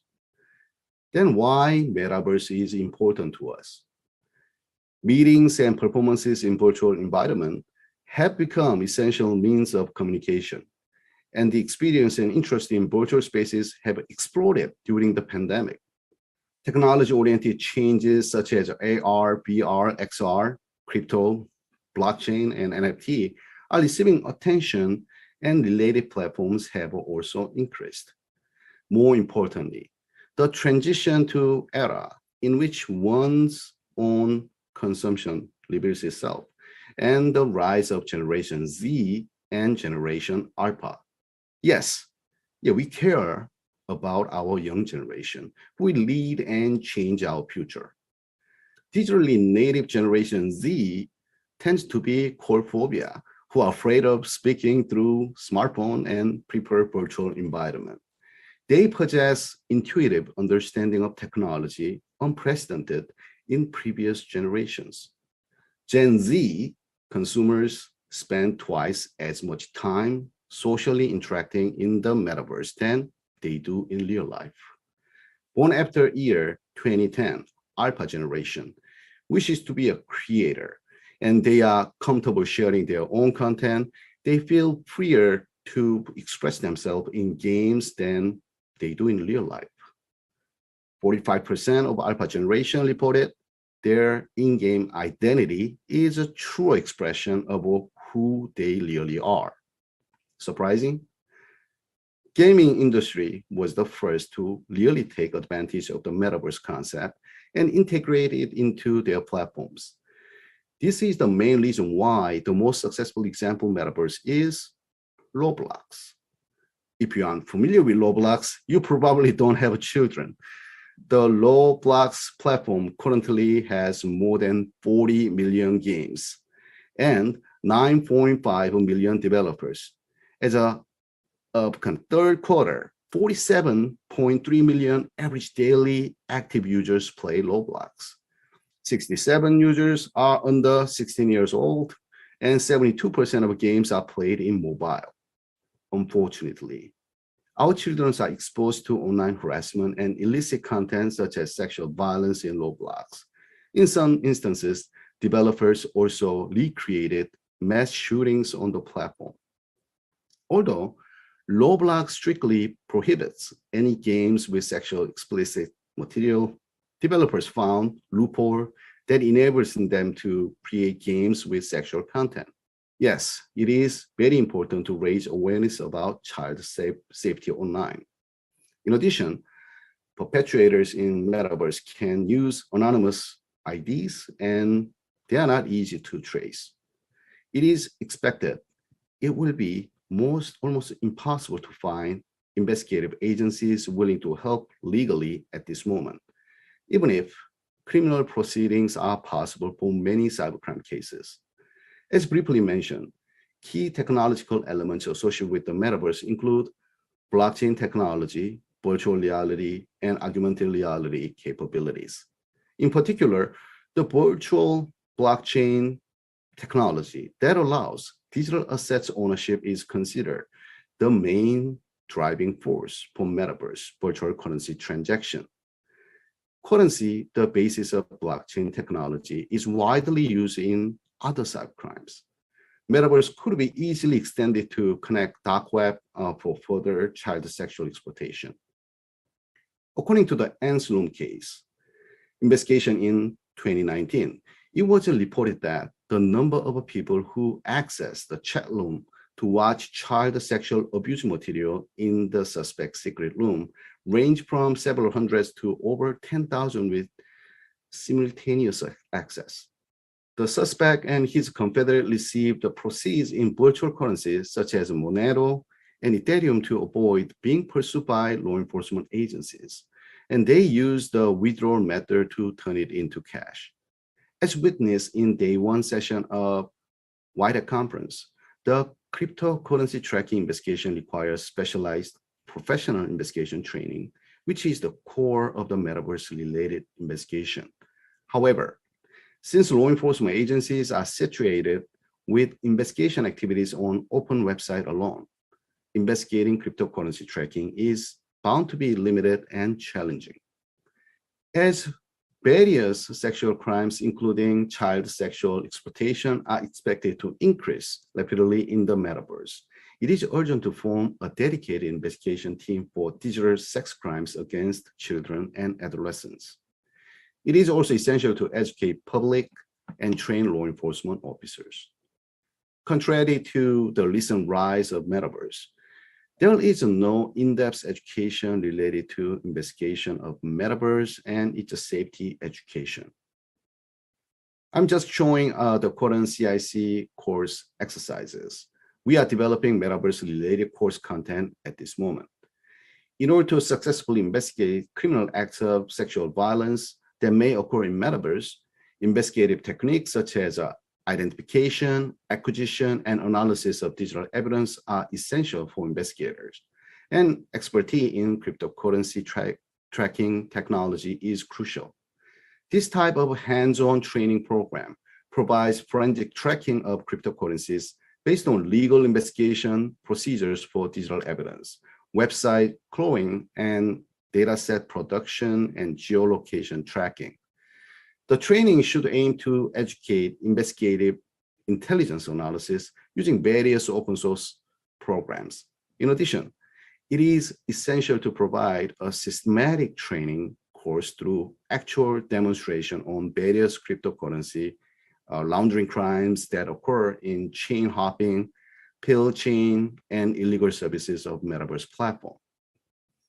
The Center for CIC is also developing training programs to guide young adults and children by learning the game type cybercrime response manual through the metaverse platform. In addition, it is important to improve cybercrime awareness and responsibility through training. Ultimately, the education of educators and parents who can monitor the cyber behavior of adolescents is intended to maximize and inspire the interest in cybersecurity awareness. Next presenter, CIC colleague Mike Toto, will provide more detailed information about future CIC training for law enforcement and public. The metaverse doesn't sleep. It exists in 24/7 loop of information and interaction. As a white hat, we can prevent cybercrime by understanding and being aware of our cyber environment and remaining alert to situations that make us vulnerable. It is time to proactive in cybercrime investigation by improving our capacity through more specialized law enforcement training, awareness training, public-private cooperation, and global cooperation. Thank you.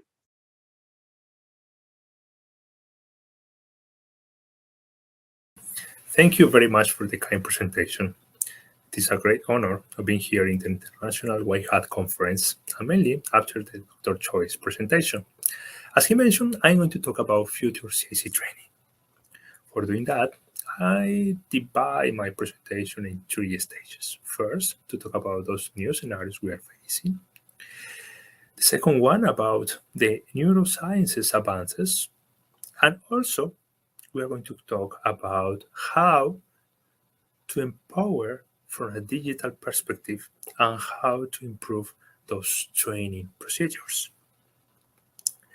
We know that talking about new scenarios is talking about cyber threats and how cyber criminals are developing specialized knowledge, specialized techniques, and using specific technologies to victimize us.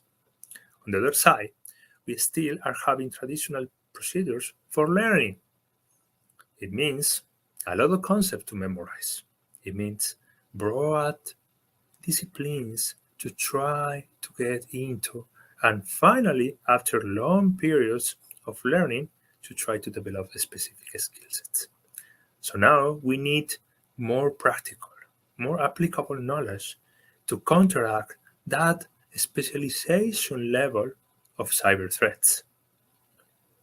Also, we are having different sources for digital evidence. We know that we are collecting information not only from computers and mobile phones, but also from IoT devices, for sensors, from health devices, for multiple kind of IT infrastructure.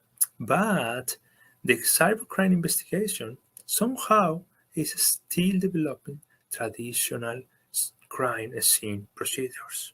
That different kind of cyber threats, that different kind of information sources or digital evidence sources is not having the fastest response we are expecting.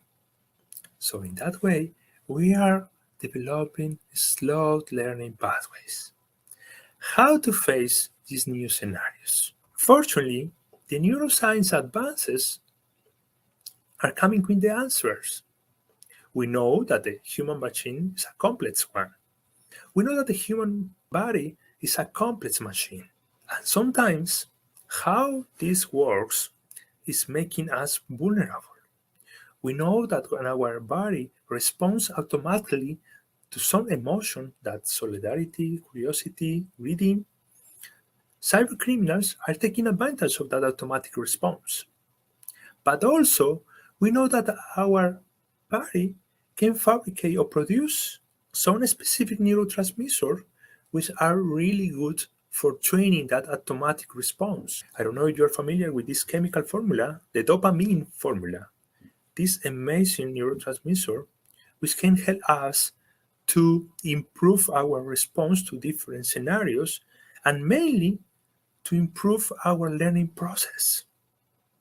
Dopamine is generated in 3 main frameworks. First, when we are playing. Second, when we are exploring something new, something amazing.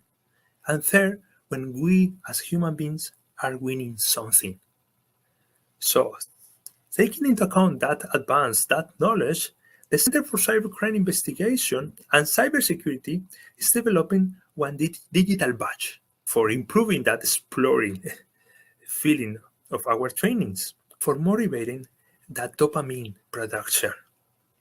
Experts said that dopamine is the learning button because it is demonstrated by empirical evidence that if we have dopamine in our brains, if we are able to generate dopamine in the classrooms, our students are going to learn faster and better.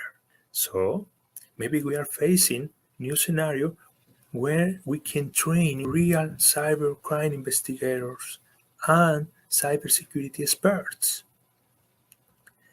The digital badges are coming with that process of empowering and provide recognition to the students, not only from the traditional classroom context, but also private sector have been working with this. There are many different digital badges right now in the market, not only from the private sector, but also from the public one, from the government side. IBM have been testing and documented how using digital badges is increasing the enrollment and the completing rate of the courses, and also the rates of the pass of the assessment of those courses. Now we know that digital empowering and digital recognition is possible by digital badges.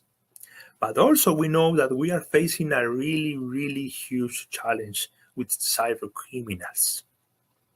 For that reason, we are using this knowledge from the digital badges for the really complex and strong structure of our programs with 7 stages.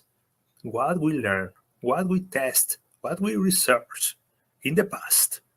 And now we are providing new training for law enforcement agencies, starting with metaverse investigation, moving to the new ways of open source intelligence, and finally, collecting all of that knowledge, developing new skill sets to track cryptocurrency, to understand blockchain, to see how one cryptocurrency wallet can be detected, can be tracked.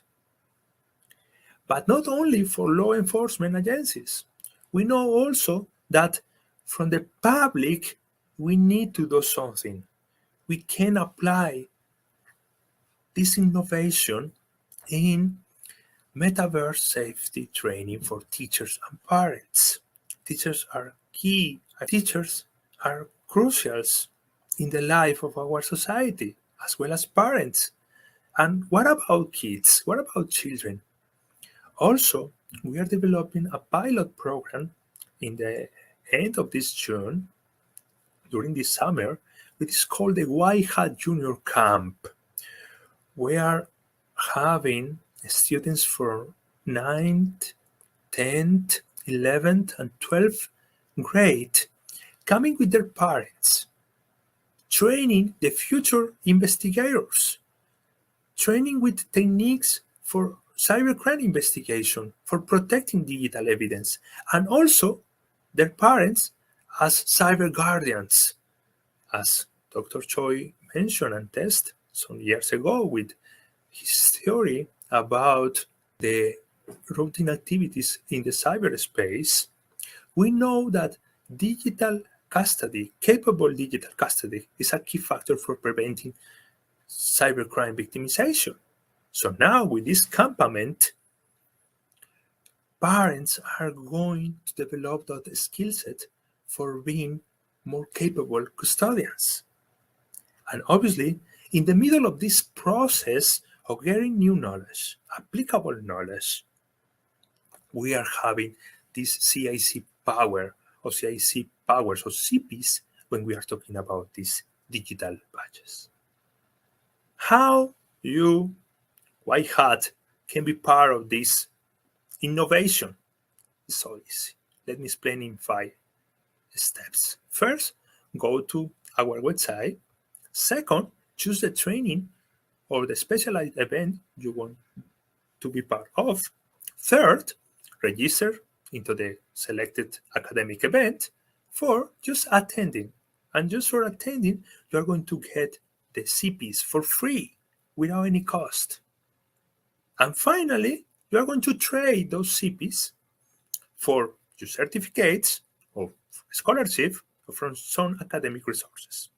Let me show you this video as a demo of what I was explaining before. So let's visit the website cicconference.org. Here you're going to find different resources, really nice events with high knowledge. For example, the interview of Dr. Choi in one specialized TV channel, the presentation of Dr. Hannah about cybersecurity and video games, and so on. You are going to see different interaction sections here. But the most important functionality of this platform is the training section. Beyond of the contact form, you can go to the training section and see what events you are interested in. It's completely free, as you can see. Log in to join in a really simple process.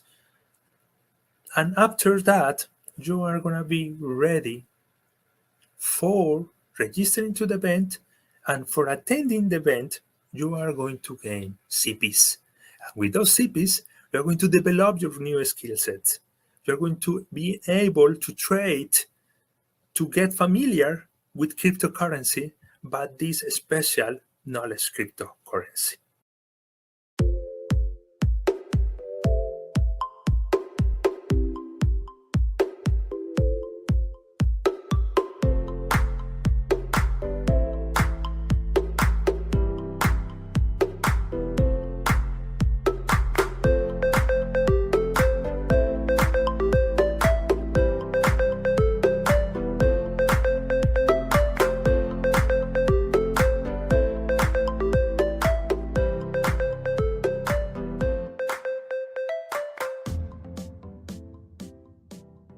Let's move forward with one issue we are solving with this new training process, with these new digital badges. The last White Hat conference, we were not able to provide certificates to more than 2,000 attendees we had. Now, you are going to receive one code. You are going to register that attendance for this session and for the rest of this second day of White Hat conference. You are going to gain for free those CPs, and you're going to be able to trade them for your certificate that you were part of this amazing White Hat conference. So please enjoy the future CIC training. Please enjoy these digital badges, this innovation, and let's keep being the White Hat. Thank you. Thank you, Dr. Choi and Mike. It was amazing. I really love it. I appreciate sharing your amazing knowledge or insight in the field of the metaverse and the CIC future training strategy. So, okay, it's time for the discussion. Dr. Choi, I have a question for you. As you stated, virtual reality and the metaverse pose some new challenges for parents, but it also provides a new opportunity for all stakeholders, parents, teenagers, or private sectors, or government to rethink safety and privacy and security. I knew, Dr. Choi, you have children. I also have a 6-year-old boy who obsessed to playing Minecraft. Sometimes he playing with a virtual reality video game with me. As a parent, I have concern about security risk of using metaverse for my little guy. So likewise, many audiences in this session may be in the same situation. So is it possible that, Dr. Choi, you just can provide us some safety tips for the parents? So what can parents do now? That's great question, Dr. Beck. To be honest, it's not easy to answer to it because, as you mentioned, I have 2 daughters, 8 years old and 5 years old, as a matter of fact. And my first daughter birthday is today. And so after the White Hat, I will celebrate. So as I mentioned, it is not easy task to educate young children. even kind of, adolescents, right? And so, as briefly mentioned, young generation tends to accept virtual friends as a real friends, with a kind of, I don't want to say all, but I mean for sense of kind of security in the cyber world. So online sexual predators that we concern, right, always find ways to connect with their targets. So they play things, what victims want to hear. So we call kind of grooming, right? And so, definitely kind of monitoring your children's cyber behaviors. That is absolutely essential. I'm not talking about cyber stalking your children here. Teaching proper online relationship. That is important. Yeah. So, constantly, right? Ask your child and your children, like, 3 questions. So who is your friend, right? And who is your acquaintance? And are they really your friend? And why do you think, he or she is your friend? So, they are not hanging out in your home anymore, right? And thus they are just kind of communicating back and forth through technology. That's why you need to ask that question. So parents need to understand technology changes, some of the ways that, we parent. But yeah, it does not change us being parent. And, please kind of make sure you share good things happening online. Use kind of statistics to highlight good news. And then talk with children about risk and benefits of being online and rules and expectation. So we are talking on normative behavior here. To make normative behavior, you cannot say like, playing game is bad. They will never listen to you. You kind of disconnecting your children here. So pay attention to what your children are doing online, and don't assume that he or she is fine with kind of harassing someone online. So you may see like you see kind of a swear word and like a little bit of kind of sexting. So you cannot tolerate it. And so, for example, like sexting issues, right? And associated with peer pressure. It's not like your kid really want, but I mean, it's a like whole force from friends, right? Group of friends. So your kids may share illicit photos with other friends. Yeah, your kids may say that's defense mechanism, right? Yeah, this is not a big deal, or like everybody is doing it. Not everyone is doing it. So send a clear signal by addressing potential consequences. And many sextortion victims are typically female and their average age like 15. So they are not prepared to understand the risk and consequences of sending that kind of first picture. Then you saw my lecture anthem, right? And so I think you getting into kind of deeper problem. So as a parent, how your children connect really truly doesn't matter, to be honest, in terms of victimization. So it's what happens after the connection is made. So if your child becomes a victim of cybercrime, feeling of protection is extremely, extremely important. So parents need to give them their trust so that they can be the person who will stand with them and be their friend, right, as a capable guardian. So we are, already seeing changes. So in terms of kind of technical way to protect our kids, right? And so Meta, listeners announced that, and so they have a kind of parental supervision tools, Oculus, and require children to be 13 or older to use their technology. Dr. Beck, you shouldn't allow your kids to play VR. And so this is important for both kind of privacy and safety reason. Children under 13, they cannot really handle all the kind of emotionally kind of mature, right, to stand for like, stress. So they don't have a proper coping mechanism. That's why. So they should not allow to have their own device accounts. Talk with your kids about the risk, right? And not in a way exaggerate the risk and or scare them, but to make sure like, they are aware that they may have a kind of power to ignore or block anyone who approaches them in ways that make them kind of feel uncomfortable.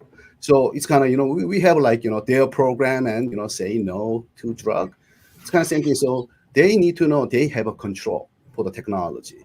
So definitely, like sometimes it is important to check the types of kind of, mobile apps your children frequently use by checking screen time, activity time.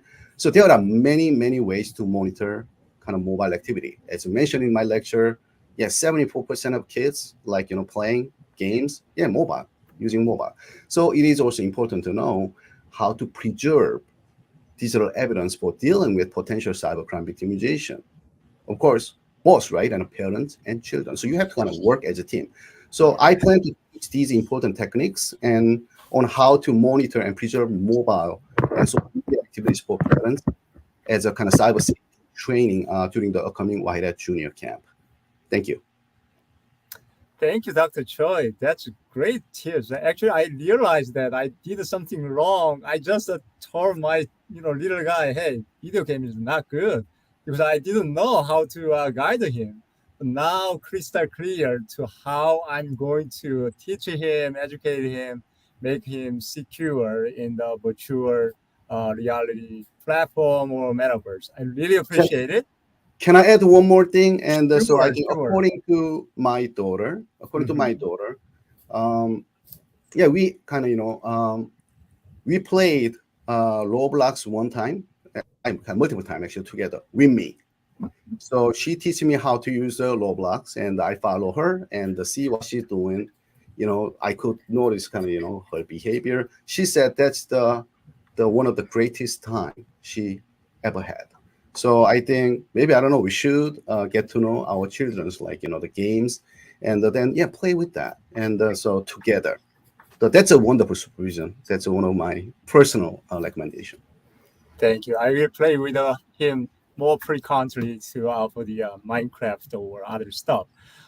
Mike, first of all, you did a great job for your presentation.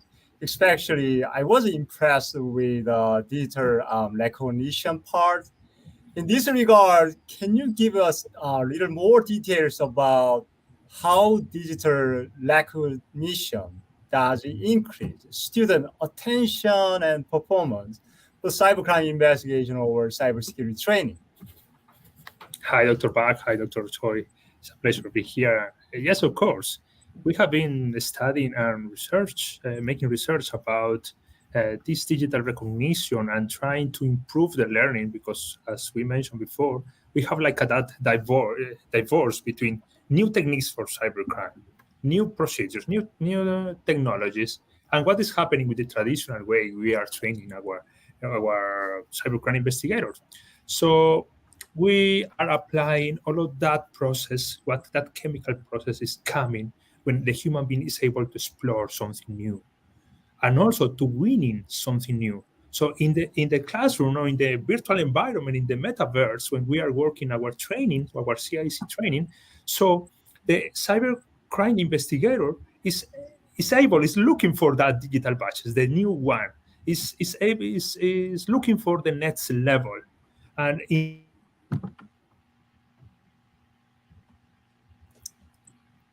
Mike, are you still in there? Mike? I think we lost a little bit you. Mike, can you hear me? You are listening? Yes, and you can? Yeah, we are good now. So, Mike, I just wanted to move forward with the other questions from the audiences. Some of the audiences ask about Junior Whitehead Conference, and also they talking about the CIC batch or certificate programs, so and so forth. So can you just give us more detail about the Whitehead Conference, Junior Conference, and also CIC batch, so and so forth?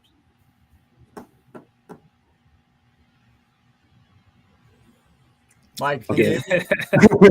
I can hear you. Sorry, that is technology, and this is the new challenges, and this is dynamic, and that is what we have to be prepared in the virtual world to being able to respond, and that is part of this great event. I was mentioning about this digital recognition. So when our training are into our training programs, they are receiving different parts of different amounts of CPs. And they don't need to buy them. They don't need to get in other different resources or different companies. In our platform, they are able to just for be part of the conference, to be part of the academic event, they are going to gain those CPs. And after that, with certain amount of CPs, they are going to trade them for the certificate. For example, this event is going to be the first event in the history of our White Hat conference where our White Hat friends are going to get the certificate just trading the new CPs. All of you are watching this wonderful conference are going to gain that recognition because your time is so valuable. The time we invest in ourselves, try to training to be a better cyber expert, cyber professional, cyber practitioners, is the most important assets we have. So for every time you are going to be with us, with the Center for Cybercrime Investigation and Cybersecurity, training with us, be part of these wonderful events, invest in your time, you're going to gain those CPs, our digital badges. In that, the next step is just to trade that, being as the important asset our society has as white hats, and increasing your capabilities, increasing your skill sets. Yes, sir. Yeah, let me answer the question. I see the White Hat Junior. So, I'd like to clarify this. The White Hat Junior, yeah, we've been thinking about this, like focusing on cybersecurity K-12, and because we've seen very disadvantaged kind of, the population, they don't get the kind of proper technology education. So we actually, at the Center for CIC, initiated this kind of 2 years ago. So yeah, we sent kind of our CIC instructors to teach kids, and but you're kind of very slowly, because it's not easy task, because to be honest, I never taught the little children for cybersecurity. That's why I kind of I'm reaching out to teachers, right? And so they are very specialized for the children. And of course, we do have tremendous contents and the technology contents, and then we really have to digest, right? And so transform the content to, our children. So that's the processing. That's why the White Hat Camp, we are trying first time. It's a very pilot. So that's why we didn't really kind of advertise anything. And it's the first time I'm kind of announcing this through White Hat. And so we kind of invited, because it's a pilot, right? And so the neighbor here and there, so making very small group. And so to make sure, like, if we deliver kind of, the proper education to kind of, the high schooler at this time. So of course, once we have a middle school, high school, then maybe we can move down, right? And so that's how we kind of plan out our K-12 program. Again, it's not publicly available. And so, please don't just shoot me email. Can you join, right? Can I send my kids? And so we are not ready. And so I don't want to lie to you, right? And we need time. And so I want more volunteers. And if you are listening to this message, right? And so if you're working for children, please help us out. And so that's what we need. And so we do have wonderful, wonderful training content, but we need very specialized teachers, right? And for educating our future generation. Thank you. Absolutely. That's really important to secure our nation or our global community to prevent, future cybercrime. That's the best strategy to, deal with us future hackers. Thank you all. So that was an outstanding session. That was very impressive, and it was a very significant, timely manner solutions in cyberspace and the metaverse platform. So let me be clear. Each of us is on the front line of enhancing safe cyber environment. We cannot stop the natural evolution of the technology. And also, nothing is wrong with a company just to develop new cutting-edge technology for our global community. So one thing we must make sure that our global society needs to be ready to adopt and to take benefit from those technologies. In doing so, it is time to have a holistic approach for academia, public and private sector to work together to establish appropriate law and regulation and then technological systems to prevent emerging threat in the metaverse platform and cyberspace. And that's truly only way we can continuously use technology so that it can help us to secure our global community rather than hurting our children or our society. So we appreciate your time and your efforts, your leadership, and we thank you for joining us at this session. Now I will turn it over Chris and everyone. Bye now. Thank you, Dr. Bach, Dr. Choi, and Mike Toro for an excellent informative presentation. It's been a long time, Mike and Dr. Bach, since we've seen each other, and I look forward to seeing you in Atlanta. Definitely the work that you three are talking about will contribute greatly to future research related to the metaverse and the future of training by the CIC. We'll take our last break of the conference and reconvene at 4 o'clock Eastern Standard Time. When we return, we will finally get to our award ceremony and closing remarks. I know it'll be exciting. We want to know who's got first, second, third in the competition and our student discussing our student papers. So with that, we'll see everybody back here in approximately 10 minutes at 4 o'clock Eastern Standard Time.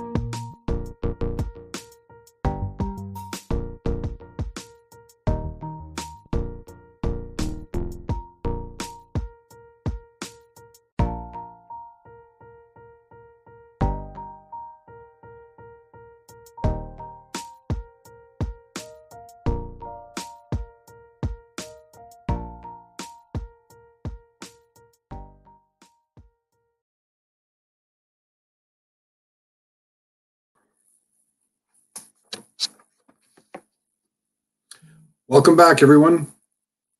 This has been an exciting conference. Many individuals and teams have competed intensely trying to win top spots in competitions for cybercrime investigations, cybersecurity related analysis, and research papers. Those who've worked tirelessly to produce their entries, time has come to learn who the winners of the competitions are for the 2022 Third Annual International White Hat Conference. The award ceremony will be hosted by Dr. Kyung-shick for the benefit of those who may not have been able to attend Dr. Chu's earlier sessions. I'll take a few minutes and reintroduce him. Dr. Chu is Associate Professor of Criminal Justice and Economic Crime at Utica University and has served as past Director of the Financial Crime and Compliance Management Program. As a Senior Research Associate at the West Ed Justice and Prevention Research Center, he's currently leading a federal project to develop and test juvenile drug court guidelines funded by the Office of Juvenile Justice and Delinquency Prevention. He's also involved with numerous federal, state, and foreign government-funded projects. Of note, Dr. Chu is responsible for obtaining and administering a grant for more than $214,000 from the Department of Justice Assistance to develop an educational opportunities program in cybersecurity at Utica University. Utica University is splitting the two-year $450 grant with the research team from Boston University. Utica University's portion is being administered by Professor Chu, who will lead work to develop effective cybercrime investigation training, test the best practice reflecting the needs of all levels of law enforcement, and establish a training guideline in computer forensics and digital evidence.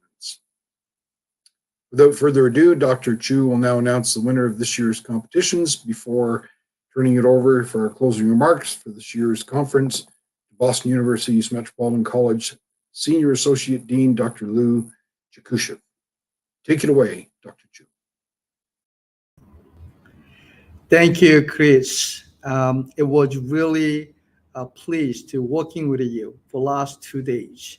You've done an excellent job as a MC and the great flows between sessions without any difficulties. So I truly appreciate your wonderful MC for last 2 days. Again, my name is Kyung-shick. I'm a professor at Utica University, and I'd like to greet here in Boston in the United States to colleagues and friends joining us from all over the world. I am very much excited and honored to present to you the winning teams of the Cybercrime Investigation Challenge and the finalists from student paper competition. First, student paper competition. I would like to give you a brief background of it. While the conference was scheduled for only 2 days, the student paper competition was started early this year. Student papers from many different countries submitted their abstracts in February and entered the competition. I'd like to acknowledge special thanks to the competition judges, Dr. Thomas Diadan at Virginia Tech University, Dr. Shin-Young Choi and Kennesaw State University, and Dr. Caitlin Potty at Virginia Tech as well. Many were also working behind the conference and who have devoted their time and effort toward the conference. Without them, it would not be possible to have this wonderful conference. Again, I'd like to express my sincere gratitude to their service as one of the 3 co-organizers of this conference. First, Hannare Lee. Dr. Hannare Lee is assistant professor at Bridgewater State University. Gibbon Park, he was a technical operator of the entire conference. Marquitoro Alvarez, the former Columbia National Police Force and doctoral students at Southern Illinois University. Yurim Kim, an event assistants at Bridgewater State University, and Anna Castaneda and CIC Latin. So let's find out who is the first place of the student paper competition of this year. The first place goes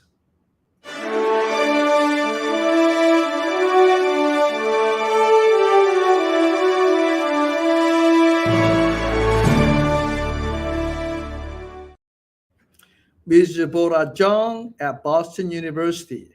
Congratulations, Bora.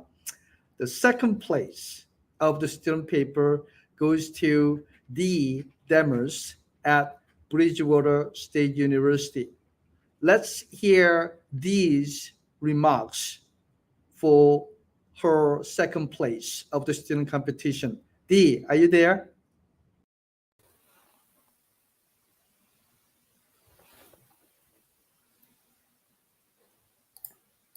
Hi, everyone. Thank you, Dr. Chu. First, I'd like to thank the CIC and Dr. Kyung-shick Choi for putting on this wonderful conference, Boston University for hosting, and Chris Kaiser for emceeing. Thank you to Dr. Sin-Young Choi for moderating the student paper presentation and providing excellent thought-provoking questions. A special thank you to my advisor, Dr. Hannah Ray Lee, who provided valuable guidance and edits during my paper writing process. She has also been working behind the scenes with the team during this conference to make sure everything runs smoothly. Thank you to that team behind the curtain, without whom conferences like this would not be possible. Lastly, thank you to the judges who took the time to read through all of the student paper submissions. Placing second has been an honor and a humbling experience. I truly appreciate everyone's efforts to make this conference a valuable learning experience. Thank you. The congratulations again. Now we'd like to listen the first place winner, Bora Jung's remark. Bora. Hello, my name is Bora Jung from Boston University, and I am very honored to be a prize winner of the Whitehead Conference Student Paper Competition. I'd like to thank my faculty advisors, Dr. Kyung-shick Choi and Dr. Claire Lee, who guided and supported me through the writing process of the paper. I'd like to thank the Whitehead competition organizers who worked hard to make this event a success. I also like to thank my families who always send me cheers and love. Lastly, I'd like to thank all those who participated in my presentation session. Thank you so much once again. Again, congratulations, Bora. Great job. And I read your abstract and paper. That was wonderful, wonderful paper. Now, it's time to find out the first place out of the final three teams at the Cybercrime Investigation Challenge. This morning, you also heard the mock trial presentation. And like a student paper competition, we had 20 cyber teams from 12 countries had competed one another in about one day, 24 hours. On Tuesday, May 31st, started it. The teams were required to apply conventional hacking skills and also advanced skills such as Bitcoin address analysis and cell phone backup analysis. However, unlike the traditional CTF challenge that many of you already know, which demonstrate the technical skills required in computer engineering and software components, our cybercrime investigation challenge was designed to demonstrate and focus on communication and collaboration between technical cyber professionals and legal professionals, such as prosecutors and judges. If technical cyber professionals do not follow the legal boundary, there will be no difference between bad guys and good guys, meaning they all break the laws. Thus, it is critical to comply the legal procedure. It is also critical how to communicate, present such complicated technical skill sets and the digital evidence to prosecutors and judges who do not have such technical background. This is very tough and challenging, yet we have to prepare, and that's exactly how the challenge was designed for. It's only and unique model compared to many traditional CTF challenges. Also imagine you deal with legal code in different language, especially US criminal penal code for those who are non-English speaking teams. Communication with the case managers during the competition, preparing the mock trial. I don't know if I could handle such a high level of stress in such a short time, within just one day. For that reason, I'd like to congratulate every one of those contestants who showed their bravery and engaged in such challenges regardless of their scores. We are hopeful this experience has provided important learning and has motivated the competitors to continue to improving their process and develop the skill sets that are in high demand across government and industry. So, without further ado, let's find out the first place of the cybercrime investigation competition this year. It goes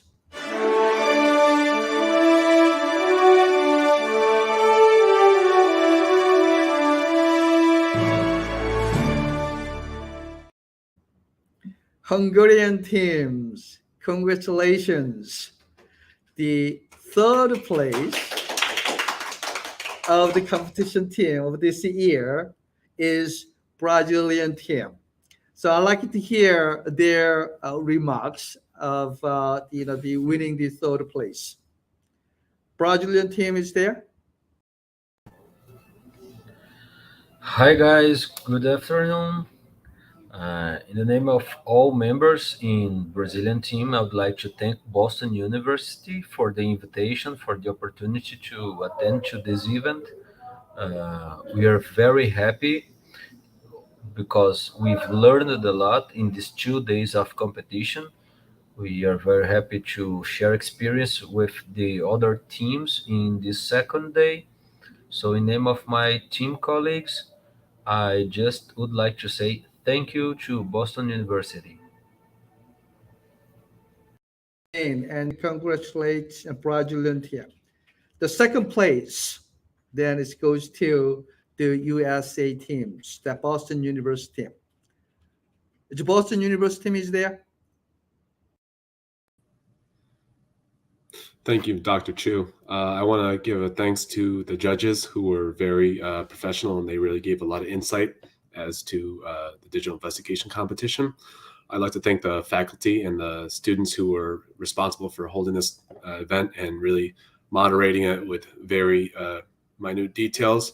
It was a great opportunity, and you guys did great.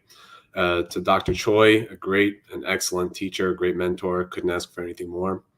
And my teachers back in Scranton, my former digital investigation team, really helping me to get where I am today. Evan, Maria, Dr. Bach, thank you. And my teammates, Mike and Sean, it was great. They were great workers, and I couldn't ask for more. Thank you. Thank you, and great job again. Obviously now in the first place of the competition, the winning team, Hungarian teams. So let's hear their remarks.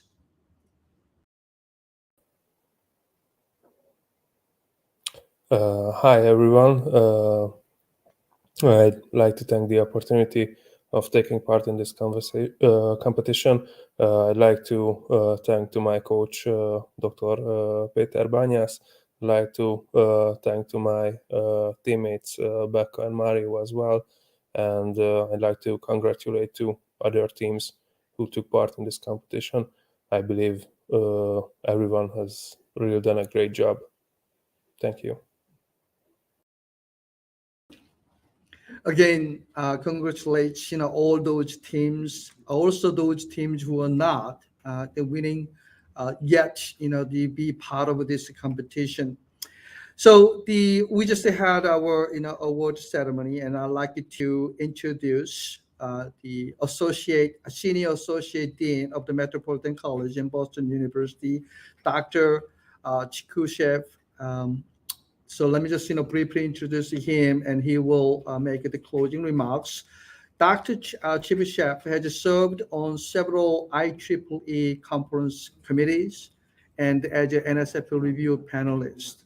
He is co-founder and associate director of Boston University's Center for Reliable Information Systems and Cybersecurity, and has played a critical role in initiatives that led to Boston University's designation as the Center of academic excellence in cyber defense and research by the National Security Agency and the Department of Homeland Security.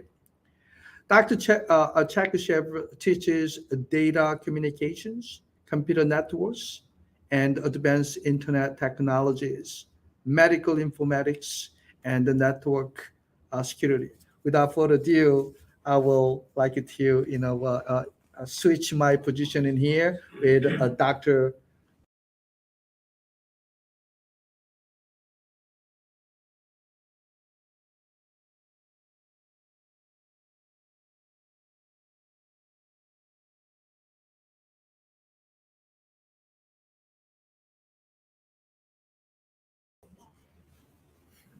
Thank you very much, Dr. Chu.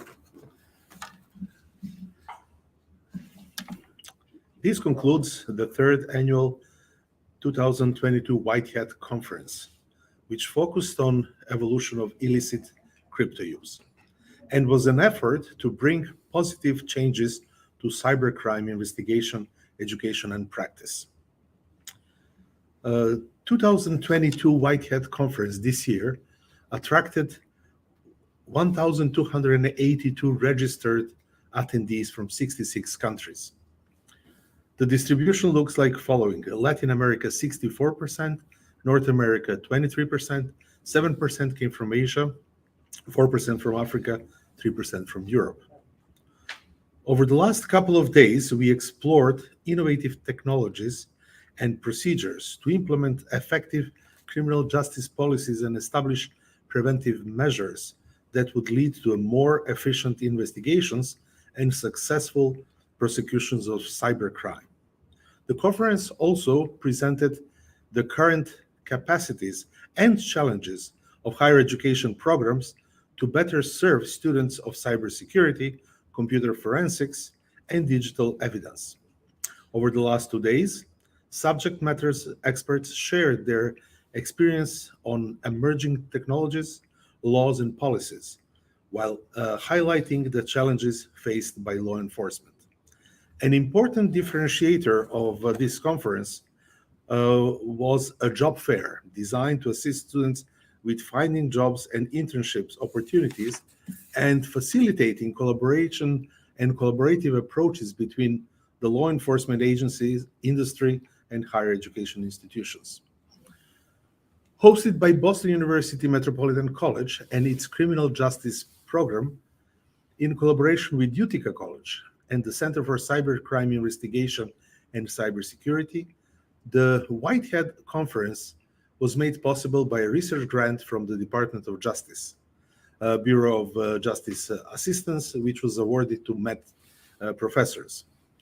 As the principal investigator of that grant, together with Dr. Choi, who is serving as PI, and Dr. Chu, from our collaborator from Utica College, we would like to thank all the participants, speakers, panelists, students, organizers, and more than 1,200 attendees, without whom it would not be possible to have such a successful global event.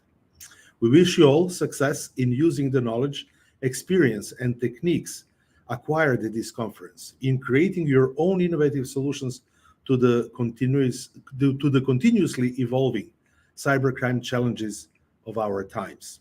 With our best wishes for a good health and an end to the current pandemic, we look forward to seeing you all next year at the 4th White Hat Conference. Thank you.